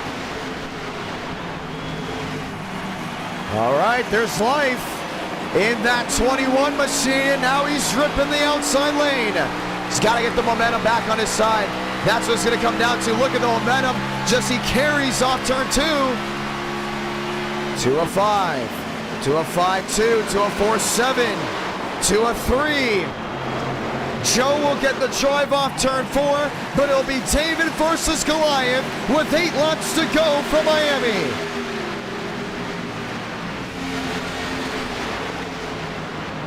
Scott on the outside. Joe on the bottom. Scott ripping top. Not as high as the 22, but as strong as the 22 off corner exit. What's it gonna be? What's it gonna do? Half a second, still the difference. Joe at the bottom. Scott to the outside. 7 to go. Champagne 1-4 back.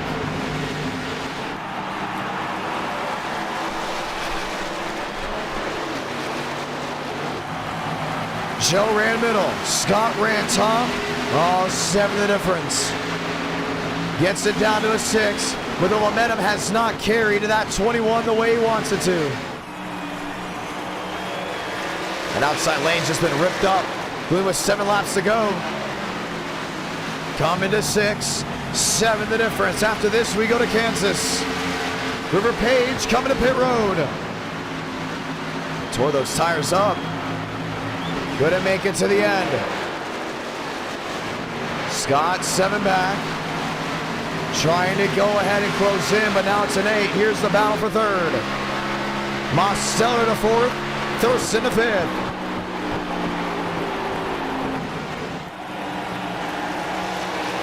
Hornish 19th, Steinmeier 11th. Drivers shuffling, trying to make a move. Now these guys are coming to pit road. Is there a fuel lottery? For some, maybe. For others, maybe not. Most to the inside of Kevin Champagne. battle for third.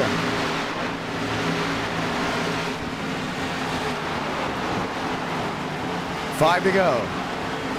Coming to 4 to go.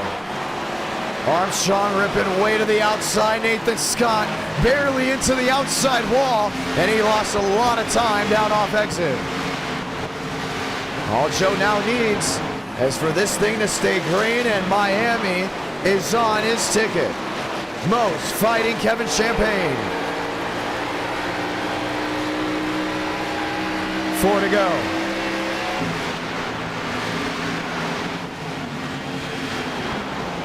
One second back. Right on that outside. Scott trying the middle.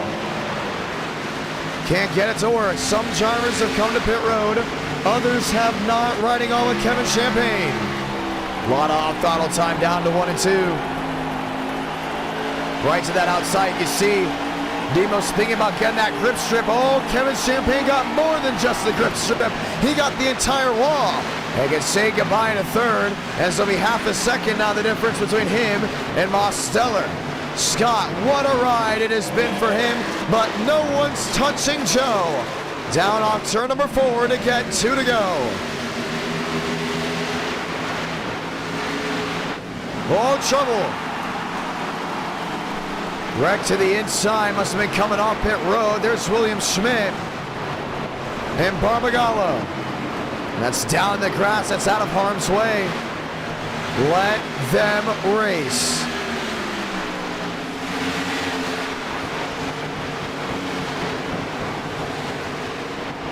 Scott 117, 116. On the outside, Santa Blanca. 1 to go for Joseph Armstrong. And what a night it has been for the 22 camp. He said, I need practice at Homestead before the Drive Smart to Daytona race. I said, how about Tuesday? He said, that'll work. And so did the rest of the team. Going for the big money on Thursday. Starts with a win on Tuesday. Armstrong, final time through 3 and 4, will be singing in the daylight as he's going to be victorious from the Homestead Miami Speedway. Scott finishes second. Mosteller comes home third. Kevin Champagne fourth. And what a race it was.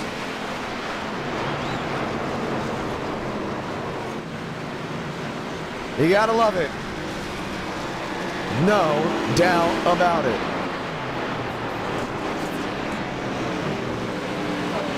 Joe going to victory lane and getting it done for Team NR. That was a great run, man. And how about for Nathan Scott? Keep an eye on him, man. What a race. He beat James Thurston and Daniel Massa. Those are 2 contenders for the Power 5. I think Scott's probably got to go on the power rankings after that one. And if you look at the power rankings, 14th on back, it's so easy to shuffle those guys in and out because there's such a big difference from 14th to 13th, and 13th through, I want to say, about 7th are more tightly packed together versus 6th on forward. But for Joe, it is a big opportunity to go to victory lane. He's getting ready to burn it down. A couple blinks left and right. He's looking right at you. What a race it has been. Race 3 comes to a close. NR Night in America feeling victories all year long. It's sprint time from Kansas as we get ready to rock and roll with a 30-lap feature at the Kansas Speedway. Isn't that going to be an absolute blast to see how it goes? Joe, it's a John. You got a copy? Yes, sir. I got you. What's up? What a run. What it was, honestly, was absolutely amazing. James Thurston, you went toe-to-toe with him, and you showed why you're number 1 in the power rankings. Didn't know if you saw in the chat, but Dylan Basin called you overrated. I did see that. I don't really know what to say. I mean, maybe. But Dylan, wait, hold on. Dylan Basin isn't in the Power 5, though. And I don't think he even contended for this race. He signed up. Yeah, he didn't. I don't think he made it through Q. Oh, Dylan. Okay, I'll be honest. Dylan is a very good driver. Although he's not top 5 in the power rankings, he's a very good driver on the service. I honestly wish he would have raced because, like, I feel like, just like in any other sport, right? if you race against the best, like to be the best, you got to beat the best. And so every time I'm on the track with Dylan, every time I get to race Dylan, you know, I learned a few things. I ran a race with him earlier today at Atlanta. He started in the back, drove all the way to second, passed me with like 5 to go. But I learned stuff, and so yeah, I guess I may be quote unquote overrated, but I don't think so. I yeah, think you're number one. I don't know. It is what it is, right? We came out here and won the race, so that's really all that matters at the end of the day. Well, hey man, it was exciting. But what about Nathan Scott coming there in second, Mosteller coming there in third? Did you think Scott would have a shot at you at all? Well, he qualified better than me. Well, both of them did, honestly. I didn't know what I could really do. Like I thought I nailed the lap, and I was like a 10th off. But I knew Demos would be somewhat fast in the long run.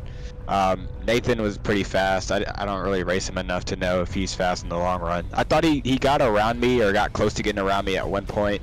And then I kind of just ran the top for a lap and got away from him. Hate to cut you off, but the Kansas session just went up. Oh. Yeah, we're definitely I'm getting. sure Dylan will run that. We're definitely getting 60 for Kansas, so without a doubt, it's only a 30-lap race. I gotta save this replay though. I made a few. Are you mistakes. excited to go win a championship come Thursday? Yeah, hopefully. I'm knock on wood. I don't have knock on wood. It may be the first time in a Discord call and possibly at a business dinner at the same time. Yeah, because I gotta be there. I gotta be there. You know. Yeah. But it's going to be a lot of fun, man. I'm so glad it's at Homestead. I mean, you guys kind of predicted that it was going to be at Homestead at some point just because you knew how much I like the track. But yeah. I think you did a great job. I think we got a great shot at winning this championship. I like how Chris from Drive Smart's been absolutely on it with us. You know, he's been a big advocate of Team NR. I don't know why they call it Team IDK player. There's no I in that. You know, it's got to be all about NR night. Team NR night, baby. There's no I in IDK. No, there's no I in just like me, because I feel like when it's Team IDK, it's like just my team. Like I see, you know, like when I call it Team Enter, I'm like, bro, it's our team. It's the community's team. It's not my team, you know? Right. I mean, obviously on the surface, I guess it is my team, but it's like, no, it's a community team. You look at the guys that like are on the team, realize, oh, he picked them for a reason, you know? Right. Yeah. So we're gonna go out there and we're gonna give it our all on Thursday. I didn't do a burnout tonight. Gotta save the car. Keep the car. Yeah, I gotta save the car. I got the fence a couple times, and yeah, we're gonna have to work on that over the next couple days and get it all pristine condition for Thursday. Abraham Vila's pedals jam. What'd you think of that? And I think that was a great L5 because he took out William Schmidt, but a shot at winning the race. So yes, Vila, I saw that. I want to point out, I read all the comments. I'll be watching the race. I'll go do some other things like at the same time with cameras, but I'll also peel over to see who's speaking. You know, I try to answer the questions by adding it as like segments in the middle of the stream. I don't know if you've realized that, but yeah, Vila, I don't know how your pedals jam up like that, but you need to get some WD-40 or something. Yeah, that was very interesting. It's unfortunate Schmidt got caught up in it, but hey, another man's trash is another man's treasure. I think I said it last week in the Drive Smart interview, but like take advantage of others' misfortune. Unfortunately, we were not able to do Hickory, which I saw that. I knew that was I did not know they got rid of the setup. Like, wasn't there a setup? There was a setup. They ran official last year. Then they changed the setup, and it was very like just bad. So like, thankfully they got rid of it. We got to make a new setup for Hickory because we got to do Hickory. I know people bought that track just to do it tonight. We did IRP instead, but Joe, I'm excited to see what you can do with us. I think we got a big shot. I think you, Garrett, Schmidt, Doug, if he's here, you know, Demos, and Kenny Real, if we get a caution, baby, you know what you're doing. You know what you're doing. I don't care if that thing says 40%. You know what you're doing. It's going to be a lot of fun, man. All right, congratulations. Let's see you here in race 4. All right, thank you. I love how we start doing that strategy of just keep like the guy who's dead last in our team up front, and it has worked out every single time. Now usually in NR night, if you pull some like bogus strategy like that and you haven't been up front at all and we know your tires are cooked, we usually just L1 the guy saying, hey, we don't want you to wreck the field, so you know, get back there. We know the strategy isn't going to work because the strategy doesn't work, but for a team standpoint, doing that puts Real from a 29th place finish to a 22nd place finish, which has helped out consistently. It's going to be awesome, man. I can't wait for Thursday. Thursday is going to be absolutely amazing. Let's go read the chat. Basin saying pre-race interview. I don't know, man. I don't know. We're going to have to see. Let's see where Basin is on the power rankings right now. He sits 8th. A win could move him up. But also he has not ran as many races as everyone else, so got to keep that in mind. Mark Austin, how's it going? Dominating win. Congrats, Joe. I love going to Homestead. We always get consistent racing, but I also love Kansas because something always happens at Kansas. Like, I don't know why. We always either have really good racing, some wild turn of events. I'm so sorry about the commentating, ladies and gentlemen, today. I don't know if you realize this, but today is all about preparing for Cordeal. I think I've already mentioned this. My commentating has definitely not been the best today. It's all about fixing that sleep schedule completely. I have to be up at around 5 a.m. to head to Cordeal Thursday morning. And all the races are in the afternoon. All of them. So what does that mean? Well, usually for Endo Night, my races are at night, so I can plan ahead of time. I can get myself acclimated to a night race. When you call races in person, I have to be fully dialed in for a 1 o'clock feature on the East Coast. So I have to adjust consistently to different time zones and different times of days for the tracks, you know, when I'm doing stuff. So it's been about going to bed as early as possible, but waking up as early as possible and just getting things ready. And I think it's going to be a lot of fun. Cordeal is going to be fantastic. Also, it's going to be very cold, so I have it cold in my apartment, which has been giving me jaw lockup. I never knew that was going to be a thing. It's also got to like crack ice. You know, early in the stream, it was tough to get words out because I could feel my jaw just tightening up, and it was so weird. But hey, this is why I do a stream before I call races in person. It also helps me out consistently. Sadly, there will be no vlog this time around. I was not able to get what I wanted ahead of time, but it is going to be fantastic to see what is lying ahead. Goff and company on the racing surface. Ladies and gentlemen, trackside from Kansas.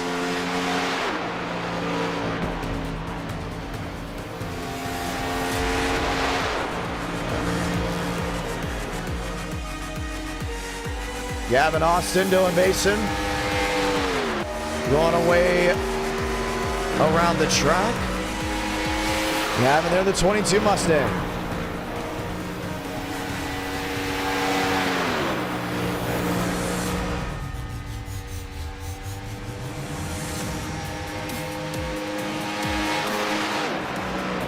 Jeff Perchatsky, Carlos Truther, Kenny Reel, Jason Tamer in the Dodge, Schmitty in the Toyota. Well, let's see where we're going, ladies and gentlemen, for that next race. Where would you like to go? Oh, Schmidt did not get his time in. I don't know what that was all about. Here's JD Laird. Oh, he's in the outside wall. Well, around 60 drivers looking to qualify. Joseph Armstrong. Some of you guys said IndyCar. What would you like to see us race for? We're starting the voting right now. Or race 5, should we say. Kendall Carpenter. Basin Walker, Carlos Truther, Nathan Scott. Ripping and ready.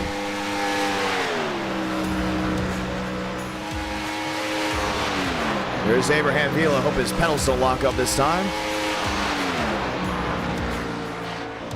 So would you like to see the Cup Series? Would you like to see dirt? Would you like to see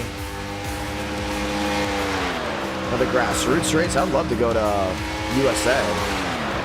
USA International would be sweet with the Gen 4. Jason Tamer. Indy Montreal. Ooh, that's interesting. I think we got to do IndyCar on a road course. I'll be all for it. Max Schwartz.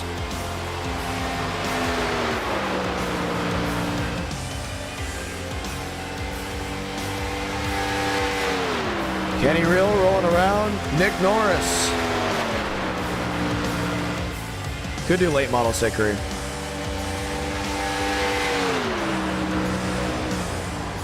Just did IndyCar Watkins Glen. Won't be doing that for a little while just because we had a race recently.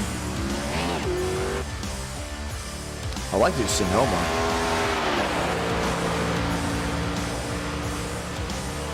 Basin, second quick. Schmitty, top of the board. Gavin Austin on pit road. Daniel Mosteller rolling his way around with 1:36 left.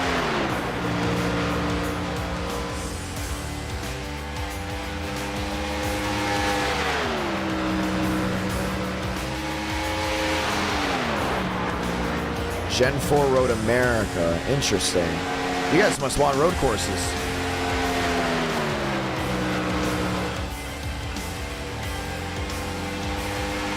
I wouldn't mind Chicagoland IndyCar. Let's do that. Let's type that in. There's got to be a setup for it. Let's go Chicagoland IndyCar if you guys really want it. There's JD Laird.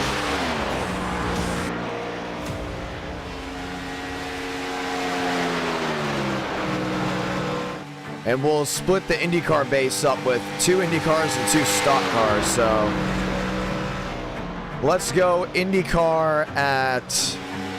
I can't do the roll. That would make absolutely 0 sense.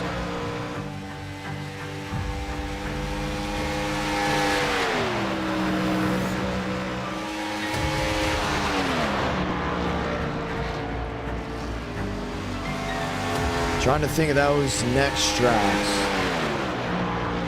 Let's do super lates at Hickory.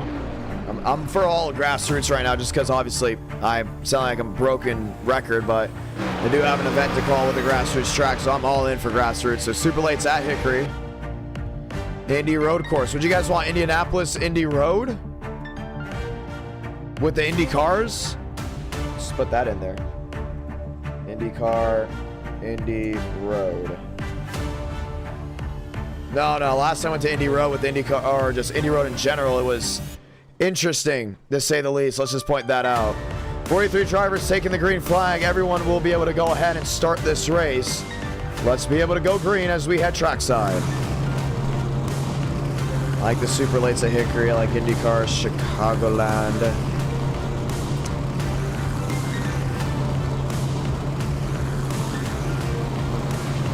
Let's go USA. USA Trucks. Wait, I know we have a setup for that one. USA is a free track. And we'll split the IndyCar base up by doing IndyCar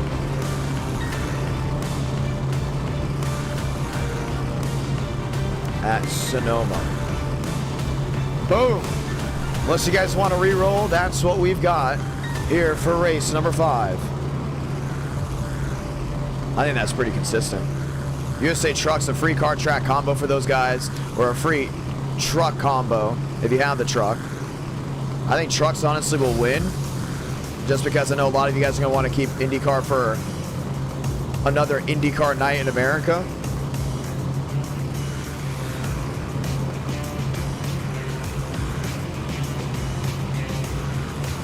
But it should be interesting. IndyCar Chicagoland up 34%, tied with USA Trucks. And I like what we see. Toyota holds reign here in Kansas, locking up that front row.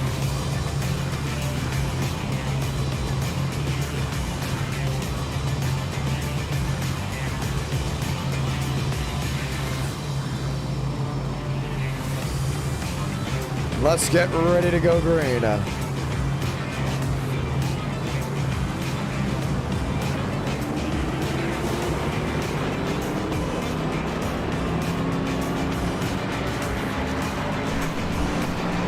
And our night in America, feeling victories all year long. As we get ready to ride, so glad to have y'all with us. Wes said it's so glad that you're able to get the hoodie from Drive Smart. And I hope you do like it, man. That thing looks awesome. I'm looking at it right now. Amazing. Toyota on Toyota, row number 1. Ladies and gentlemen, let's get ready to go green. If you won a giveaway from Drive Smart, you should be able to get all of your merchandise hopefully shortly. Wes Edits just had his arrive, and it looks fantastic. Pace car will make that hard left onto pit road. The crowd on its feet for the 4th race of the night. Let's get ready to do it. Armstrong, Schmidt, Basin, Walker, fast four to light the fuse from the Heartland.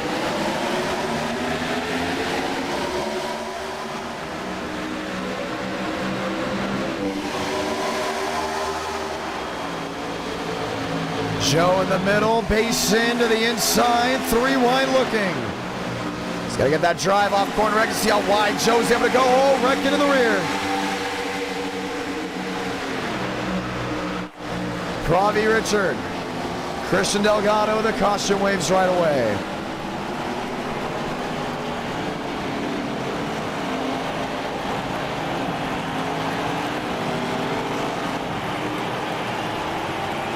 Man.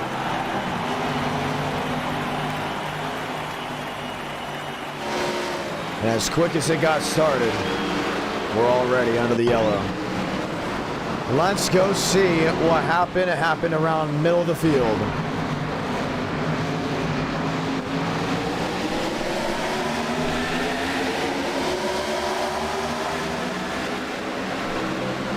A lot of these guys jumping 3, 4 wide on the start. You know that's not going to work whatsoever. Nothing to do with Richard. And everything to do with Ryan Gavel.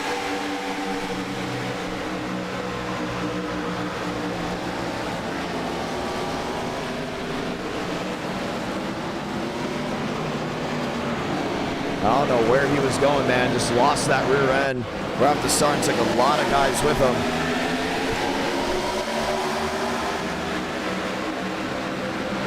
Basin, Richard, Schmidt. Trying to roll their way around. Watch him just lose that rear end. Bang.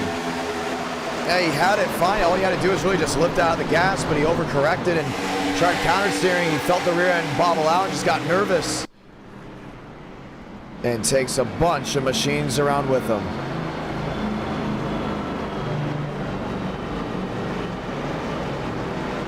NR Night in America fueling victories all year long, already under the caution flag for the first time tonight here from the Kansas Speedway. After Ryan Gavel was taken out of that, or was involved, should we say, in that wreck. There he is on the racing surface, or should we say on pit road, all bent up. And for guys, you look at it and you start saying, that's not good.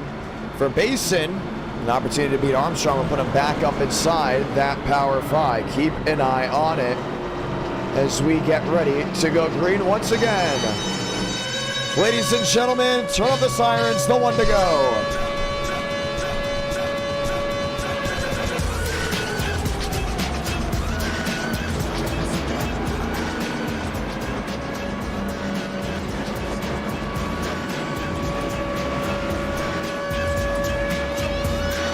Carpenter, Vila, Schulten, Mosteller, Shamela, let's go green.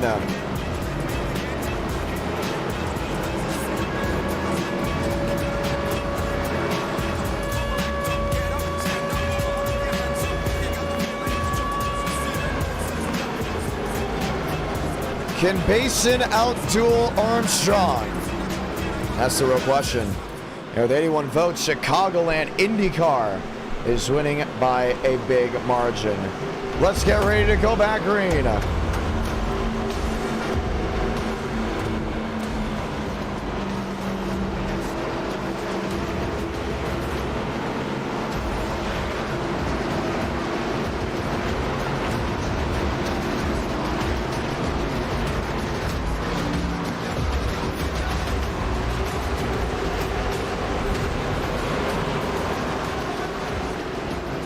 .27 coming to 26 laps to go.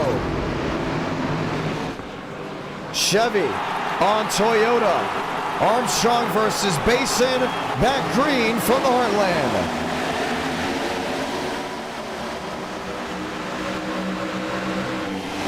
Joe thought about that bottom, couldn't get it to work.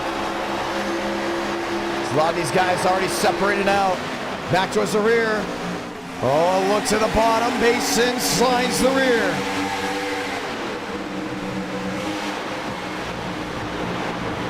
Basin top. Armstrong to the bottom. Here comes William Schmidt. Man, Joe's fighting a loose race car, man. Look how tough he is coming down off corner exit. Basin regains the lead. Scott to fourth. Walker to fifth. Austin, Vila, Mosteller up inside that top 8, but this top 2 just will not get off of each other. Schmidt to the bottom.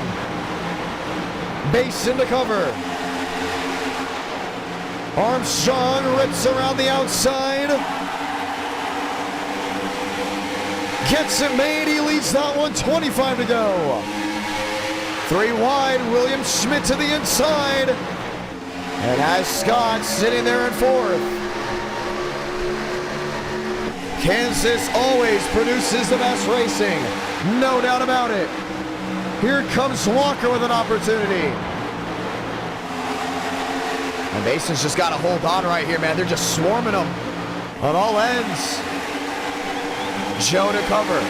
Schmidt a blink. 24, 23 laps to go. And Mason's dropped like a rock. He's all the way back there in fourth, down that inside lane. Slicing, dicing, coming off corner exit. Everyone chases that 20 machine back to 3 and 4. Scott to the outside. Scott to the point. Joe goes for a slide. Scott looks to the inside. Couldn't get the lead, but will fight for it heading to turn 1. Joe's got that outside lane just masterfully edited. Holds on to it, no change. Basin to fourth.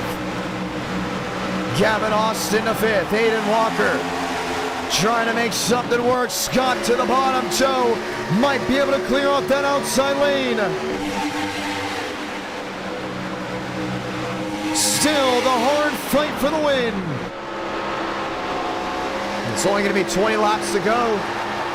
I mean, you got to use everything you've got right here. Look at the 41 trying to clear that off corner exit. Oh, but Joe so quick back around the outside. Makes it work once again. A couple machines into the outside wall, out of harm's way. We stay green. 20 to go from Kansas. Scott on the bottom. Advantage turn 1. Oh, but for how long? You know, Joe is so good on that outside lane.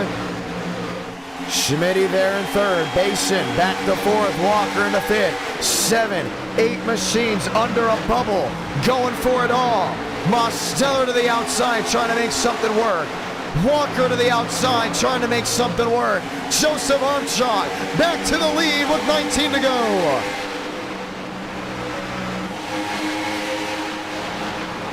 If you're looking for the 2024 Cup Series race, that was round 1. This is race 4 out of 5 of the night. See how quick Scott is coming down off corner exit. Back in that third position. Oh, should we say second? Schmidt's back to third now. It's Basin up to fourth. It's Walker to the outside lane trying to rip it off. Oh, can he get it to work downstairs? Nathan Scott, so close, so quick, right to the quarter panel. Now Scott's won a Gen 4 duel before. The hard dogfight, that was with Daniel Mosteller at Las Vegas Motor Speedway. 2 drivers broke away and Scott became victorious in a drag race fight for the win. There's Basin in third. There's Schmidt in fourth. Scott to the bottom. He's got him at the line, 17 to go. The great fight. All these drivers under a blanket and Schmidt sitting there in fourth, watching the battle in front of him.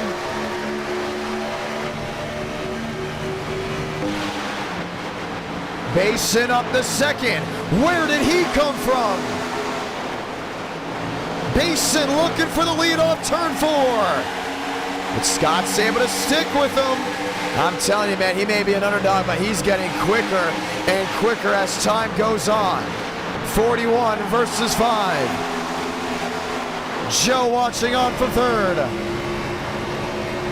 One of the best car track combos in NR9 America. Gen 4 Kansas, just something about it. Scott on the outside.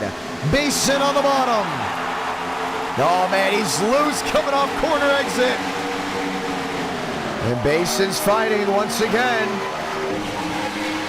15 to go. Two powerhouse machines. Behind the underdog driver, Scott into the fence. Basin to the bottom. He can't allow that 5 machine to clear whatsoever. Coming off corner exit. He has to fight to the bottom here. Basin's in the wall. Nails the right side. Loses first. Loses second. Nathan Scott, new race leader with 13 to go. I'll make it 14. And Joe's right there. He's just closing into that Dodge. Gotta get something right here. You've got to be poised for victory lane. Basin P3, Mosteller P4. What's going to work here? Down off corner exit. Can the 41 fight its way to victory lane? Joe clears on Basin. Closes into Scott. 14 laps to go. Comes down to 13 from the Kansas Speedway.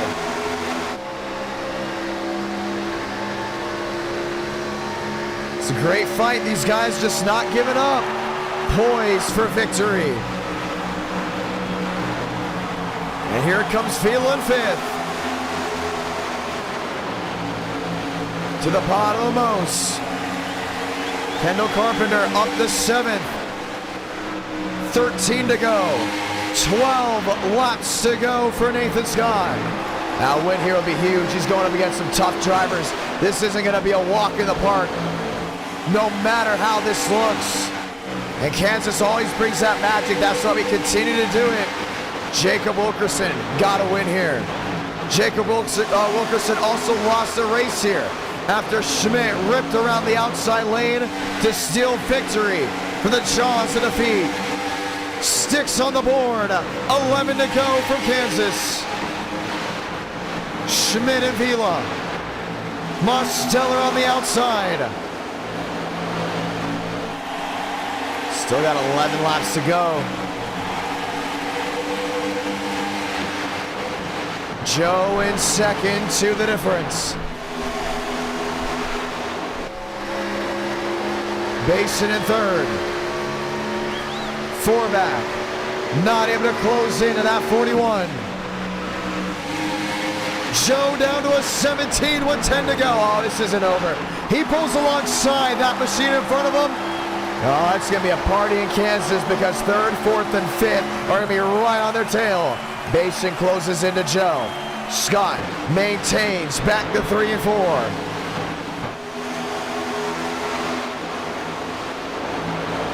Nine laps to go from Kansas. Armstrong in the fence. Basin back into second. He's got to fight him right here. Cannot allow that 20 machine, should we say that 5 machine, to get away. And the last thing Nathan Scott wanted to see, Basin in his rear view mirror.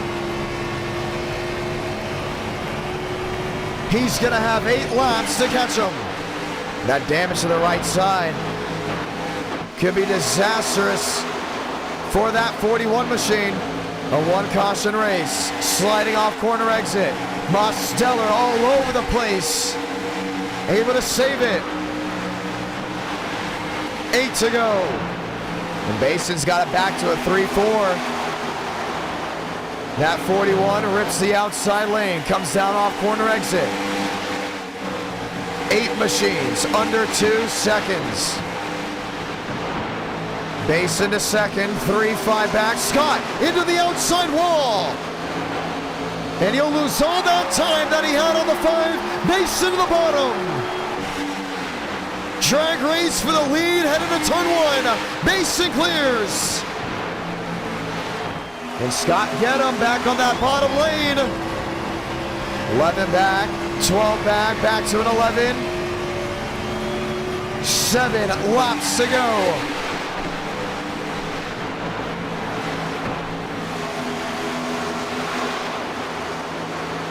Basin went from third to first after 2 mistakes and the drivers running 1-2. 6 to go. Scott looks top. Scott looks bottom. Nathan Scott, a lunge for the lead at turn 1. I don't think he's going to get him right here. Base is going to be way too tough off corner exit. Oh, still alongside him. Can he clear that 5 machine? Both machines wounded. And Joe's coming to play, still half a second back. There with William Schmidt. 5 to go. Rolls out of the throttle.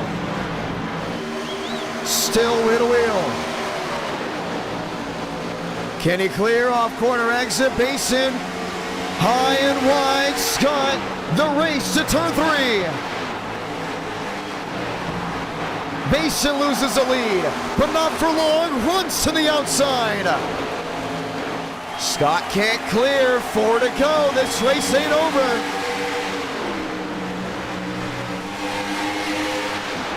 Crowd on their feet. Schmidt runs to third, now he's closing in. Basin on the outside. What a drive he should get here. 3 the difference, toe to toe, wheel to wheel to 3 and 4. And Schmidt's blinking big time back there in third. A lot of problems on the internet. If he gets a caution, he might get an 0-1.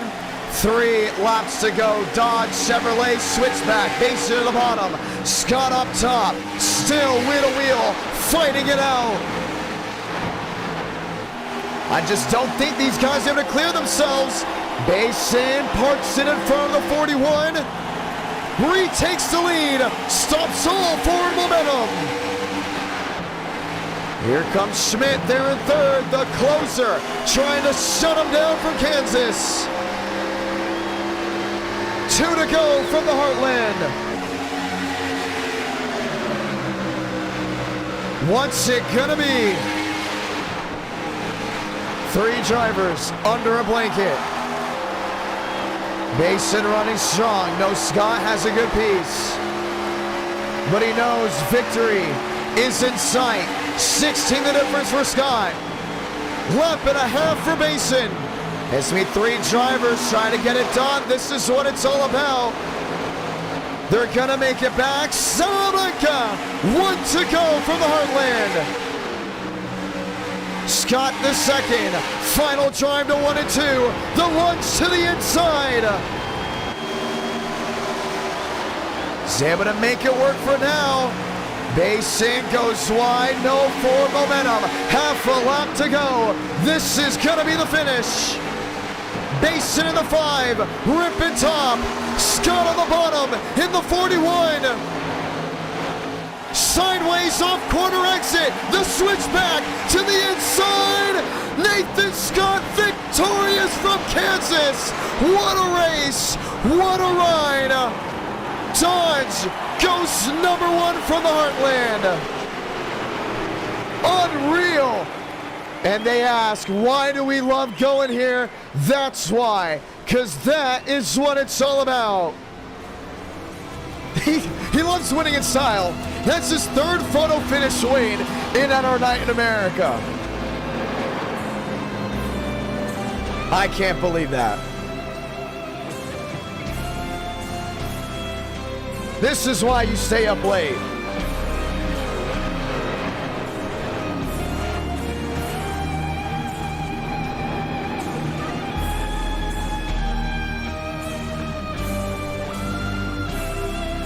Another fantastic NR9 photo finish.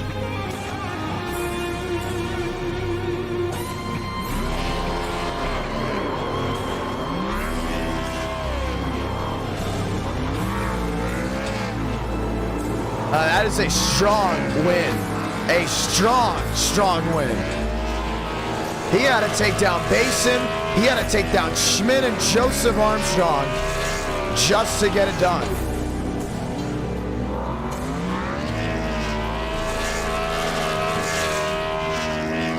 I cannot believe that. I am just speechless.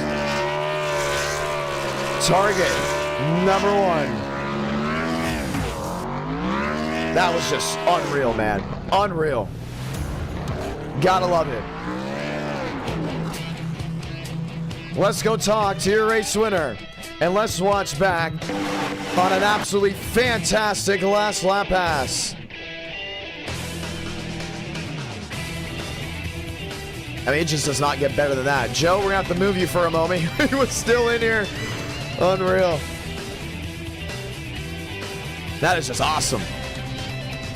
Nathan Scott, you're the man. You are him.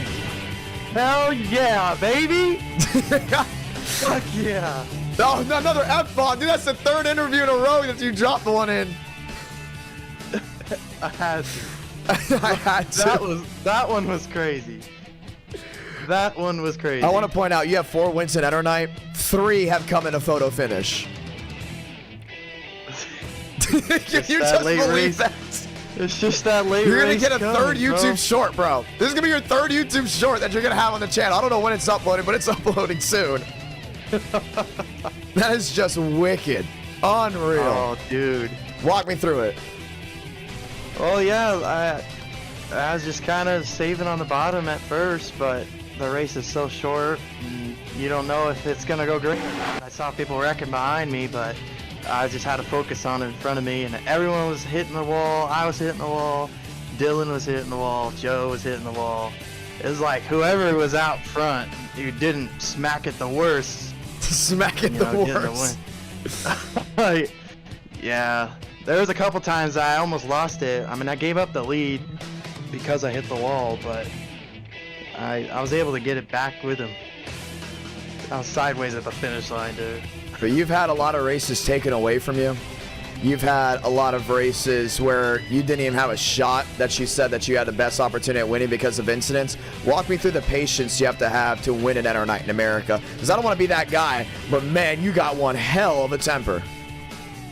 Yeah, well, I don't want to throw you under the bus. But I've known you for quite some time now. right, yeah. Well, you just have to understand that, like, you know, a night happens. If it don't end well, whether it ends well or not, you gotta move on to the next one whenever you got time to feel like racing again, you know. So, you know, sometimes I just hop in here expecting to just have a clean race. Sometimes it doesn't happen, but, you know, I'm just kind of chugging it. I mean, the first race I did tonight was IRP, and the guy hit the wall and he came down and hooked me. I didn't even move.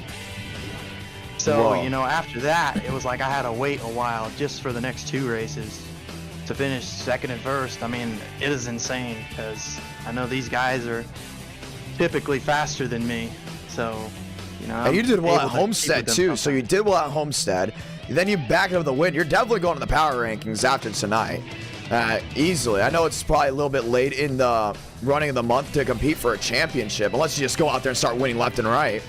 But I mean, you're definitely going on it because of how you're doing in these high SOF races. Like, for instance, Joe is number 1 in the power rankings. You beat him straight up. Schmidt, I believe, is like 7th or 8th. You beat him straight up. Basin is 8th. You beat him straight up. Vila's on there. All these guys just went out there and just waxed them. It's just unbelievable how you're able to make this work. Yeah, I mean, Homestead was just a completely different type of race than Kansas. Homestead, you had to save tire. This one, you kind of didn't have time to, so you just kind of had to go, you know. So definitely trying to be good in all types of aspects of racing it's difficult, but, you know, I did it 2 races in a row, so I feel pretty good. It is awesome. I want to point out, ladies and gentlemen, there is no Chicagoland setup. They had a Chicagoland setup. That's like the 3rd or 4th setup they have recently deleted for the IR18s, it seems like. So we're going to Las Vegas with IndyCar, and that will be race number 5 of the night. Scott, 4 wins. 2 have come from Las Vegas. 1 in the Xfinity car, 1 in the Gen 4. Your first win came at the Next-Gen at Michigan. What was your favorite win so far in NR Night? They're all so good. I think it's got to be one of the 3 photo finishes. Yeah, it's probably got to be Michigan, but this one's pretty close to second. It's pretty close there. I mean, if you had to put it, it's like right there. Right. But yeah, Michigan probably takes the cake because it came down to literally the last second. Wow. We are so glad to have you with us doing some great things. We hope to see you in an e-ticket, my man. I hope you sign up for that Florida 500. Yeah, I got to see if I have that open. I think that weekend. February 9th. Shaq's host.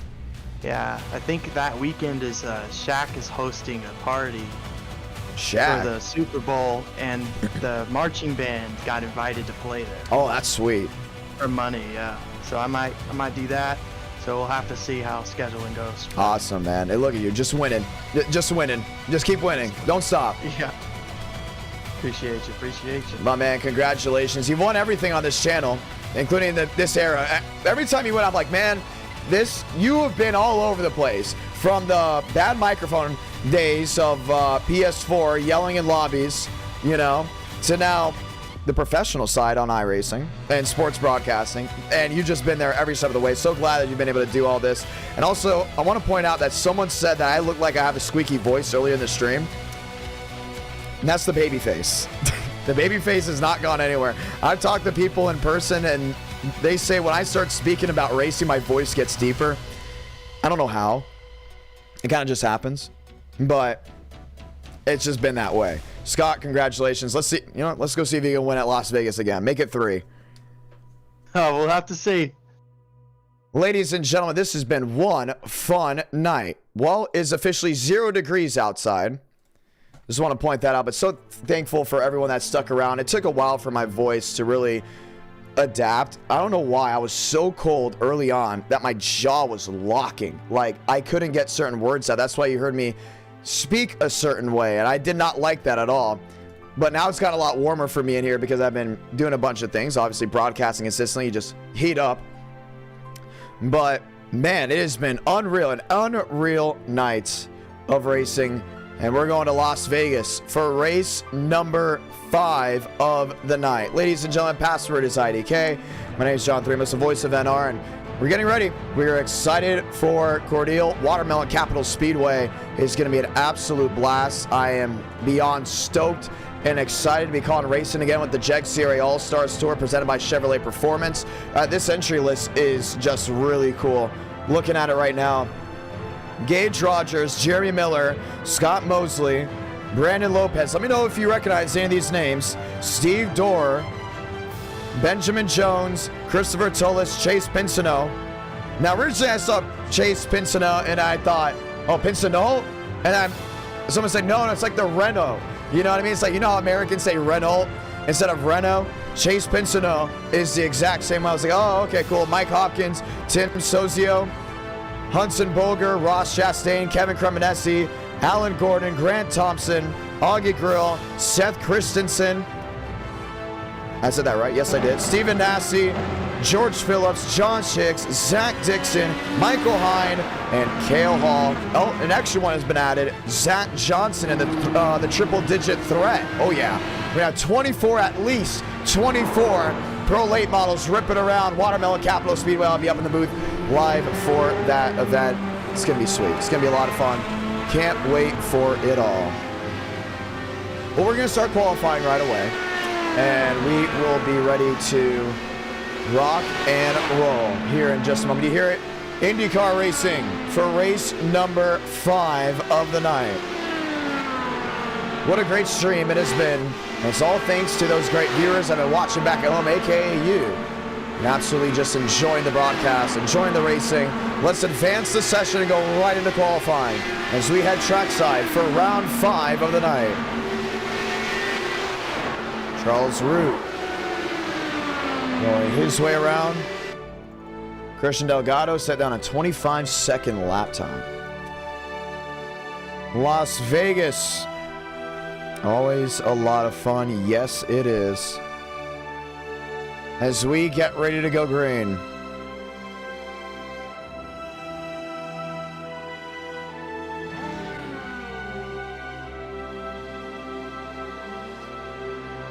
Time to roll. Training paints loading on just once more for these paint schemes. Ryan Fucci onto the racing surface.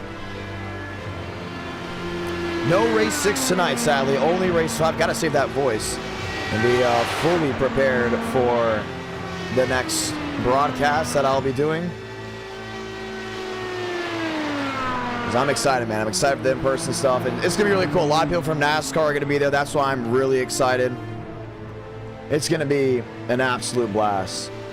Charles Root, Brian Fucci, Jason Beckman, John Connor.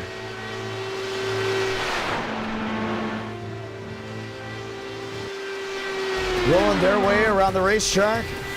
3 minutes or so left before we go green flag racing. Jason Beckman.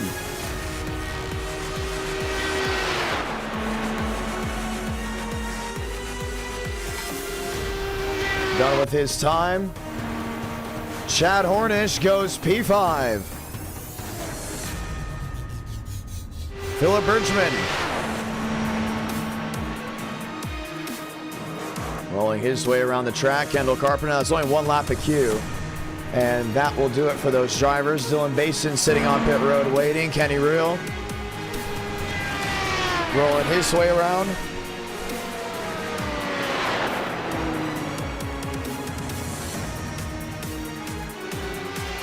Nathan Scott. Oh, no paint scheme for him. I think he just got the IndyCar.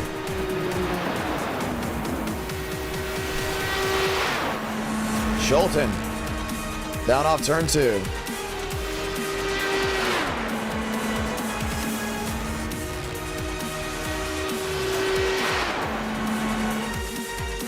Thurston, Beckman, Delgado.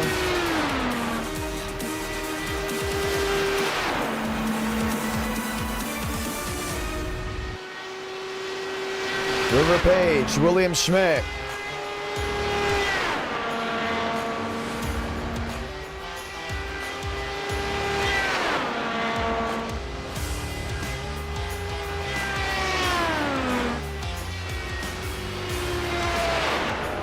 Cooper Glick, Delgado, Kenny Reel goes 9th.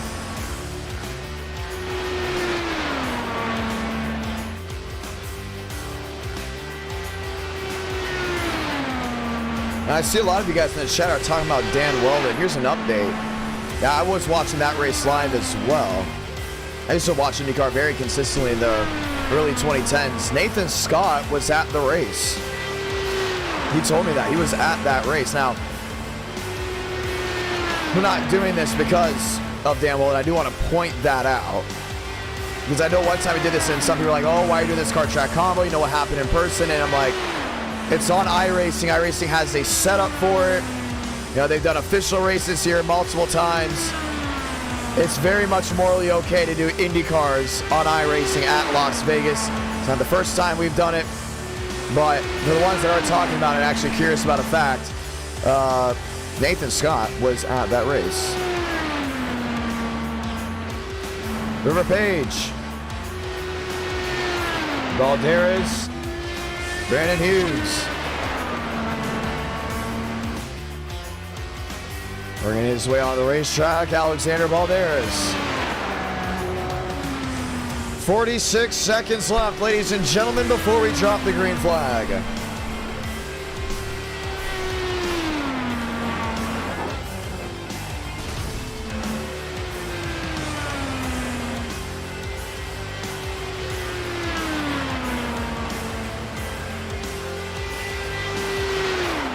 How was Kansas? Oh man, I'm not going to spoil it for you. Just watch back on the last 30 laps, aka the entire race. It was amazing. How is the live chat doing? How are you guys doing tonight? So I just got a DM from someone asking if I can watch the Racing America race for free. Cordial. I'll let you guys know this. Here's a little fun fact about Racing America. If you have Tubi TV, if I'm not mistaken, I want to make sure this is correct. Yes, if you have Tubi TV, you are able to watch Racing America broadcast live. I don't think Racing America has any other racetrack racing up against Cordial, from what it looks like.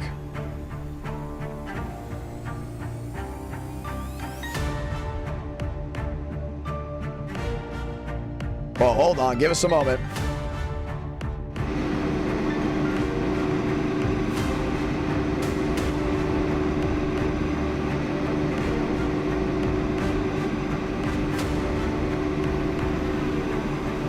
on, guess we have something going on here in a moment.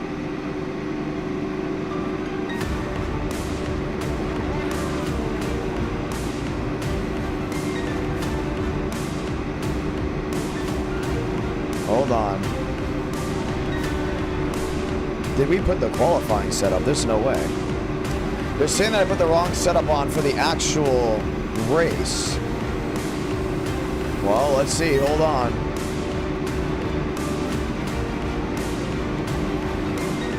Well, it's the qualifying setup, and that means they have to pit every 5 laps. It is race 5. Do we stick with this for the 40-lap race, or do we change it?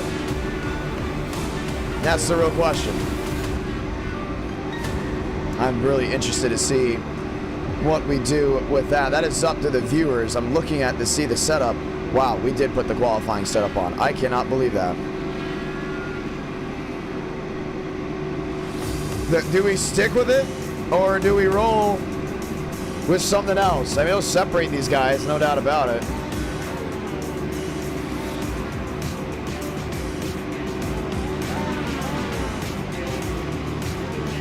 Some drivers are saying stick with it. It's race 5. I'd say we stick with it.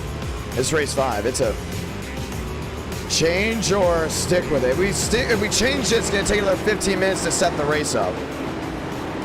If we stick with it, we go. And we're rolling right now.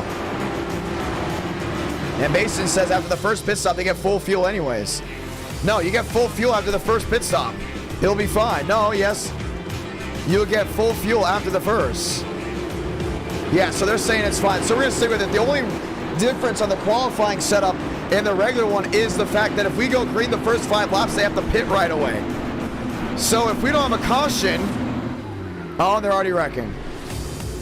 I cannot believe that. Okay, well, that throws it back in the field. If we don't have a caution, they have to pit right away. So it's just an extra strategy. It's fine. We're going to stick with it. I like it. I like what I'm seeing. Let's get ready to go green. Well, there's no fuel in this car for the start of this race. When they pit, they can fill her up all the way. This should be interesting. Pace car makes a hard left on the pit road, and we're going to start this one out right. Or should we say end it with a race 5? Let's roll the dice and light the fuse for Vegas.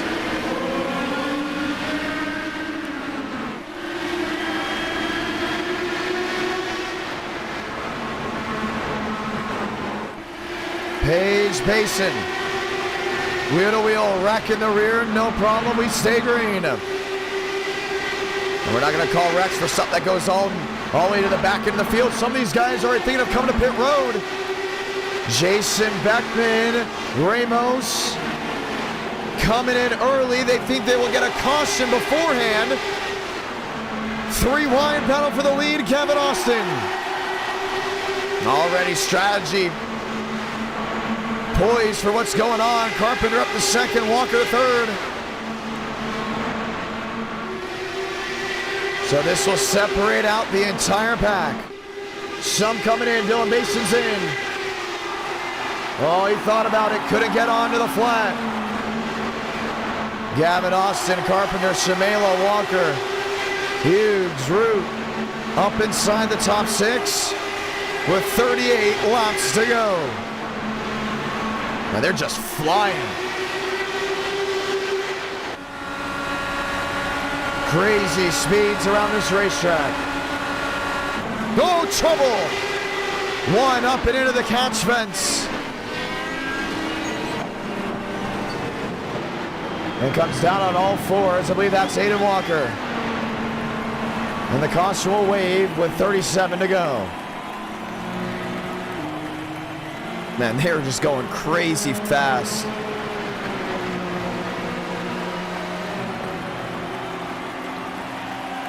And Aiden Walker nails the fence and has this car all destroyed.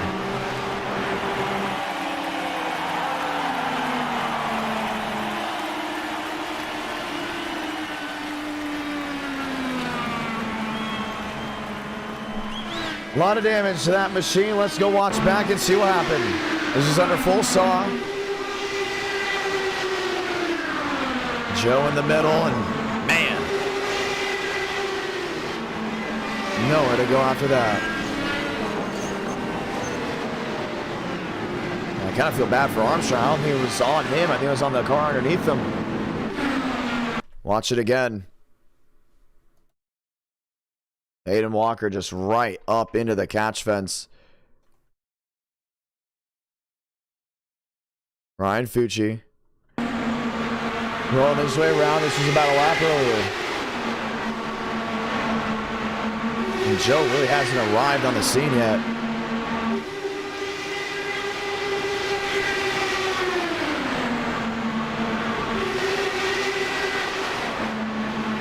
Ryan Fucci to the bottom. See if we get a better angle of it, and yeah, he just kicks up the racetrack. There's nowhere to go. Well, the drivers said they're good to go now on fuel. It was just that first 5 laps that made it tough. And now they're ready to go back racing. So they have 35 laps to do it. That scare, that worry early in the race about the qualifying setup, well, you can add fuel at the end. I said it, I knew the qualifying setup was just the same as the regular one. It's just because of how much fuel is put in the car. And well, that's how it changed. Delgado looks to line up as your race leader, and we will see the one to go will be a single file restart.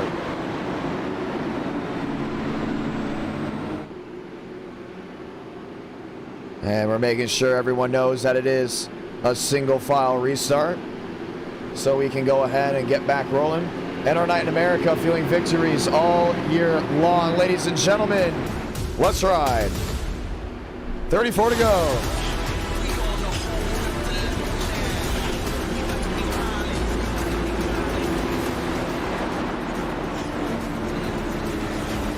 Delgado, Carpenter, Shamela lined up and ready to go back green. Hughes, Page, Scott, Glick, Connor, Mason. Let's get ready to go back. Green flag racing. That pace car is going to make that hard left onto pit road. And IndyCar gets ready to go back green.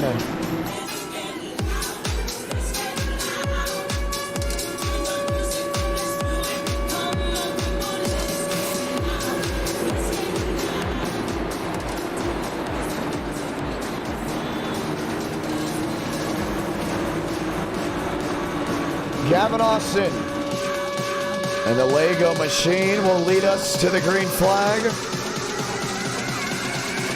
as they'll single file out and try it again. Back underway from Las Vegas. Nice pull away there from Shamela.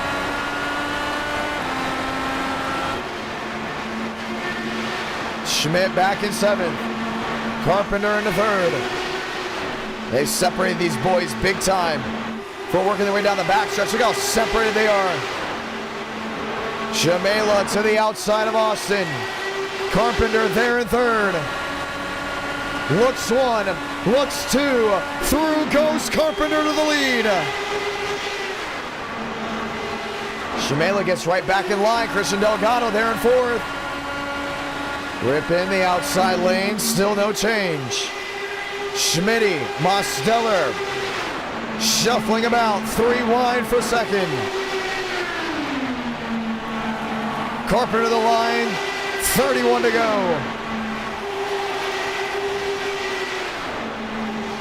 Gavin Austin in 3rd. Beckman in 5th.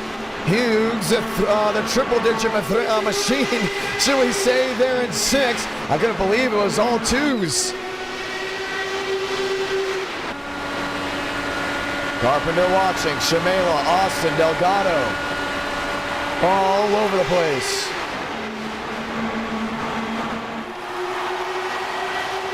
Beckman in fourth. Hughes in sixth. Run to the outside. Gavin Austin back in fourth. Kendall Carpenter, new race leader. Shamela dip to the bottom. One spinning down on the grass, Christian Delgado. And he will lose a ton of spots, but gets it refired. And they're pack racing right now. This is where it gets worrisome. Austin looking in the middle, 3 wide. Beckman in second on the outside, now split in the middle. Balderas the fourth. 3 wide, looking 4 wide, a run to the outside for River Page.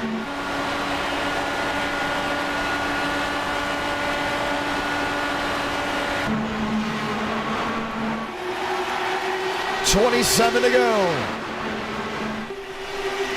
See a lot of those guys back there single filed out. They're not sure what's going to happen on this 3x3. Beckman there in third. Trying everything to make something work.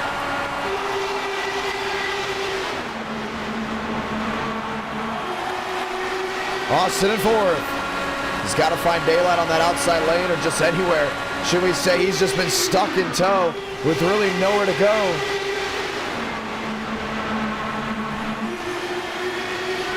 3 wide, 4 wide, that gets tight down off corner exit. Hughes, Scott, Balderas, Fushi. Fushi up there in 10th. 25 laps remaining from Las Vegas. Contacts. Balderas in the middle. Down daylight down to that inside lane. Scott Hughes looking around, 25, coming to 24 to go. Carpenter has them all beat. Mir driving to 3. Beckman to that outside, the drive off. Stuck in a mosh pit.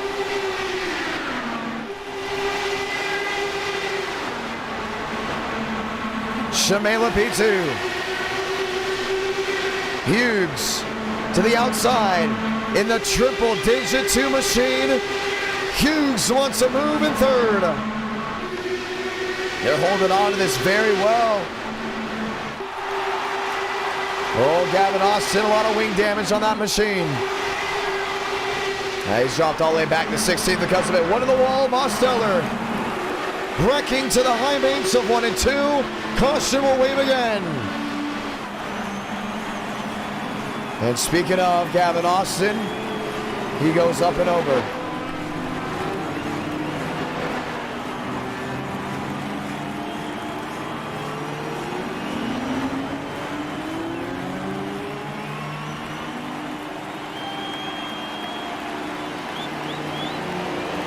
And there he lies. What a wreck it very much was. Let's watch the replay.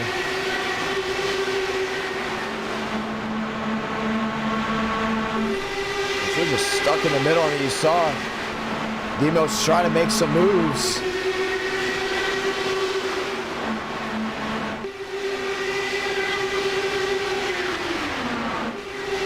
Three wide, 4 wide, shuffling. And start with a huge hit there from that orange machine. And then there was just a stack up from the back end with really no places to run. Gavin Austin up and into the catch fence.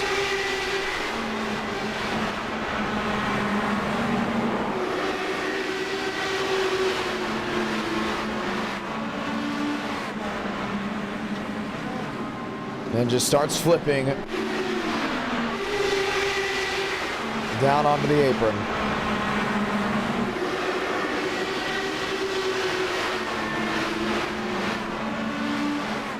.21 laps to go now in this race. Gavin Austin, Arizona native, will be out. Balderas goes to second, and they all shuffle it back again. Pit road wide open for a lot of these machines as we get ready to go for the restart. A lot of damage on those guys after that incident.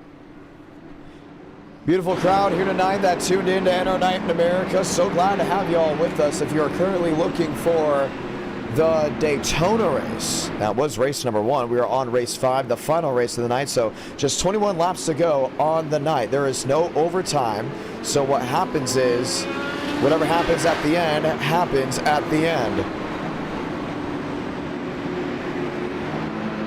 Basin, Hughes, Marquez, Ramos, Carpenter, Beckman, Glick, all lined up, and we'll see the one to go once again. We start with 32 drivers. We are now down to the final 21 left racing. John Connor, one of those guys sitting on pit road, Chad Hornish, Nathan Scott, he was the driver that hit that outside wall, River Page and others all sitting and waiting. Final remaining laps of the night. Oh, let's rephrase that. We're down to 14 guys in this main pack after 32 took the green flag. Lights off as we get ready to conclude another night of racing. Did you guys enjoy this tonight? I very much did. I can't wait for next Tuesday. That's when we'll be live again.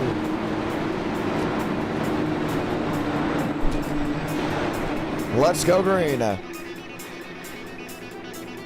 Shamela, Balderas, Basin, Hughes, Marquez, Ramos, Carpenter, Beckman, Glick, Moss, Stellar, Schmitty, and more.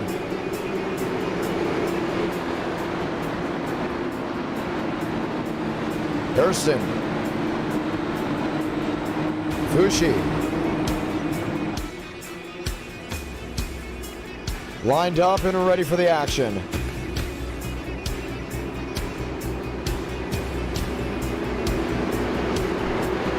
Hughes in 4th, Ramos in 5th. Basin in 3rd. And Alexander Balderas has a big opportunity to get something done. When that pace car makes that hard lap, Marty Shamela can go. 19 laps remaining here from Las Vegas. Back underway.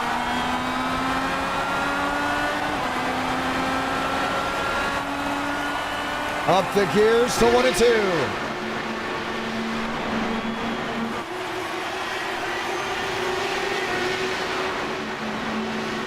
Throttle, 12 back, opening on the outside.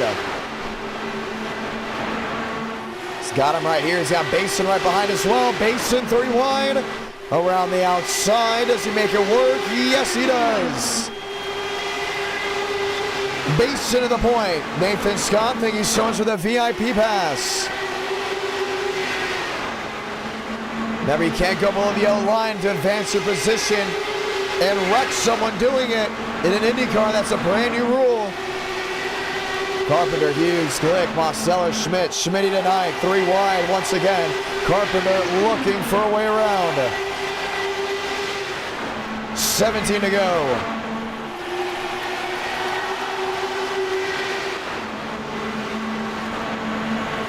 Beckman and Hughes. Balderas to the outside. Drive coming down off. Marty Shamela on the bottom. Gotta be cognizant of putting themselves in the right spot. Shamela to the point. Basin around the outside. Carpenter sitting there in 3rd, now up to 2nd. Does that work for him? 3 wide. Kendall Carpenter. Contact! Carpenter up and into the fence. The caution will wave again.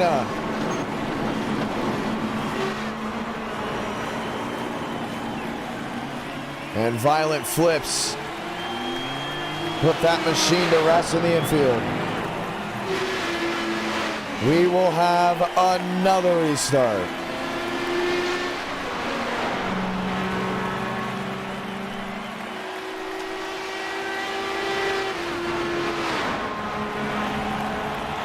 Wow.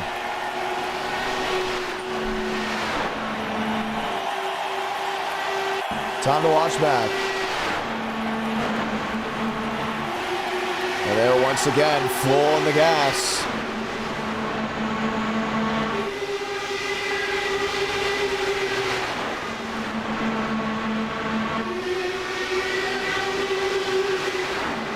Shimela, Balderas, and bam.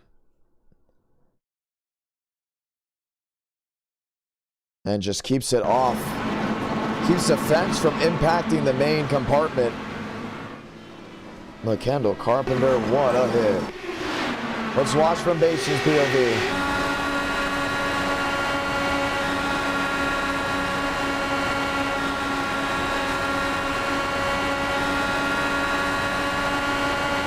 Hard on the gas, 6th gear.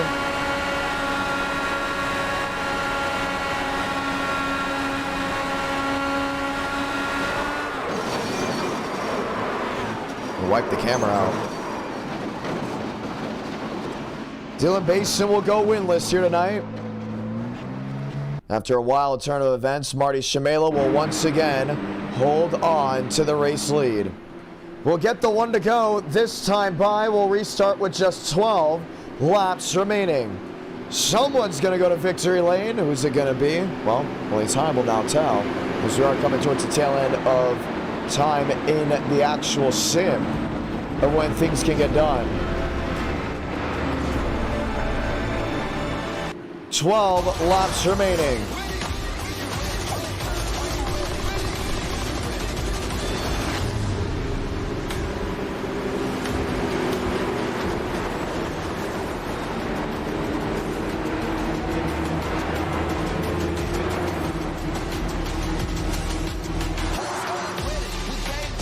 Chevy, Honda, lined up nose to tail. Final 12 laps for Vegas.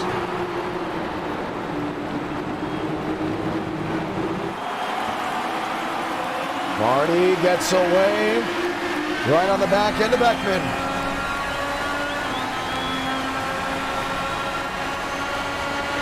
Looks topside, Balderas eating up. 12 drivers left racing.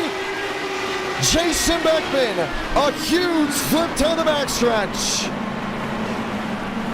And he actually cleared that wall and goes into the gravel in turns 3 and 4.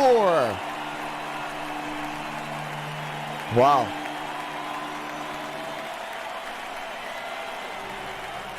What were they thinking? And then there was 10 left racing with 11 to go.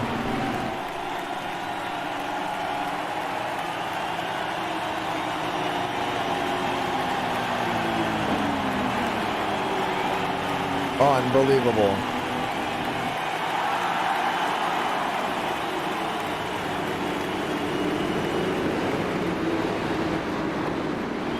Well, let's watch back.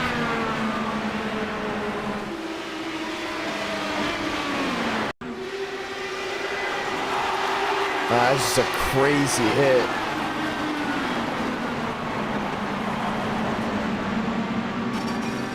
Unbelievable. Let's go back on the start. Running on board with Jason Beckman.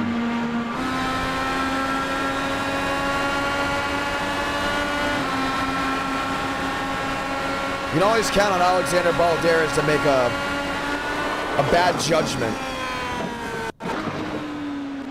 Took the camera out once. Twice. Unbelievable. Where was he going? That's my big thing. That's the thing about Balderas. That's why he was originally blacklisted for so long. Just not cognizant of what moves he's making. We talked about racing's a huge mental game. And usually when it comes down to mental games, you have to think of the right move. I just don't think he thought. And the nose cone goes tumbling into one of the RVs for Alexander Balderas. And we will have another shot at a restart. We're going 1 to go this time by. Shimela lined up again. Another opportunity to go to victory lane.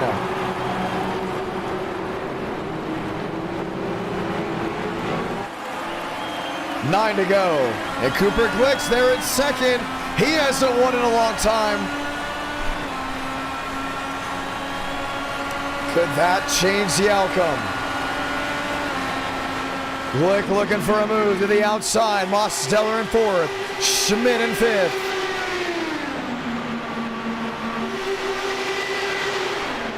Hughes to the outside. 3 wide. Mosteller to the bottom. 4 wide. The pass to the grass. Shamila gets turned. Keeps it off the wall. You gotta stay green. Let him race.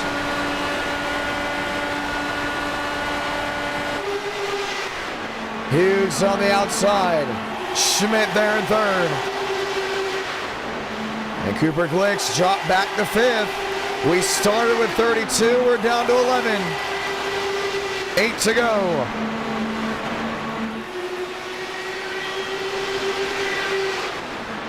Fucci in second. Schmidt in fourth. Got James Thurston up there in third as well. Making a move on the outside. 7-6 to go. Mosteller the leader. Oh, gets a shot in the back.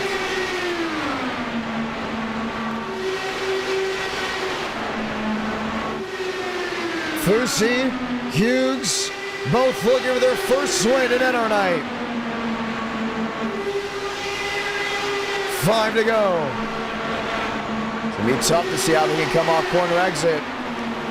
Thurston in third, looking for momentum. Thurston in second, an opportunity. Delgado, Glick, Marquez, Stockman. 4 to go.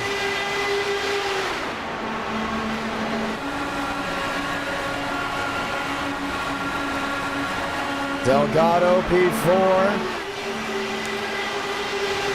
What's it gonna be? Thurston, way up the racetrack, 3 wide. 3 to go from Las Vegas. The longest green flag run we've had all night.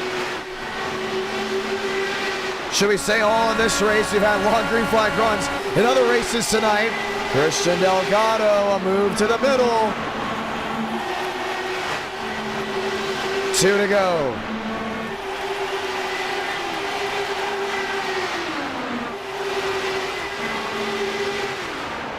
Delgado, Schmidt, Mosteller, contact. 2-3 machines into the outside wall. Let this race be official. Here's Schmidt there in second. Move to the outside of Demos. Salamanca, 1 to go from Vegas. And the race could have ended right there. Hughes to the bottom. Demos in the middle. William Schmidt looking for an opportunity. Last drive to 3 and 4. Schmidt to the outside. Mosteller to cover. Daniel Mosteller victorious from Las Vegas. Wow. Multiple wrecks. It's race 5. Multiple moments where you're just scratching your head. Most getting it done.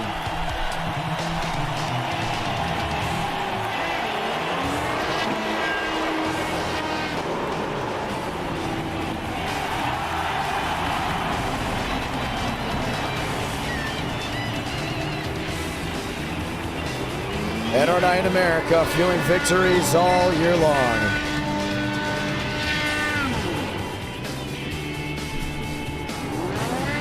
As Demos burns it down the start-finish line. Guys, it was so much fun to be hanging out with you tonight. Ladies and gentlemen, you have been fantastic as a crowd. A beautiful chat, RFK6, NASCAR National. Eric W. hanging out with us, a Hamlin fan. It has been a long night, and I hope to see you all live from Cordele, Georgia for Speedfest at Watermelon Capital Speedway. It's going to be an absolute amazing time.